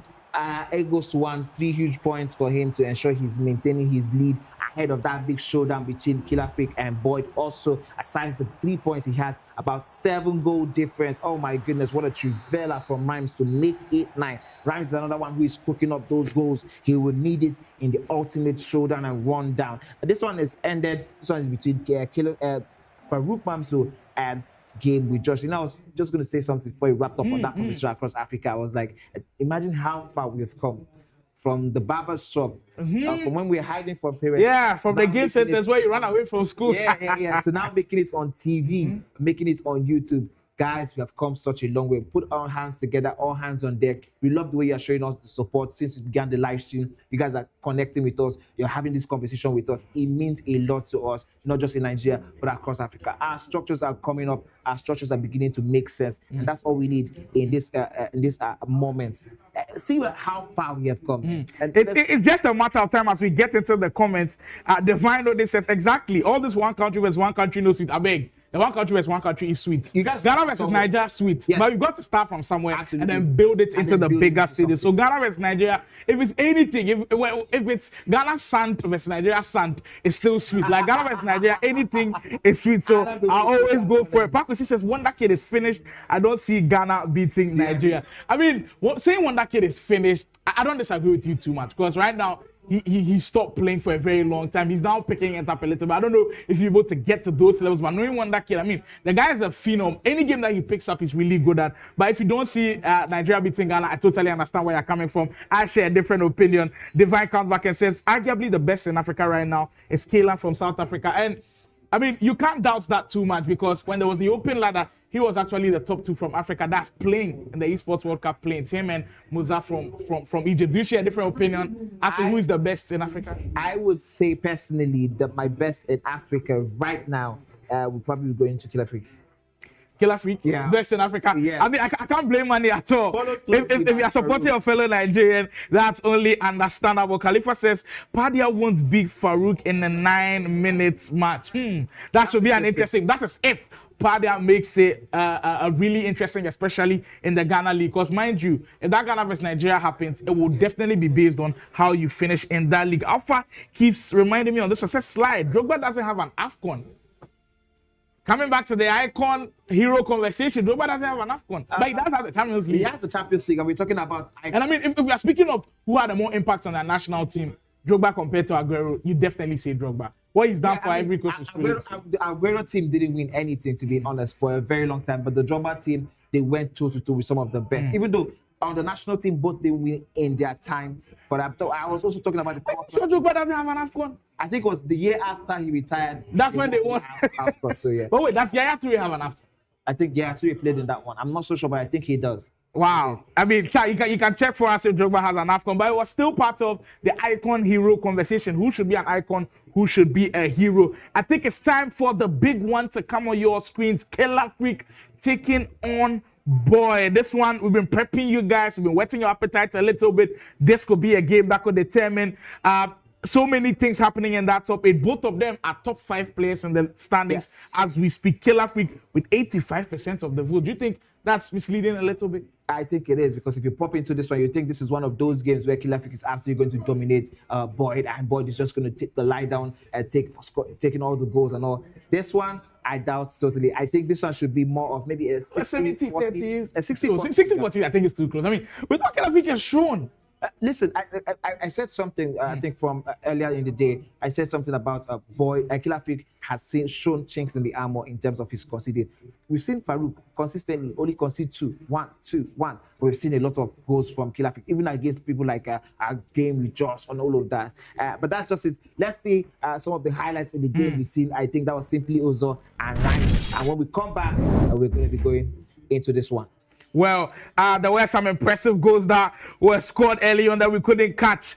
Everything started brightly for Rhymes, and he wanted to make a 6 point out of a possible 6. Look at how this one went down. Sent the runner of Vieira. I think it's a run of Vieira that tricked Simply Uzo, because he kept tracking the runner and he left all of that space. Of course, and the Trivela comes in. When the green time it like that, especially from Rhymes, you know it's ending in the back of the net. Here, Simply Uzo gave us hope. Running in one direct line. Henri, that's why you use strikers like this. Yes. And I understand why you kept complaining why Mitchell was using Odegaard. Exactly. Because Odegaard is not able to push off defenders like this. Exactly. Mbappe in that angle was never getting that one. And here's another one by Rhymes. Quick passing out. Borrow. This one was so easy, but there was nothing easy about that build-up. I really, really love this one. This one showed a lot of IQ.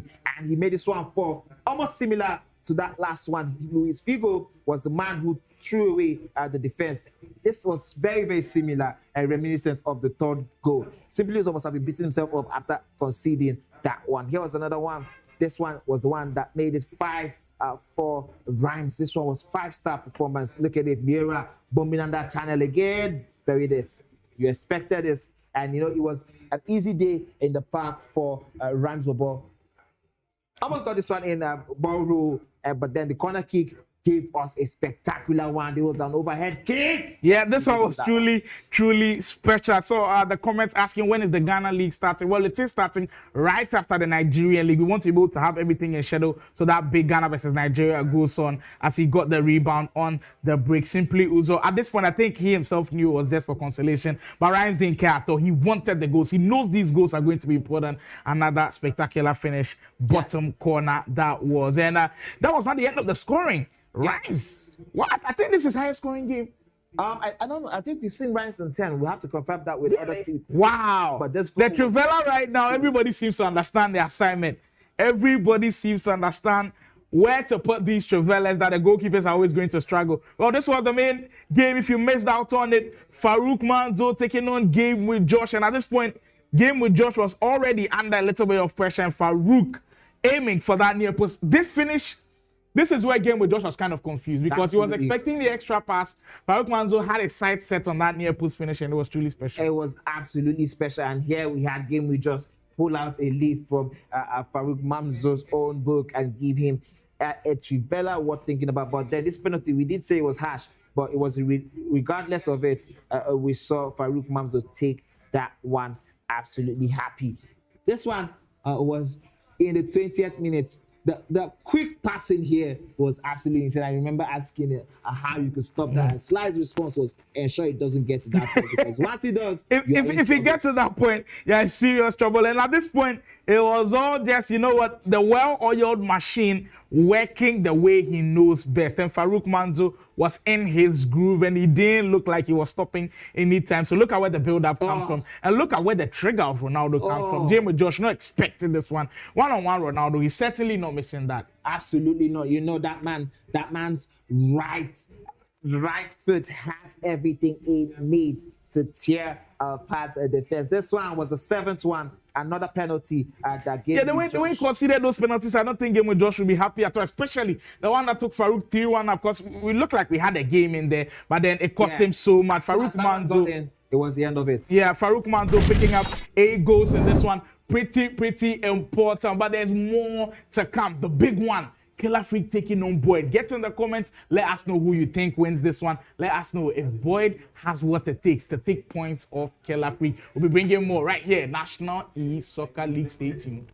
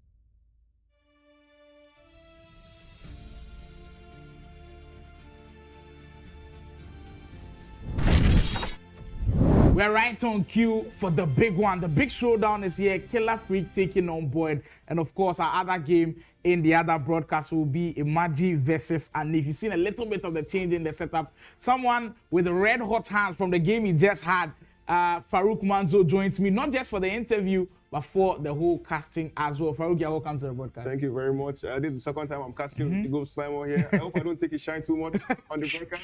I mean, the lights that you're shining with is truly intense. Before we actually even get to the game, if you look at the comment section right now, there's a lot of love for you. But then Manny and I raised the conversations about a possible AFCON that's about to happen. And a lot of people are having their own perspective on who the best in Africa is.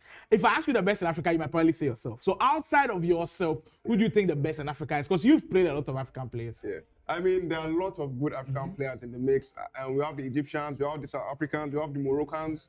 And based on merit, I'd have to say Sharif, because he went to the E-World Cup from playing, made his way to the World Cup, I went to the semi-finals.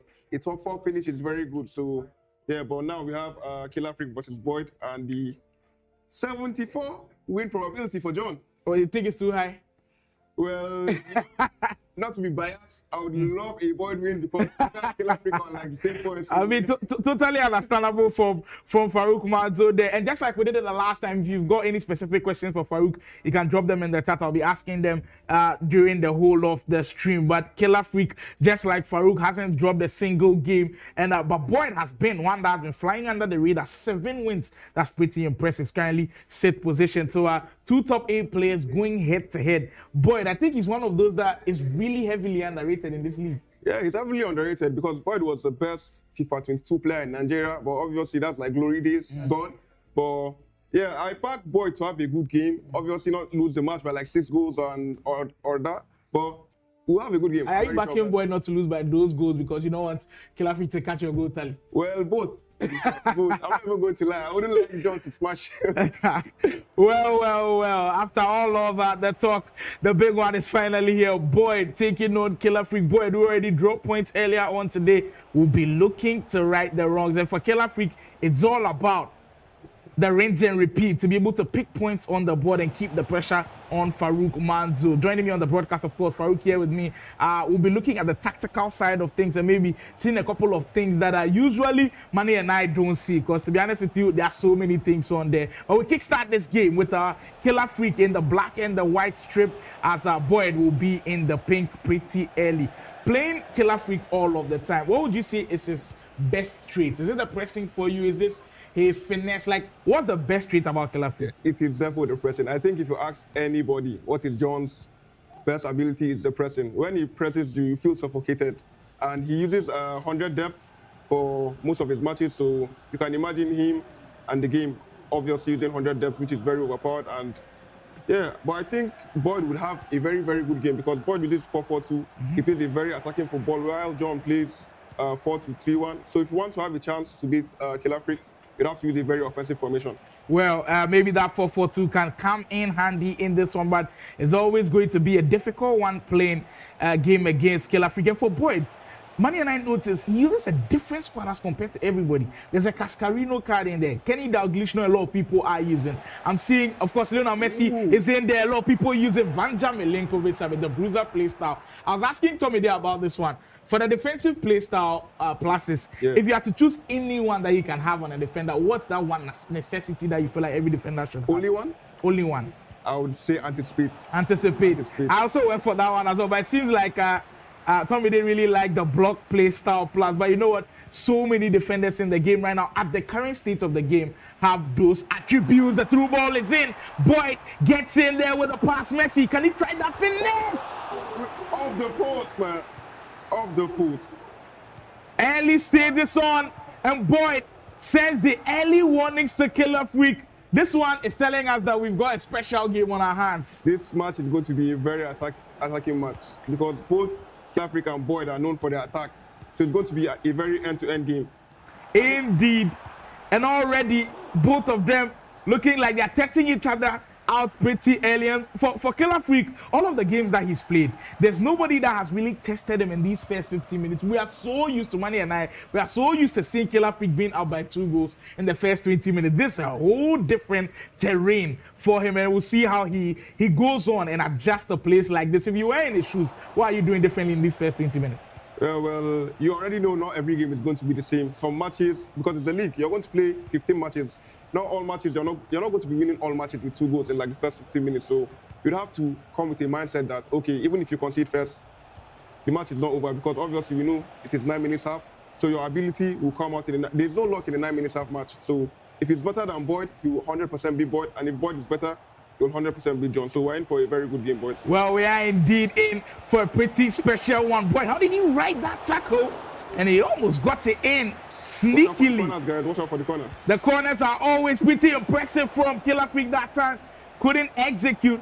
But for Killer Freak, when we did have him on here, when I was speaking to him with Tommy Day earlier, what he said was, he usually tries to analyze what his opponent is doing in the first 20 minutes, trying to defend against him, so he'll be able to adjust what his opponent is doing. So maybe I think this first 20 minutes, he's tested out how Boyd is defending against him. As we head into that part, I think they're both facing a little bit of a difficulty, as we'll check it out and continue with everything that's happening. But for Killer Freak, in this first 20 minutes, this is probably the toughest test he's faced so far. Yeah, because obviously every match John goes into, in the first 20 minutes, we're seeing 1-0, 2-0, 3-0.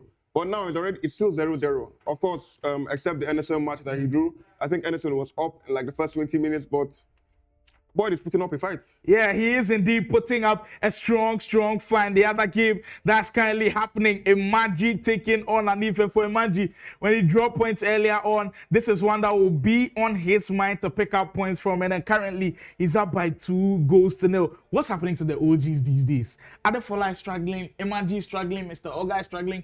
What's happening to them? Is it a case of leave the FC before the FC leaves? Obviously, it's a new era with boys like Rufai, Baji, the young talents coming through. Obviously, me and John, I'm still in the young convo guys. I'm not an old taker just yet. So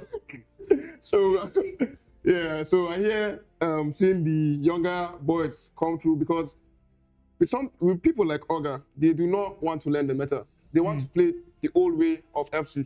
And it doesn't work. You have to start doing like the low drivens, the finesse plus, the incisive. You just can't come to the box and just shoot a normal shot. It doesn't go in anymore. So I think the older generation have to adapt to the meta gameplay. Well, the adaptation is pretty important. We see that from some of their games. As Anif is in, shoot straight right at the goalkeeper. That was a pretty important chance for him to be able to convert from. Drop your questions for Farouk. I'll be asking him through the stream, but it's been a brilliant first 20 minutes in this one. That Killer Freak game against Boyd, we are hearing they are setting things up to get to go. So for all of those who came here for that one, exercise some patience and let's enjoy this FC from Imaji as he's through on goal once more. He's got an option to find Kane. The player lock that's coming down the byline into Hole. Surely this one had to go in, and it will. It took longer than we expected, but I expected a shot from Imaji there. And obviously, Imaji is the best player coming down the flanks, guys. Because when you're playing Imaji, what I've learned playing Imaji is if it's coming down the flank, he always has a skill move he does to give him spaces when it's coming down the flanks. And he used it very well there. Pretty important goal for Imaji. Just putting a stamp on this game. And if though not going anywhere anytime soon. Kickoffs are very, very effective in this game, boys. And I think I've considered like maybe 22 goals. Out of the 22 that I've considered, I think like 14 are kickoff. Right from kickoff is always difficult to be able to comprehend. But the 26 minutes in this one looks like it will be a goal first, and there might be another one on the cards. But that one just ruled out for offside. But the thing is, the gap between yourself and everybody else, I think it's clearly showing up. That one had gone and that would have been special. But like the gap between yourself and like a normal casual player. So if someone is to try to close that gap a little bit, what's your daily routine like as an FC player? Once you wake up, what's the first thing that you're doing? Like I always tell my chat, if you want to be as good as me or as good as a pro player, you see that grass outside, forget about grass. Forget about grass, forget about sunlight, forget about your social life, FIFA 24/7, you have to grind. Because a lot of these guys want to be pro players, but are not willing to put in the work to be a pro player. Like everybody wants to be a pro player because it sounds nice to be a pro player. But what we go through to become pro players, you have to grind, you have to put in the work every day, repeat. And it's going to show. Well, the results indeed are showing for Farouk Manzo. There's a reason why he's currently at the top of the table with the goal difference to match it as well. If you want to put in the work, I mean, you've got to be watching these pros as well. I think if you are watching them, you are picking a couple of things from them. So if you're watching the National E-Soccer League, there are so many things that you've got to be able to pick from them. And if you can't understand them, that's why I'm bringing these guys on the stream just to break it down for you. Manny has already given us a little bit of insight. Tommy, they came on here, dropped a couple of gems in there. Now Farouk just letting you know about the tiny little things that you're doing wrong. All these things pretty important. We want to see more of you guys venture into the FCC. That is if it is something that is on your mind. I mean, it is difficult doing, but if you put in the work, like Farouk said, you will see the results. Imagine still holding on to a very key 3-1 lead going into this game. And for what has panned out in these first 30 minutes, players like Anif, players like Bright, players like Simply Uzo, for yourself, do you think they would struggle this much going into? Do you feel like there was already a gap going into the whole of the tournament? Did you see them as the bottom feeders pretty early on? And maybe Anif might have something to say about that. I mean, he's had numerous one-on-ones and he just can't finish. Yeah, I would obviously say, like, in the interview I did, I said Bright would finish last. Wow. Bright is currently last. Yeah, I think him and Simply Uzo are in that bracket. But coming into the tournament, I've never seen Simply Uzo play FIFA. I didn't even know much about him coming to the tournament, so I did not know what he was going to give. But after like the first game that he played with John and I saw like 12-0, I knew he was going to have a very, very rough tournament. But for Hanif, a very, very good player, I do not genuinely know what is happening to him in the tournament because it's very good as he scores to make it 3-2 against Imaji. Well, pretty important goal in this one, and it makes things interesting. Imagine has struggled against opponents that you're expecting for him to, brush away pretty easily. But this is the National E-Soccer League for a reason, and the surprises that we've seen, it looks like they are not ending at all. And Anif definitely building confidence as this game wears on. We are just about 5 minutes to go before this one wraps up, and Imagine will have to be careful with the way things are happening. Hold it. James, I will try to, just find some spaces to work with a little bit. Imagine down the byline, like Farouk said earlier, one of the very best in the game, and he work his way through the middle, trying the outside foot. Well, that time, the weak foot finesse trying to go in from that angle. But one most important thing for you to notice about Imaji's game as well is he's one of the most patient players around. I don't think he rushes things at all. Even when he's under pressure, he still wants to keep that kind of patience, and he always makes it pretty important. There is one card that I feel like is now settling into everybody's team. Petit. I think he's also in your squad as well. Nah, I went for Matuidi. You went for Matuidi. Why do you think a lot of people are going for Petit this time? Petit is obviously very good. He has like the intercepts plus as ACM. He has all the good placers you need for ACM or DM in the game. But as a rich guy, you guys know I packed R9 first week of FIFA though. Yeah. So I have a lot of coins, so I don't do all these SBC for that player. I'm using Matuidi. I had to buy it for like 1.4. This guy, what's Farouk trying to tell us? What is Farouk trying to tell us? We that grind SBCs. And mind you, there have been some good SBCs. I mean, the Van der Ven card looks like a good one. The Maicon card looks like a good one. This Vieira card looks like a good one. So, you know what? As for this, I disagree heavily with Farouk. Complete those SBCs if you don't have those coins at this point. Yeah, if you don't have the coins, obviously, and you don't pack R9 first week of FC25, yeah, definitely complete those cards because they're hidden gems. Yeah, well, right now, Farouk is getting me on the bandwagon of please FC26. Don't give this guy a crazy player very early. But we're back to the game. The most anticipated one, Killer Freak taking on Boyd. In the first 20 minutes, if there are anything to go by, and it tells you we might have a serious one on our hands. There goes Killer Freak on the offense once more, as he sends so many bodies up front. One thing that Manny and I noticed was when Killer Freak is pressing, the first 20 minutes are the most aggressive of his presses. That's also something that you keep in mind when you're playing against him. It's true on goal.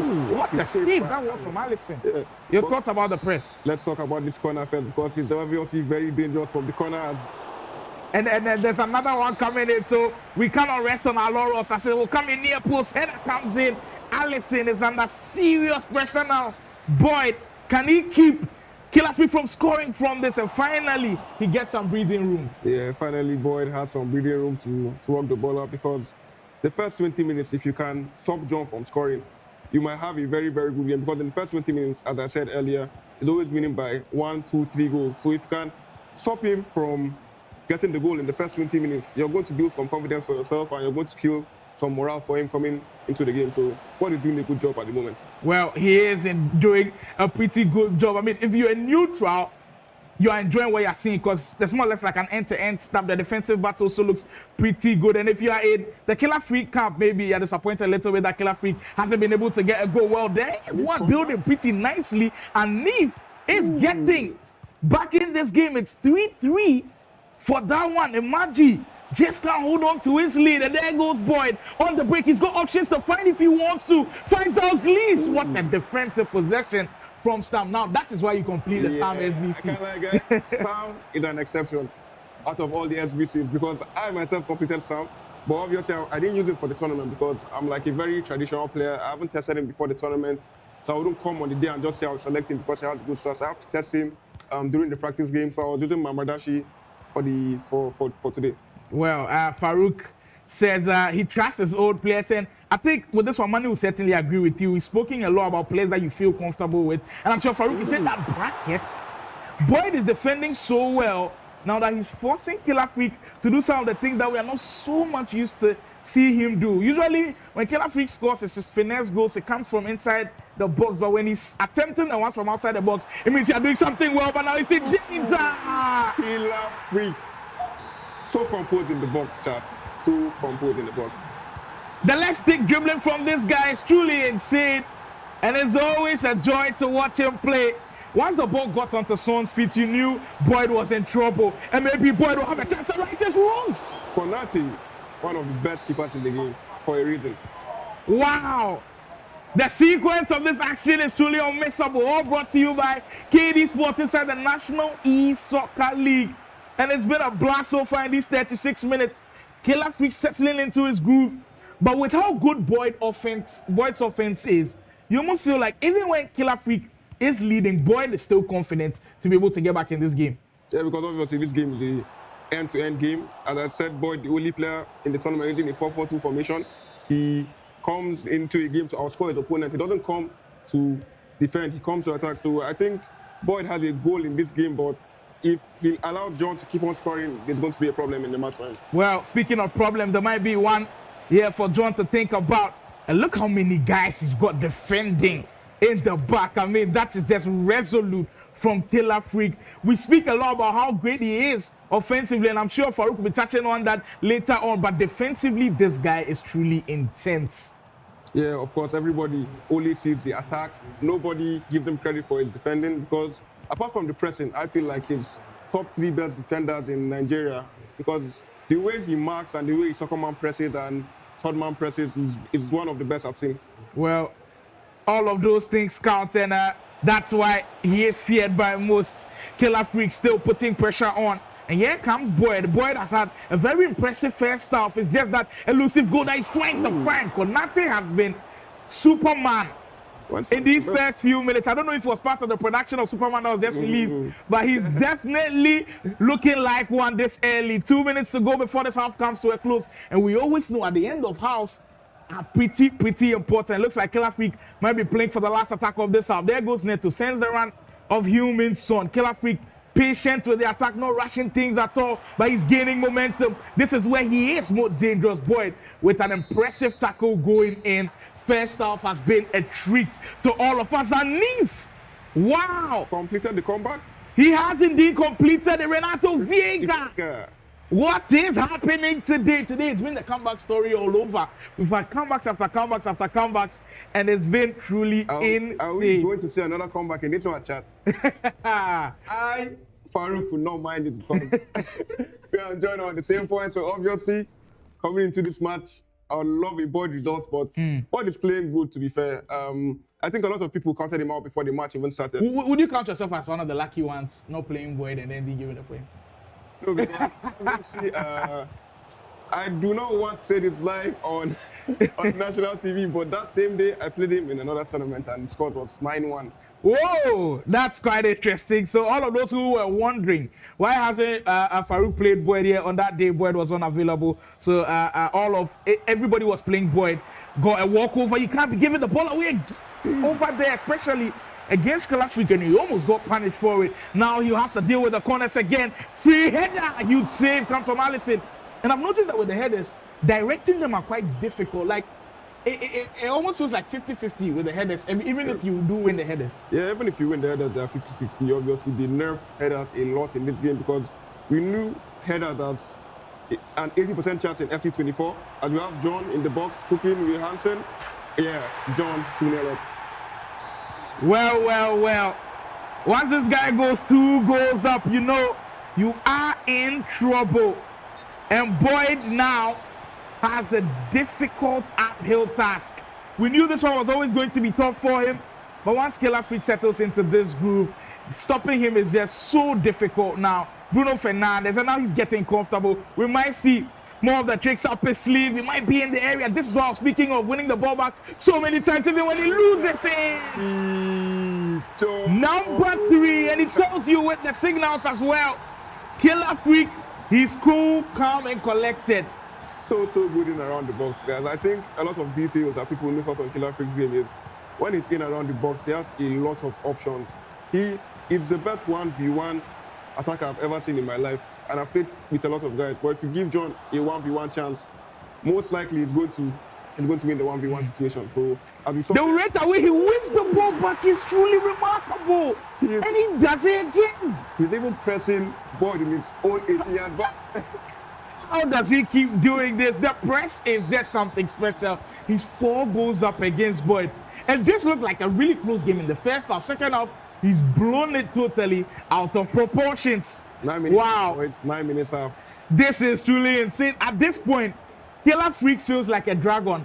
And if you want to slay that dragon, I do believe you have to slay that dragon yourself. Do you think it's something that you have to do? You can't rely on anyone else? Yes, obviously, coming into the tournament, on media day, I said that me and Killer Freak would probably be the match we decide who wins the tournament. And as we see, on the last match of the game week 4, sorry, and we're on the same points.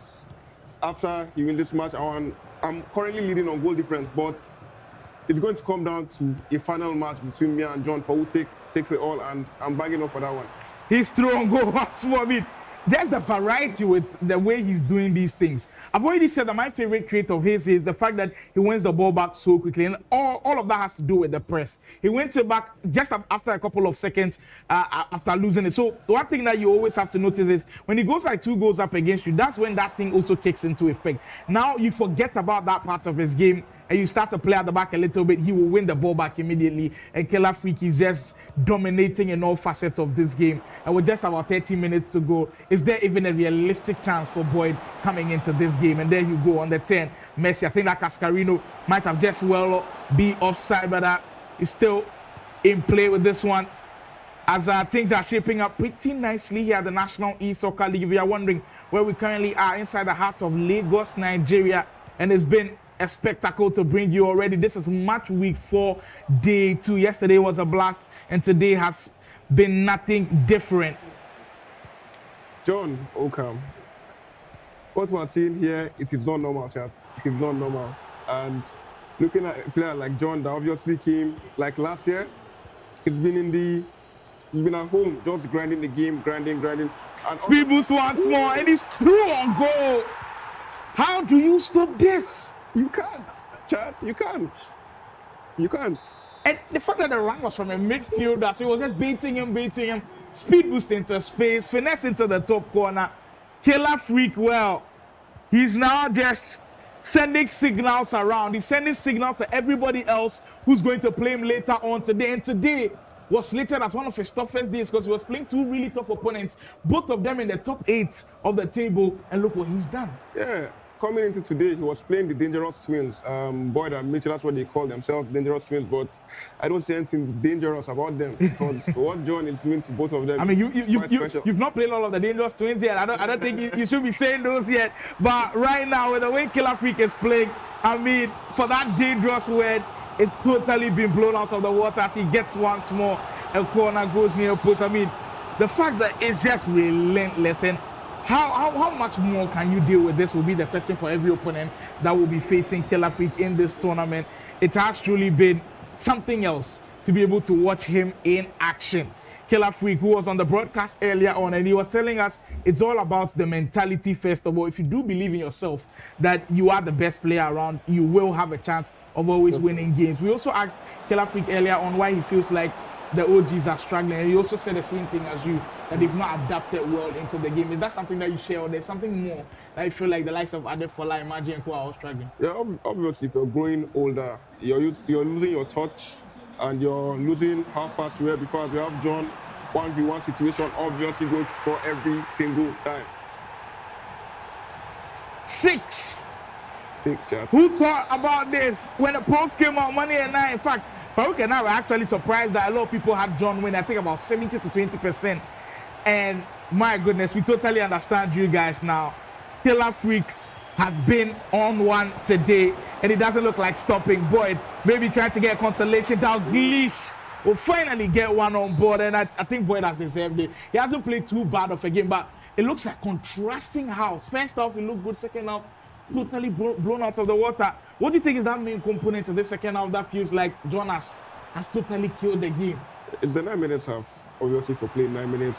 Everybody thinks that it is easy being in the shoes of everybody that's played this tournament, but I'm telling you guys, it's not easy, because when you play the 9 minutes half, there is so much time that the ability, if you are better than someone, the ability must come out one way or the other. And yeah, Boyd had a very good first half. So you're saying you can't luck your way into wins with the 9 minutes half? You can never luck your way into wins in the 9 minutes half. The ability is always going to show.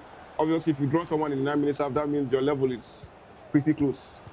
So I would say that John might be clear of Boyd. Well, the scoreline is clearly giving us an indication. 77 minutes in, Killer Freak looking like an untouchable player in there, and he's still not lost a single game in the National Soccer League. And might just pile on the pressure as he's got a penalty. I'm predicting a Panenka chance.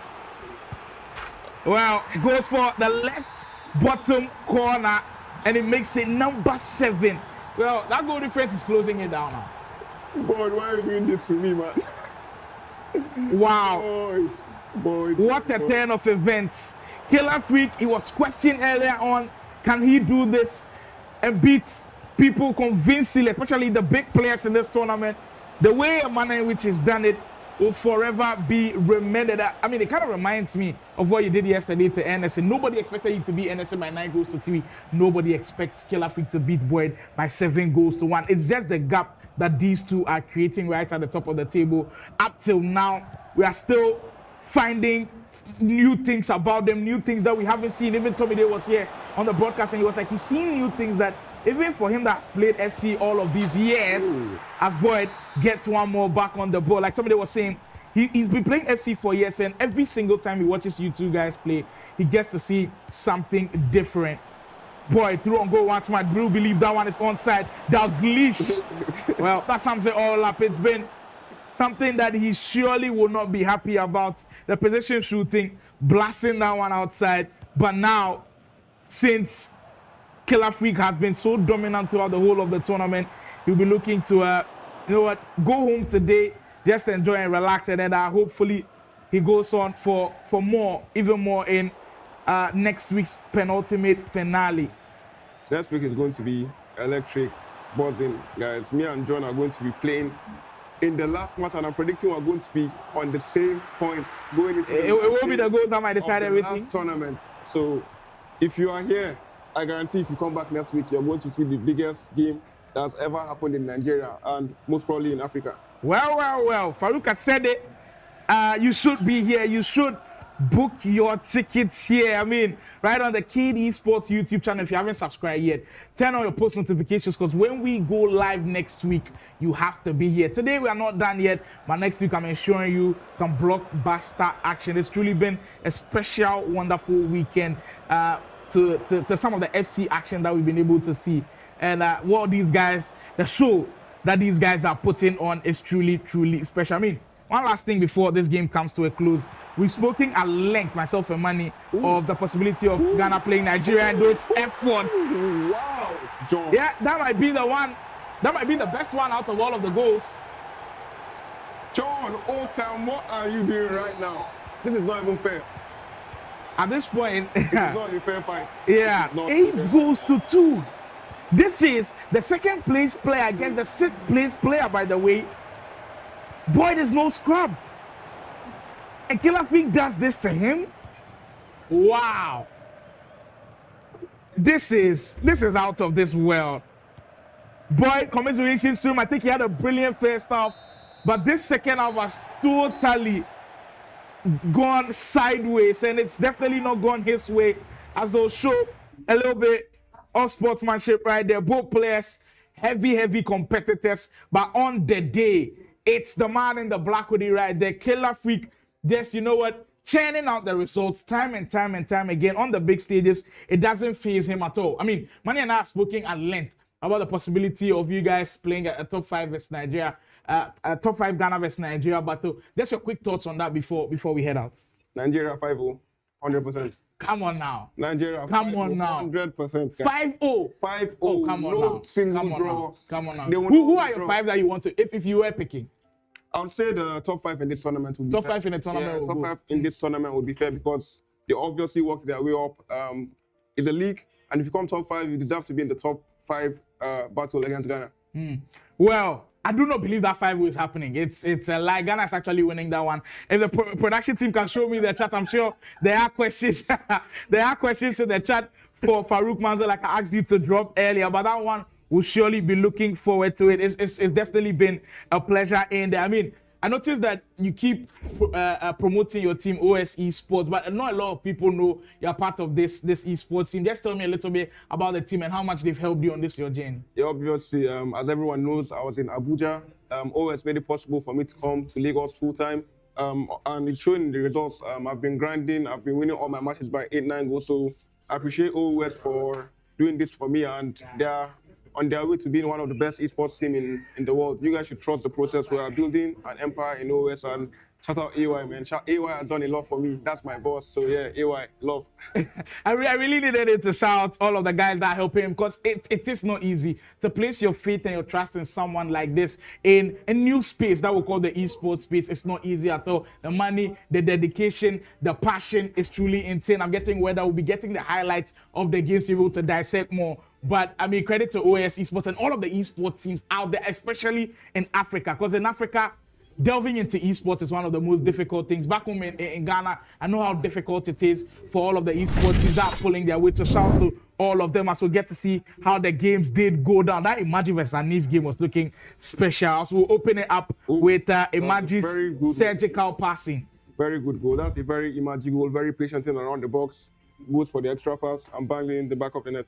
Yeah, pretty important start from Imagine, and we get to see how that first goal went in once more. And the build-up is as simple on the eye, but it's not usually easy to do against Anif, who looks like someone that wants some resurgence right here inside the Game Evolution Studios for the National Soccer League. Imagine desperately needed points, and he struggled to pick up points in that one. But now we'll see how the whole of this game went. I mean, that Son goal, when you're isolated against an attacker like Killer Freak, you always know you're in trouble. I think everybody that played Killer Freak before this weekend was slightly lucky because Killer Freak was playing Son on the left wing, but now Killer Freak is playing Son as striker, so it is long for everybody that he plays. Yeah, he's already raved about how he loves using Son and all of that. So we'll get to see more of that Son item. Killer Freak now pulling all of the gestures out, telling you he is here to slay off the dragons. The pressing for this goal was intense. Like, Boy literally had the ball with the goalkeeper. At least give him some breathing room to be able to play to the defenders. Even if it's the box, it's not safe. It's not safe. Yeah, just not safe around him. And I think this goal just highlights how good this guy is. Like, immediately he had the ball with Bruno Fernandes. I think what's running through Boyd's mind is Bruno Fernandes is the midfielder. Yes. Of course, he's not going to run his way through. So you almost think Killer Freak is scanning around for passes. Then all of a sudden, a space open, speed boost into space, and that was it. And we got another one, the set goal going in. Son in these finesse positions, it's like ABC. John using Son, as I said, the best Son use I've ever seen. Any shots, every shot he shoots is a goal with Son. I do not know how he does it, but I look need to check on that Son card for the last game.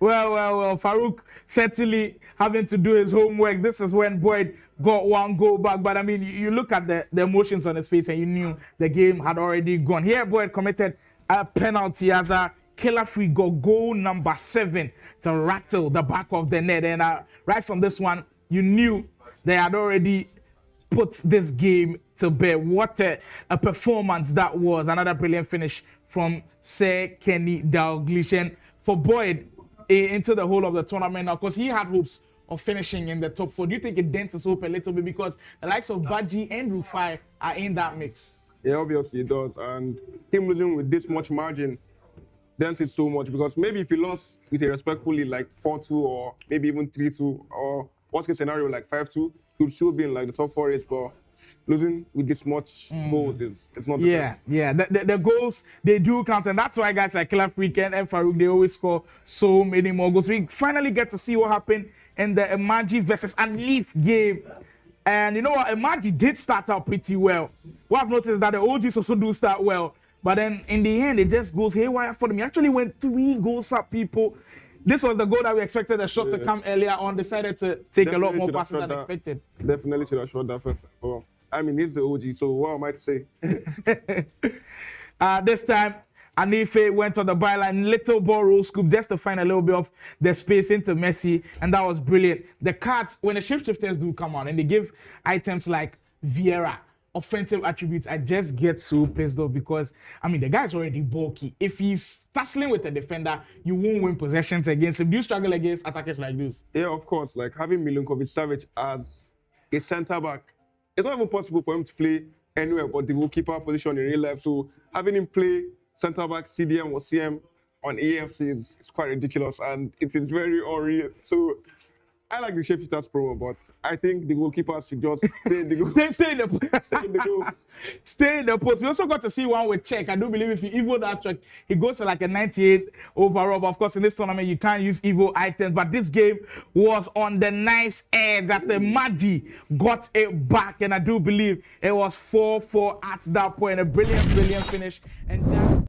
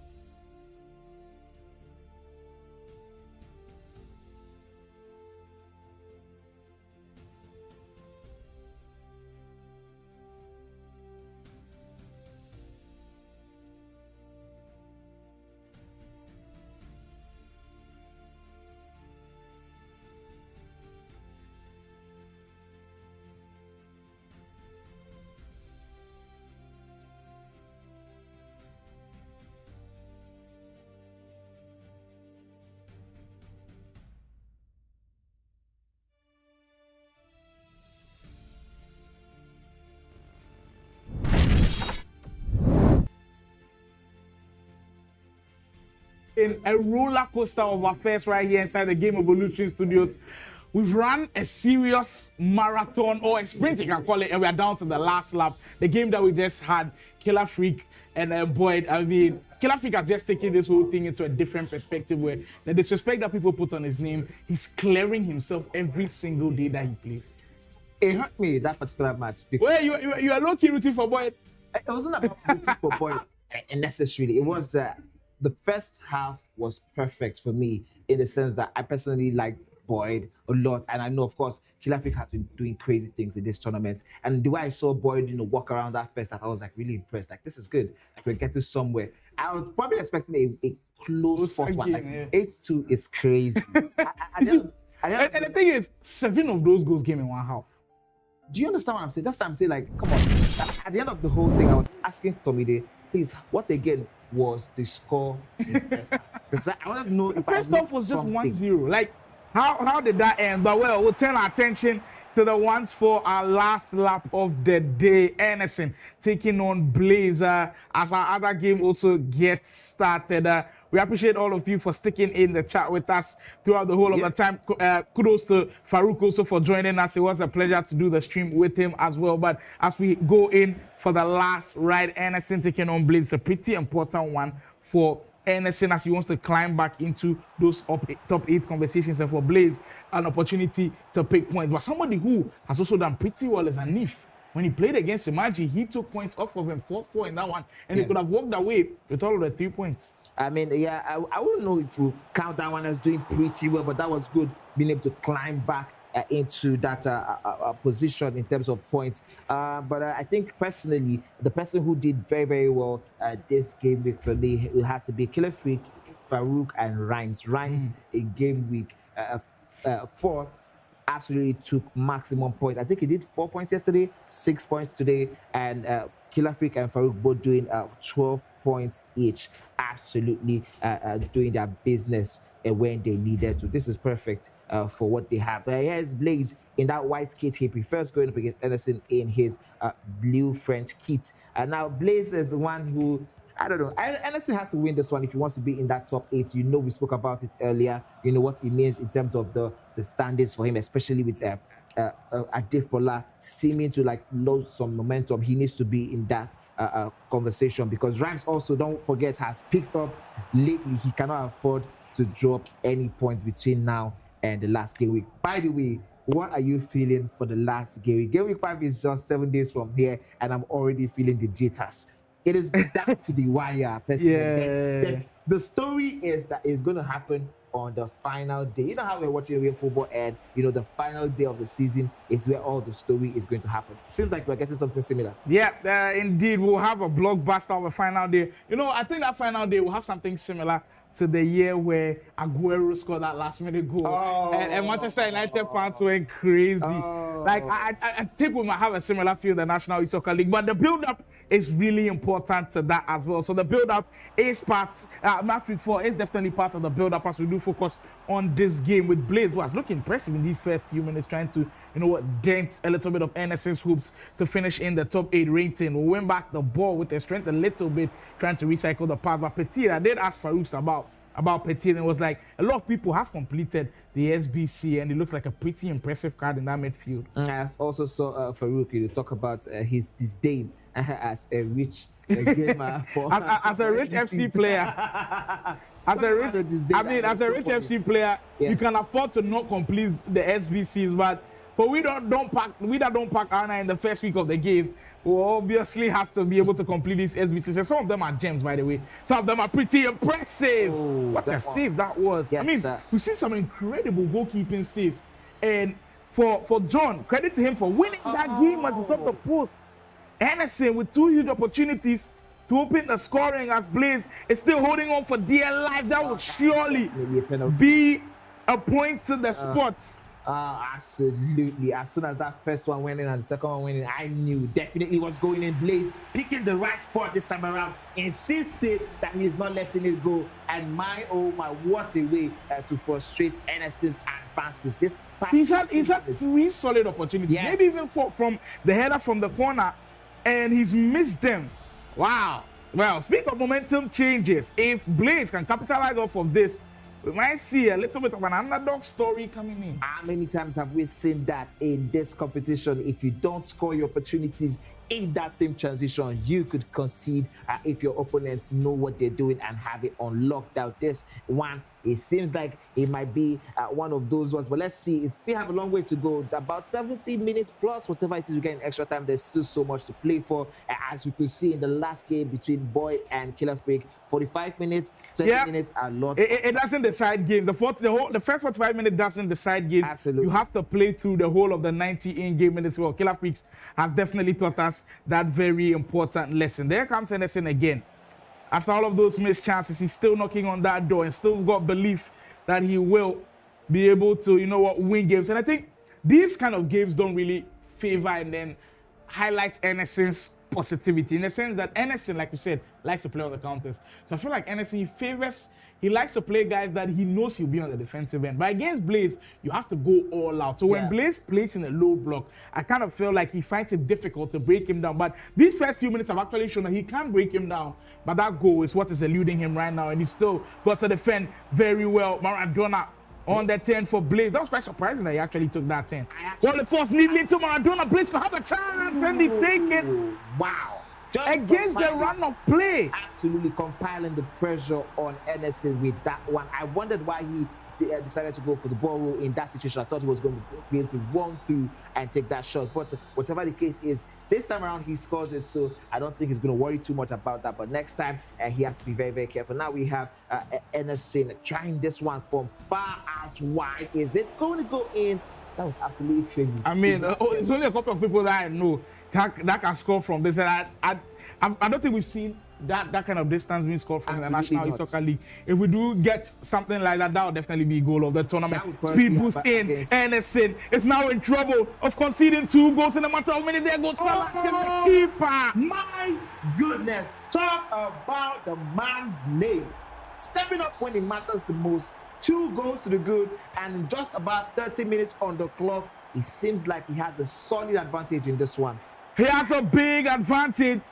And maybe the underdog story that we spoke of earlier on, it was slated for the last game of the day. Blaze. This is so interesting to me. Wow, what a turn of events. And he's now oozing with confidence. He's got space. He could have found Maradona with a pass. I mean, the decision... He's in once more. This could be 3. My goodness. Oh my. Talk about turning things around. This night is going to be for cooking. And it seems like Anderson is the one who is in the pot. Look, we said that the National Youth Soccer League was full of surprises. But come on now, where is this from? Absolutely not. Where is this from? This is the first time we are seeing Blaze in this sort of mood. Is this the Anderson's fault? Or is this that Blaze has locked in finally to get himself where he deserves? My, oh my, this is absolutely insane. Blaze already rocking with those 7 points that he had. He could possibly make it 10 points, and that's pretty impressive. He goes above the likes of Game with Josh, Mr. Ogga, all of those guys that are on 9 points. Absolutely. That will be 10 huge points going into game week 5, where he will have three games.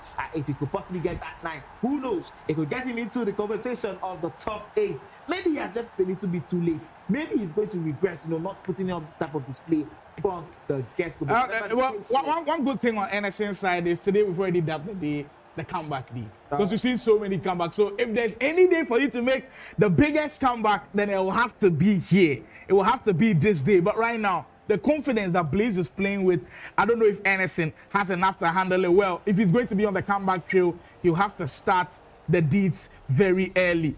What a turn of events this one has been. Absolutely. But the thing is, if you notice, the momentum shift has absolutely favored Blaze. And now Anderson had that first opening. You think it's part of that a psychological edge where Anderson missed 4 straight opportunities, and the penalty, 2 one-on-ones, 1 header, and then the penalty. And then all of a sudden, Blaze has decided, you know what, I'm not going to take my foot off your neck. I'm going to keep going until I hear it snap somehow. But whatever it is, don't forget, today, the comebacks we have seen haven't been this crazy. Yes, it's still early times. Yes, we are still... we'll see one similar to this crazy. That 5-2. 5-2, yeah. Baji Mitchell was absolutely insane. And I was speaking to Mitchell, and you could see how devastated he was. Speak of the comeback trail. NSA might be on one. And if he's going to follow the comeback trail for this game, one thing that will favor him is he has got time. One thing that Baji didn't have was time. And he still managed to pull it off. So we will not be writing anything off anytime soon. But players, looks incredible. Goodness. Wow. That would have been contender for goal of the day. That was special. You would have seen that one up on Tomide's analysis, maybe during the night or sometime else, because that one was special. Something really special. I wonder why he went for the near post finish. Truly special. But you know what? People will be picking inspiration from Killer Freak. If Killer Freak can score 7 goals in the second half, why can't you? I'm sure a lot of players will be saying that. So Anderson has to keep that in mind. But Anderson is not Killer Freak. Let's be honest. Let's keep it as real as we can. We haven't seen the best of Anderson as we did in game week 1. So expecting him to pull up a Killer Freak in the second half would be something of a mountain for him. But listen, I'm not taking that one away from him. I think at best he's just reduced the tally. All right, we have 2 goals advantage still for Blaze, but then it makes it easier for him, of course, but let's not expect a massive blowout in the second half. That would be really insane if we Blaze at this point in time needs to keep a cool, calm head. I get that you still want to score goals, but you've got to be cautious. You don't have to throw caution to the wind at all. You are still in a comfortable driver's seat. Play for the last attack in this first half and then look forward to playing a really good second half. And I think that's what he's done here. Now he can go into that second half with a little bit of confidence, but this one has set it up pretty nicely. I'm getting where the Rufai Mr. Oga game is about to go down as well. Bring you the updates from it as well. But wow, we weren't expecting this at all. Absolutely weren't expecting it in any way, manner, or form. This one has taken us by surprise. Listen, and you know what it is? We love surprises. I don't know about you, Sly, but I know I really love these type of surprises. It gives us so much to play for. I mean, going from the craziness we just saw in the Killer Freak versus Boy to this one is something I couldn't write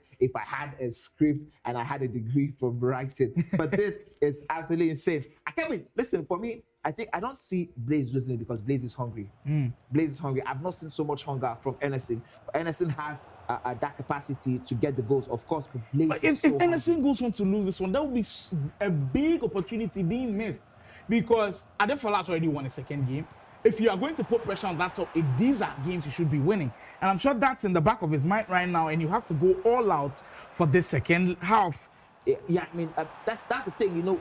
Fortune favors the brave. He has to be brave on the front foot, but he's been a little bit on the back foot ever since he missed that penalty. You know, and this is what we are talking about. If you want to be in next season's National E-Soccer League, you have to prove that you deserve to be there. We gave you 15 games, 15 chances to ensure you're there. So I don't think anybody is going to be blaming anybody else but the players themselves if they don't make it there. Well, Anderson has a lot to do in this second half. And as he started on the comeback trail in that first half, he's quieted down a little bit as Blaze built his way back into this game. Jonathan David with some space and time to work with. What Anderson does is right now, you try as much as possible to put all of the pressure that he can on Blaze, but those missed passes are definitely not the way to go about it. You're still giving these ones away. You cannot be doing well right now. Both players can't seem to hold on to it. This is where Anderson excels. He's through on goal, one-on-one with the keeper. Great movement. My goodness. First of all, bringing the goalkeeper out, rushing the goalkeeper out in that instance and slowing it down was perfect one from Blaze. Dear my, oh my, and he is able to survive that one. Blaze has to. I mean, we're talking about that. If I just remember, we were talking about the other day about the Blaze Vini card. We keep seeing him in that wing, and if you notice, he's not the man that Blaze wants him to be. He's not the one who is able to weave through challenges. That physicality is not helping at all. Blaze has to fix that. And I don't know why he hasn't done that till now. Even using Maradona as a striker is very interesting. But it is interesting because if there are aerial balls that come in, I bet you Maradona he's not winning them at all. He's not winning any of the physical battles. I mean, that's why maybe we are seeing Blaze not utilize so many of those crosses. Over the top, through ball comes in Theo Hernandez. That's why some consider him the best. Oh, Anderson. My, oh my. What in the world was that? Looking like he's going on the byline looking for options, and he just hits that one out of play. Well, the way things are panning out right now, Blaze has to be a very, very lucky man.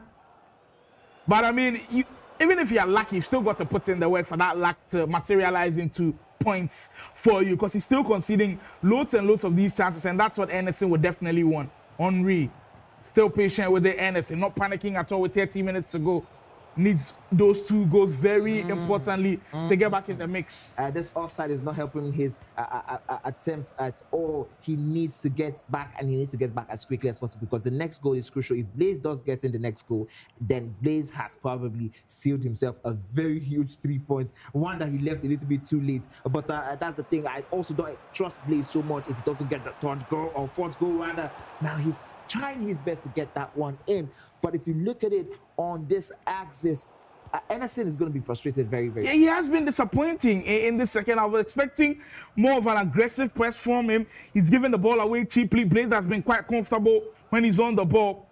And now he's leaving things to chance. And if Blaze can somehow find another goal, and I think that will be the game under wraps. But I think it might quickly change. I want to quickly make a different submission from what I had earlier because I think I'm seeing a lack of composure now from Blaze. We didn't see that in the beginning, in the first half, as much as we are seeing in the past 5 to 10 minutes from Blaze. A lot of mispasses, especially in this part of the wing where Vinny Jr. is located and waiting. That connection he wants to get between both of these players are not working. He needs to get the 4th goal. That's the only way he's guaranteed 3 points in this one. Oh, good way to beat the...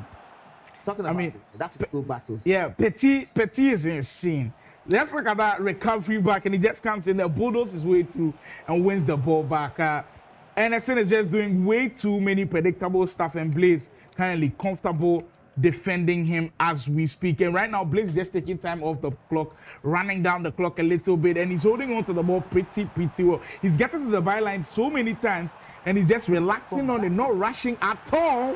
He's not converting those byline moves, and they're so good. I think I was wondering, I saw Jonathan David in right back for him. I mean, can you just walk me through a little bit of that choice? Yeah, I also think I saw that Jonathan David card actually as an SBC during the Shapeshifters promo, but I didn't pay too much attention to it as part of the completion. But maybe what happens is when you have a 12 million coin budget, your attack is going to take so much of the budget. They are going to take about 8 to 9 million coins. So you have to look at cheap options, and Jonathan David looks like part of the cheap options that get into that squad. So it's part of those options. Maradona, yeah, exactly. So he's just part of the squad fillers in there, but he's got some pretty good statistics that will earn him space into the squad. But with 20 minutes to go, Anderson is still struggling to, get a foothold in this game. And that's why we always preach about starting the games well. Yes. Because it just elevates you on another level. Not everybody has the capacity to change the game in a matter of minutes. But if you do start well, you can carry on that same wavelength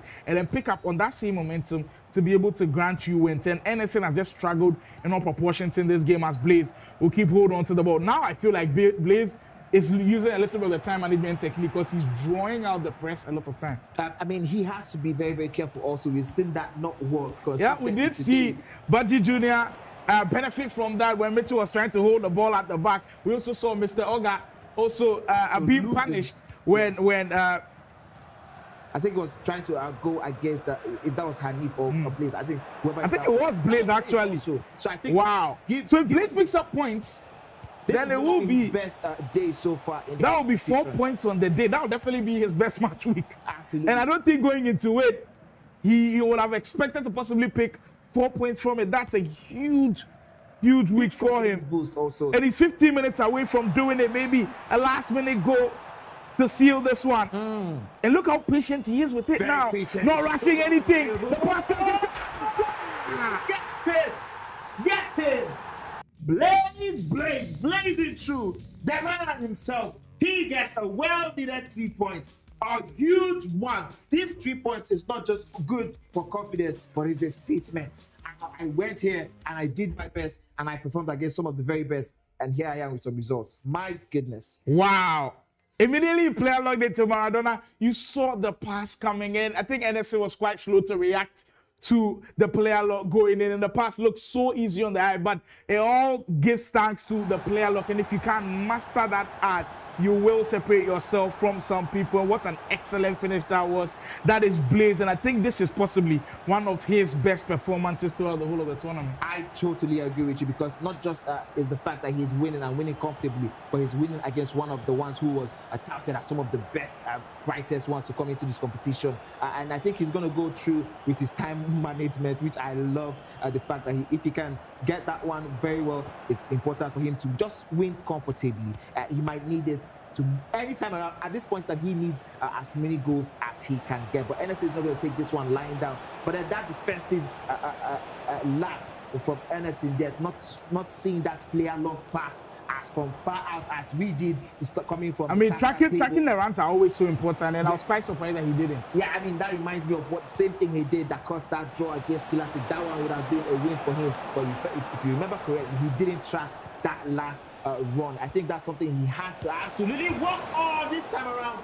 His attempted finesse hit the post back to the defense. Well, yeah, I've gotten that one to go in. The deficit would have been back to 2, and maybe we'll have had something to talk about for the last minute drama. But as it stands, it looks like Anderson will be running away with it, and then maybe he might have one last one for us. Anderson, what a performance, what a showdown. You have Staff says enough is enough for the Goose. I agree with you, and I think for me, if I was Blaze, that would be my last foray in the attack. This one, you're not going to risk it anymore. I'm not doing anything. I'm just going to play around. Even if you give me an open net, I might not score, I might turn around. But then that's why I'm not Blaze, and that's why I'm not. I mean, Blaze also does need goals for where he is. Maybe the goals might determine where he finishes. Yeah, I mean, he needs goals, but he also needs not to concede goals. So, I mean, it's as a case of potato. Which one are you going to sacrifice for? Right now, he's in a good position for himself. 10 points now. Yeah, he is going to be indeed on 10 points. He was on 7 points coming into this game, so and he will. With Josh. Yeah, right. exactly. I think that's going to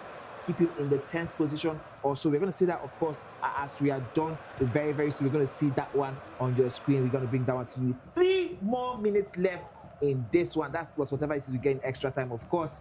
And Anderson has lost the plot. He just has 3 more games to get himself crawling back into the top. Yeah, that top 8 is looking tough as ever, with Fola winning later on, with Mitchell also winning later on, and Boyd struggling a little bit. That top 8 conversation looks juicy as ever, and it will all come down to what happens in the final week. You know what? I actually love how this competition has panned out. The top 4 is a list of some of the strongest one. The top 8 or the bottom, from 5th to 8th, is another list of some very, very strong contenders also. And then the bottom 8 are the list of the ones who disappointed throughout the competition, who didn't do their best, and some of the ones who almost had a run at it. But at the end of this competition, at the end of game week 5, when we are done with the National E-Soccer League, nobody can look back and say, listen, these guys that came out of the top 8 didn't do their best. They came here, they did their job,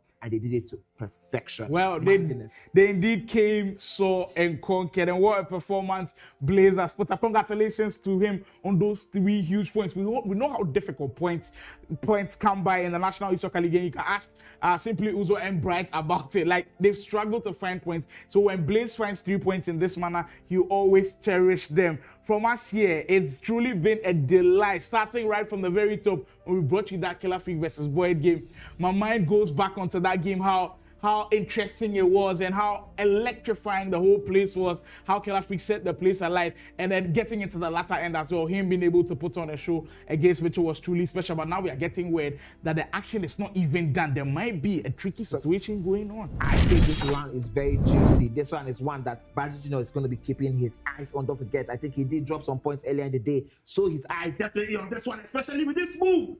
Mr. Oga attempts to lob the goalkeeper. Yeah, you are indeed right on the money. Badger Junior dropped points, and he was lucky to be able to get a point against Mitchell. Absolutely. He completed that 5-2 comeback, and he'd be hoping that Mr. Oga will hold on to this draw, potentially even beat Rufai. Well, he's got about 30 minutes to still keep close tabs on this game.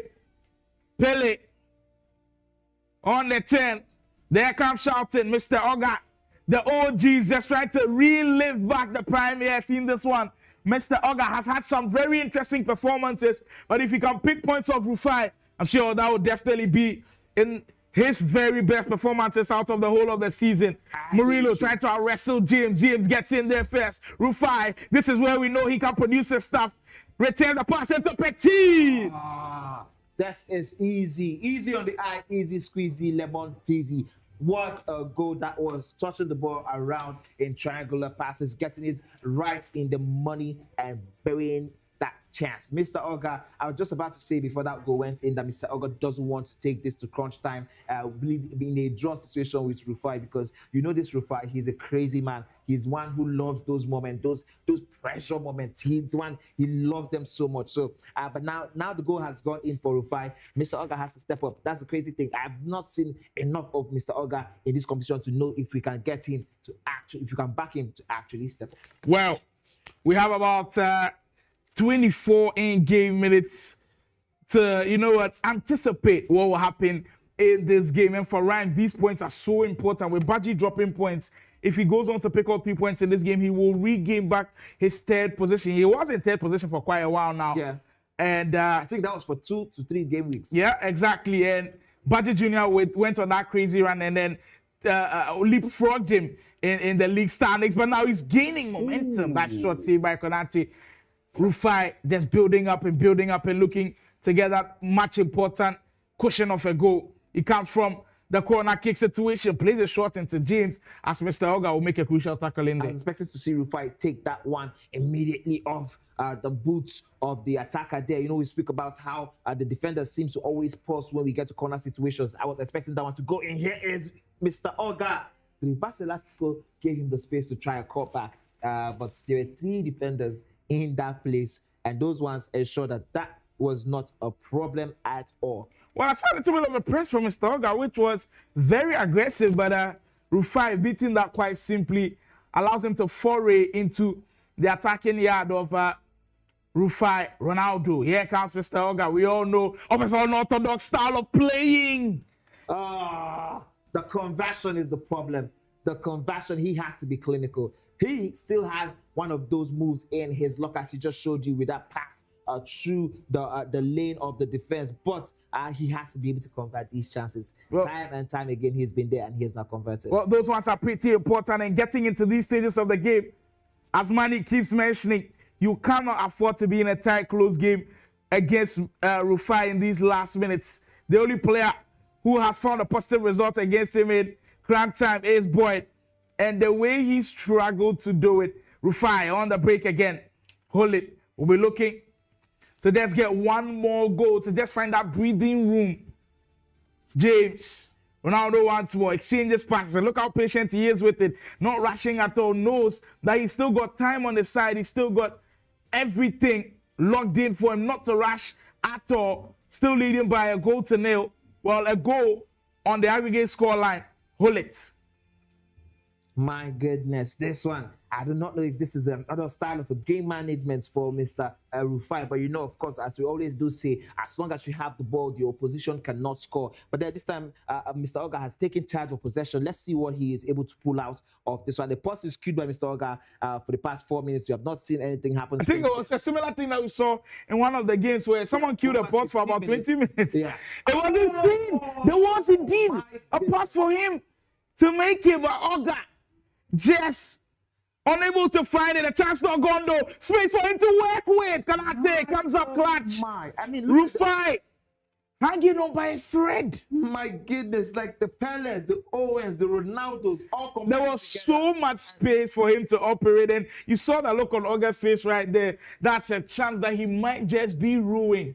My goodness, he has to start doing better with converting these chances. One key takeaway I would have for Oga after this competition is he has to work on converting these chances. They are absolutely important if he wants to compete at this level going forward. He creates these spaces. He sees them in his mind, but he's not quick enough to take it to the next level. If you give Rufai that space, I bet you you'll be picking the ball out of your net 10 out of 10. Well, one positive for Mr. Oga is he is still indeed creating chances in the National East Soccer League. Some of the games that he's had, that has not gone his way. He hasn't had a shot of winning those games, but this one, he is well and truly in it. And in these last minutes, he'd love to go toe-to-toe with Rufai.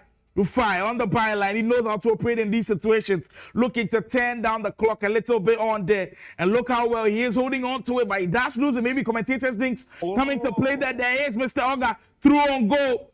With a through ball finding Malad on the left-hand side. And he pulls it back. Oh my goodness, that's the things I love to see. I mean, as long as it's legal, go ahead and use that to your advantage. The professional foul being triggered by Rufai to ensure that one does not go beyond any problem that it already is. The man Andres, the man of the hour. This is the one who surprised us the most in this competition. He came out of nowhere and he has done so well from himself. Well, from the online domination onto the LAN events, and he still keeps on improving. Mr. Oga, as poised as ever, locked in to possibly get one final fifth goal, maybe even two. We'll see. With 5 minutes to go, can he execute the perfect attack coming in? And he works into a really nice position. Fernando Torres was trying to take on one man too many. Absolutely. I mean, the players that Mr. Oga have in his team are actually very interesting to me. A lot of the OGs, and I think that has some attesting to do to the amount of time he spent playing this game. I see a lot. I saw Owen, I saw Pele, I saw Fernando Torres, I saw Bobby Charlton, all of these guys in his team. Maybe that could also be the issue with Mr. Oga. He's relying, aside the fact that he's relying heavily on the old metas, he's relying on the older players also a little bit too much. Well, pretty important things to note right there. Rufai holding on to the ball dearly, like an egg right there in his hands. Doesn't want to drop it. Any D drops it. That's great defending from Oga with the press. Now he can have one final opportunity, one last throw at the dice as he sends the run of the right back into De Bruyne. Will have to be now or never. That's a great pass as far as Iran. He's got someone to work with, but Thuram says that is why you fight trusting me, and maybe could even finish it off with one last goal that could really help in goal difference. Can't find Ronaldo on the pass, but that definitely seals it. What a tackle that was from Thuram. That's a tackle that is worth a goal.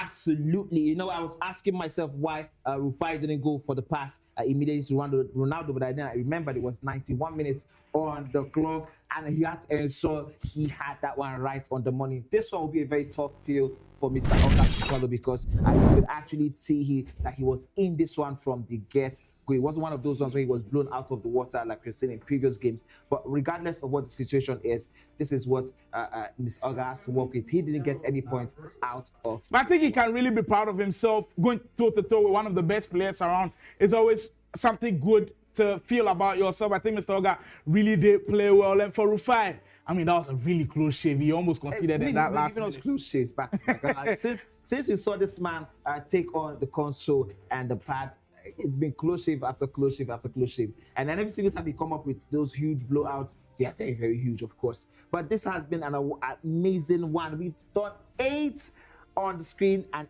8 off screen. We are going to be showing you what the leaderboard looks like, the results throughout the rest of the day. But we want you guys to pay very, very huge attention, because we're about to go straight into the last game week. Still Lionel in the comment sections. Mr. Oga, say what's for there? Well, we don't know. And rapid fire quiz say Oga go collect woto for beating me last week in champs. I mean, come on now. I mean, Mr. Oga is a really good player. And before he actually played Farouk, the day before, Farouk was streaming, and I do know they met in champs, and I think Farouk beat him by 5-3. So people were quite surprised that Farouk beat him by this huge margin when it came to the National Soccer League. So Mr. Oga, like we call him Mr. Integral himself, he's a pretty good player. So I'm sure rapid fire quiz maybe had a little bit of animosity watching this game. Yeah, he cut my rank 3. So I guess that explains why that feeling is there. Emisa Dogan says, do the gamers hear what the commentators say? Because some of the comments are very discouraging for the opponents. Well, I think they are very focused on the gaming they have in their front, but they're not necessarily, we won't call them discouraging comments. We are seeing as we see it, and of course for you guys and your. I mean, sometimes if you try to be as bland as you can, it can come off as discouraging. So I kind of understand what you're saying on there, but like we call it as we see it sometimes. Try to be as neutral as we can, so we do understand where you're coming from as we do get the final highlights from the Mr. Oga Rufai. Yeah, Mr. Oga actually started scoring. My goodness, I think he went 2 up already before losing. Wow, that is absolutely insane. Knowing the final result, we see that Mr. Oga actually kickstarted this one, oh, that is very, very terrible and shambolic defending from Mr. Oga there. And Ronaldo buried that one. That Stoker game was finished. 2-0 up. Yeah. He must be kicking himself Yeah, losing this this is the game. comeback story He we're was in a talking prime about today. position, and look where he gave the ball away. That's not something that you'd be happy about at all. The defending was very, very criminal for this. And all of a sudden, it seemed as though the momentum had changed in favor of Rufai. It looked like Mr. Oga came back into it and to say something with Ronaldo getting him the third goal. Yeah, it looked like he was building in momentum. And Rufai and all of these players, you've got to watch them on the corner kick situations. He actually played it short, this one, Rufai, as he bent at that one. Lauren James, he seems to be a fan favorite these days. Almost in everybody's squad is doing a massive player in that squad. That's how we'll see Rufai once more. I mean, that's a very, very solid finish. Yeah, this one was the one that gave Rufai that feeling that he was taking this one home. But Mr. Oga had something else to say with Ronaldo into Russo. That one was on a bounce back. Come on now, goalkeeper, you can't be slipping up on these attempts. My goodness, that one was actually painful for Mr. Oga. I'm pretty sure. This is it. This is the end of what we have done here today. Sly, what are your thoughts in totality after what we have seen today? Has this one been a hit or a miss in terms of the game? I mean, have we had a miss? To be honest, I don't we think haven't so. had a miss. Like We've had there's end-to-end stuff there's back never to back. been a dull moment with the National E-Soccer League, and I don't think there will ever be one. But we'll take you through how everything has gone. Now, if you weren't here earlier, then you need to listen to this and see how things are panning out. Killer Freak opened us up with that impressive matchup against Mitchell, beaten by 4-1. Then we continued with that double-digit mauling of from Boyd to Bright, 10-2. And then, of course, Badji Jr. also picked up a strong win, 9-5 against Game with Josh Rhymes. And that big game against Adefola showed us that in match week 4, he wanted to take all of the points. Absolutely, and that one was very, very huge for Rhymes. He took that first 3 points off Adefola. And meanwhile, in the background, as soon as that one happened, Farouk was tearing apart Anife in a double-digit match and 10-2. As soon as that one was happening, Rufai also was doing the same thing in the background, tearing apart Simply Uzo by 9-4. Anderson, who we just saw his game against Blaze, beat Imaji 5-1. That one made us have a feeling that he was going to have a great day 2 in today as game week. But Blaze and Mr. Oga played out a 4-4 draw. This one we were talking about, where Blaze made a Mr. Oga. 6 minutes comeback. I mean, come on now. You can't give up the ball so many times. And that's what kick-started the comeback. And it continued in the same format. Badji Jr. also had come back on his mind. Mitchell was leading 5-2, 70th minute. He gave it away in the last few minutes. Badji Jr. came back from 5-2 down to tie it up inside 5-5. Adefola, well, he needs to find ways to find points, and he did get some crucial points against Bright, winning by 7-1. Farouk Manzo left nothing to chance at all, beating Game with Josh 8-1, and Ryan's following in the same suit, 9-2 against Simply Uzo.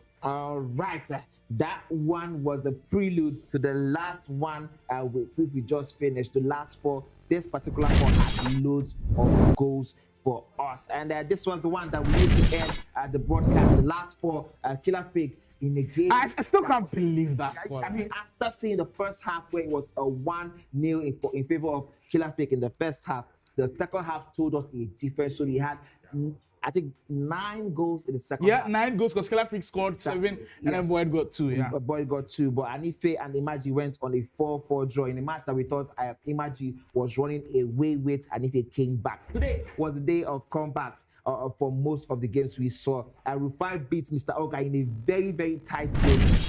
5-4. This is the one we just showed you highlights. Rufai coming back from 2 goals down to beat Mr. Oga, and Blaze made a statement win, getting himself 3 pretty points. impressive. Very, very impressive. Massive goals difference in the game against Ernestine to end today's proceedings with 4-1. Well, look at what it means to the table, people.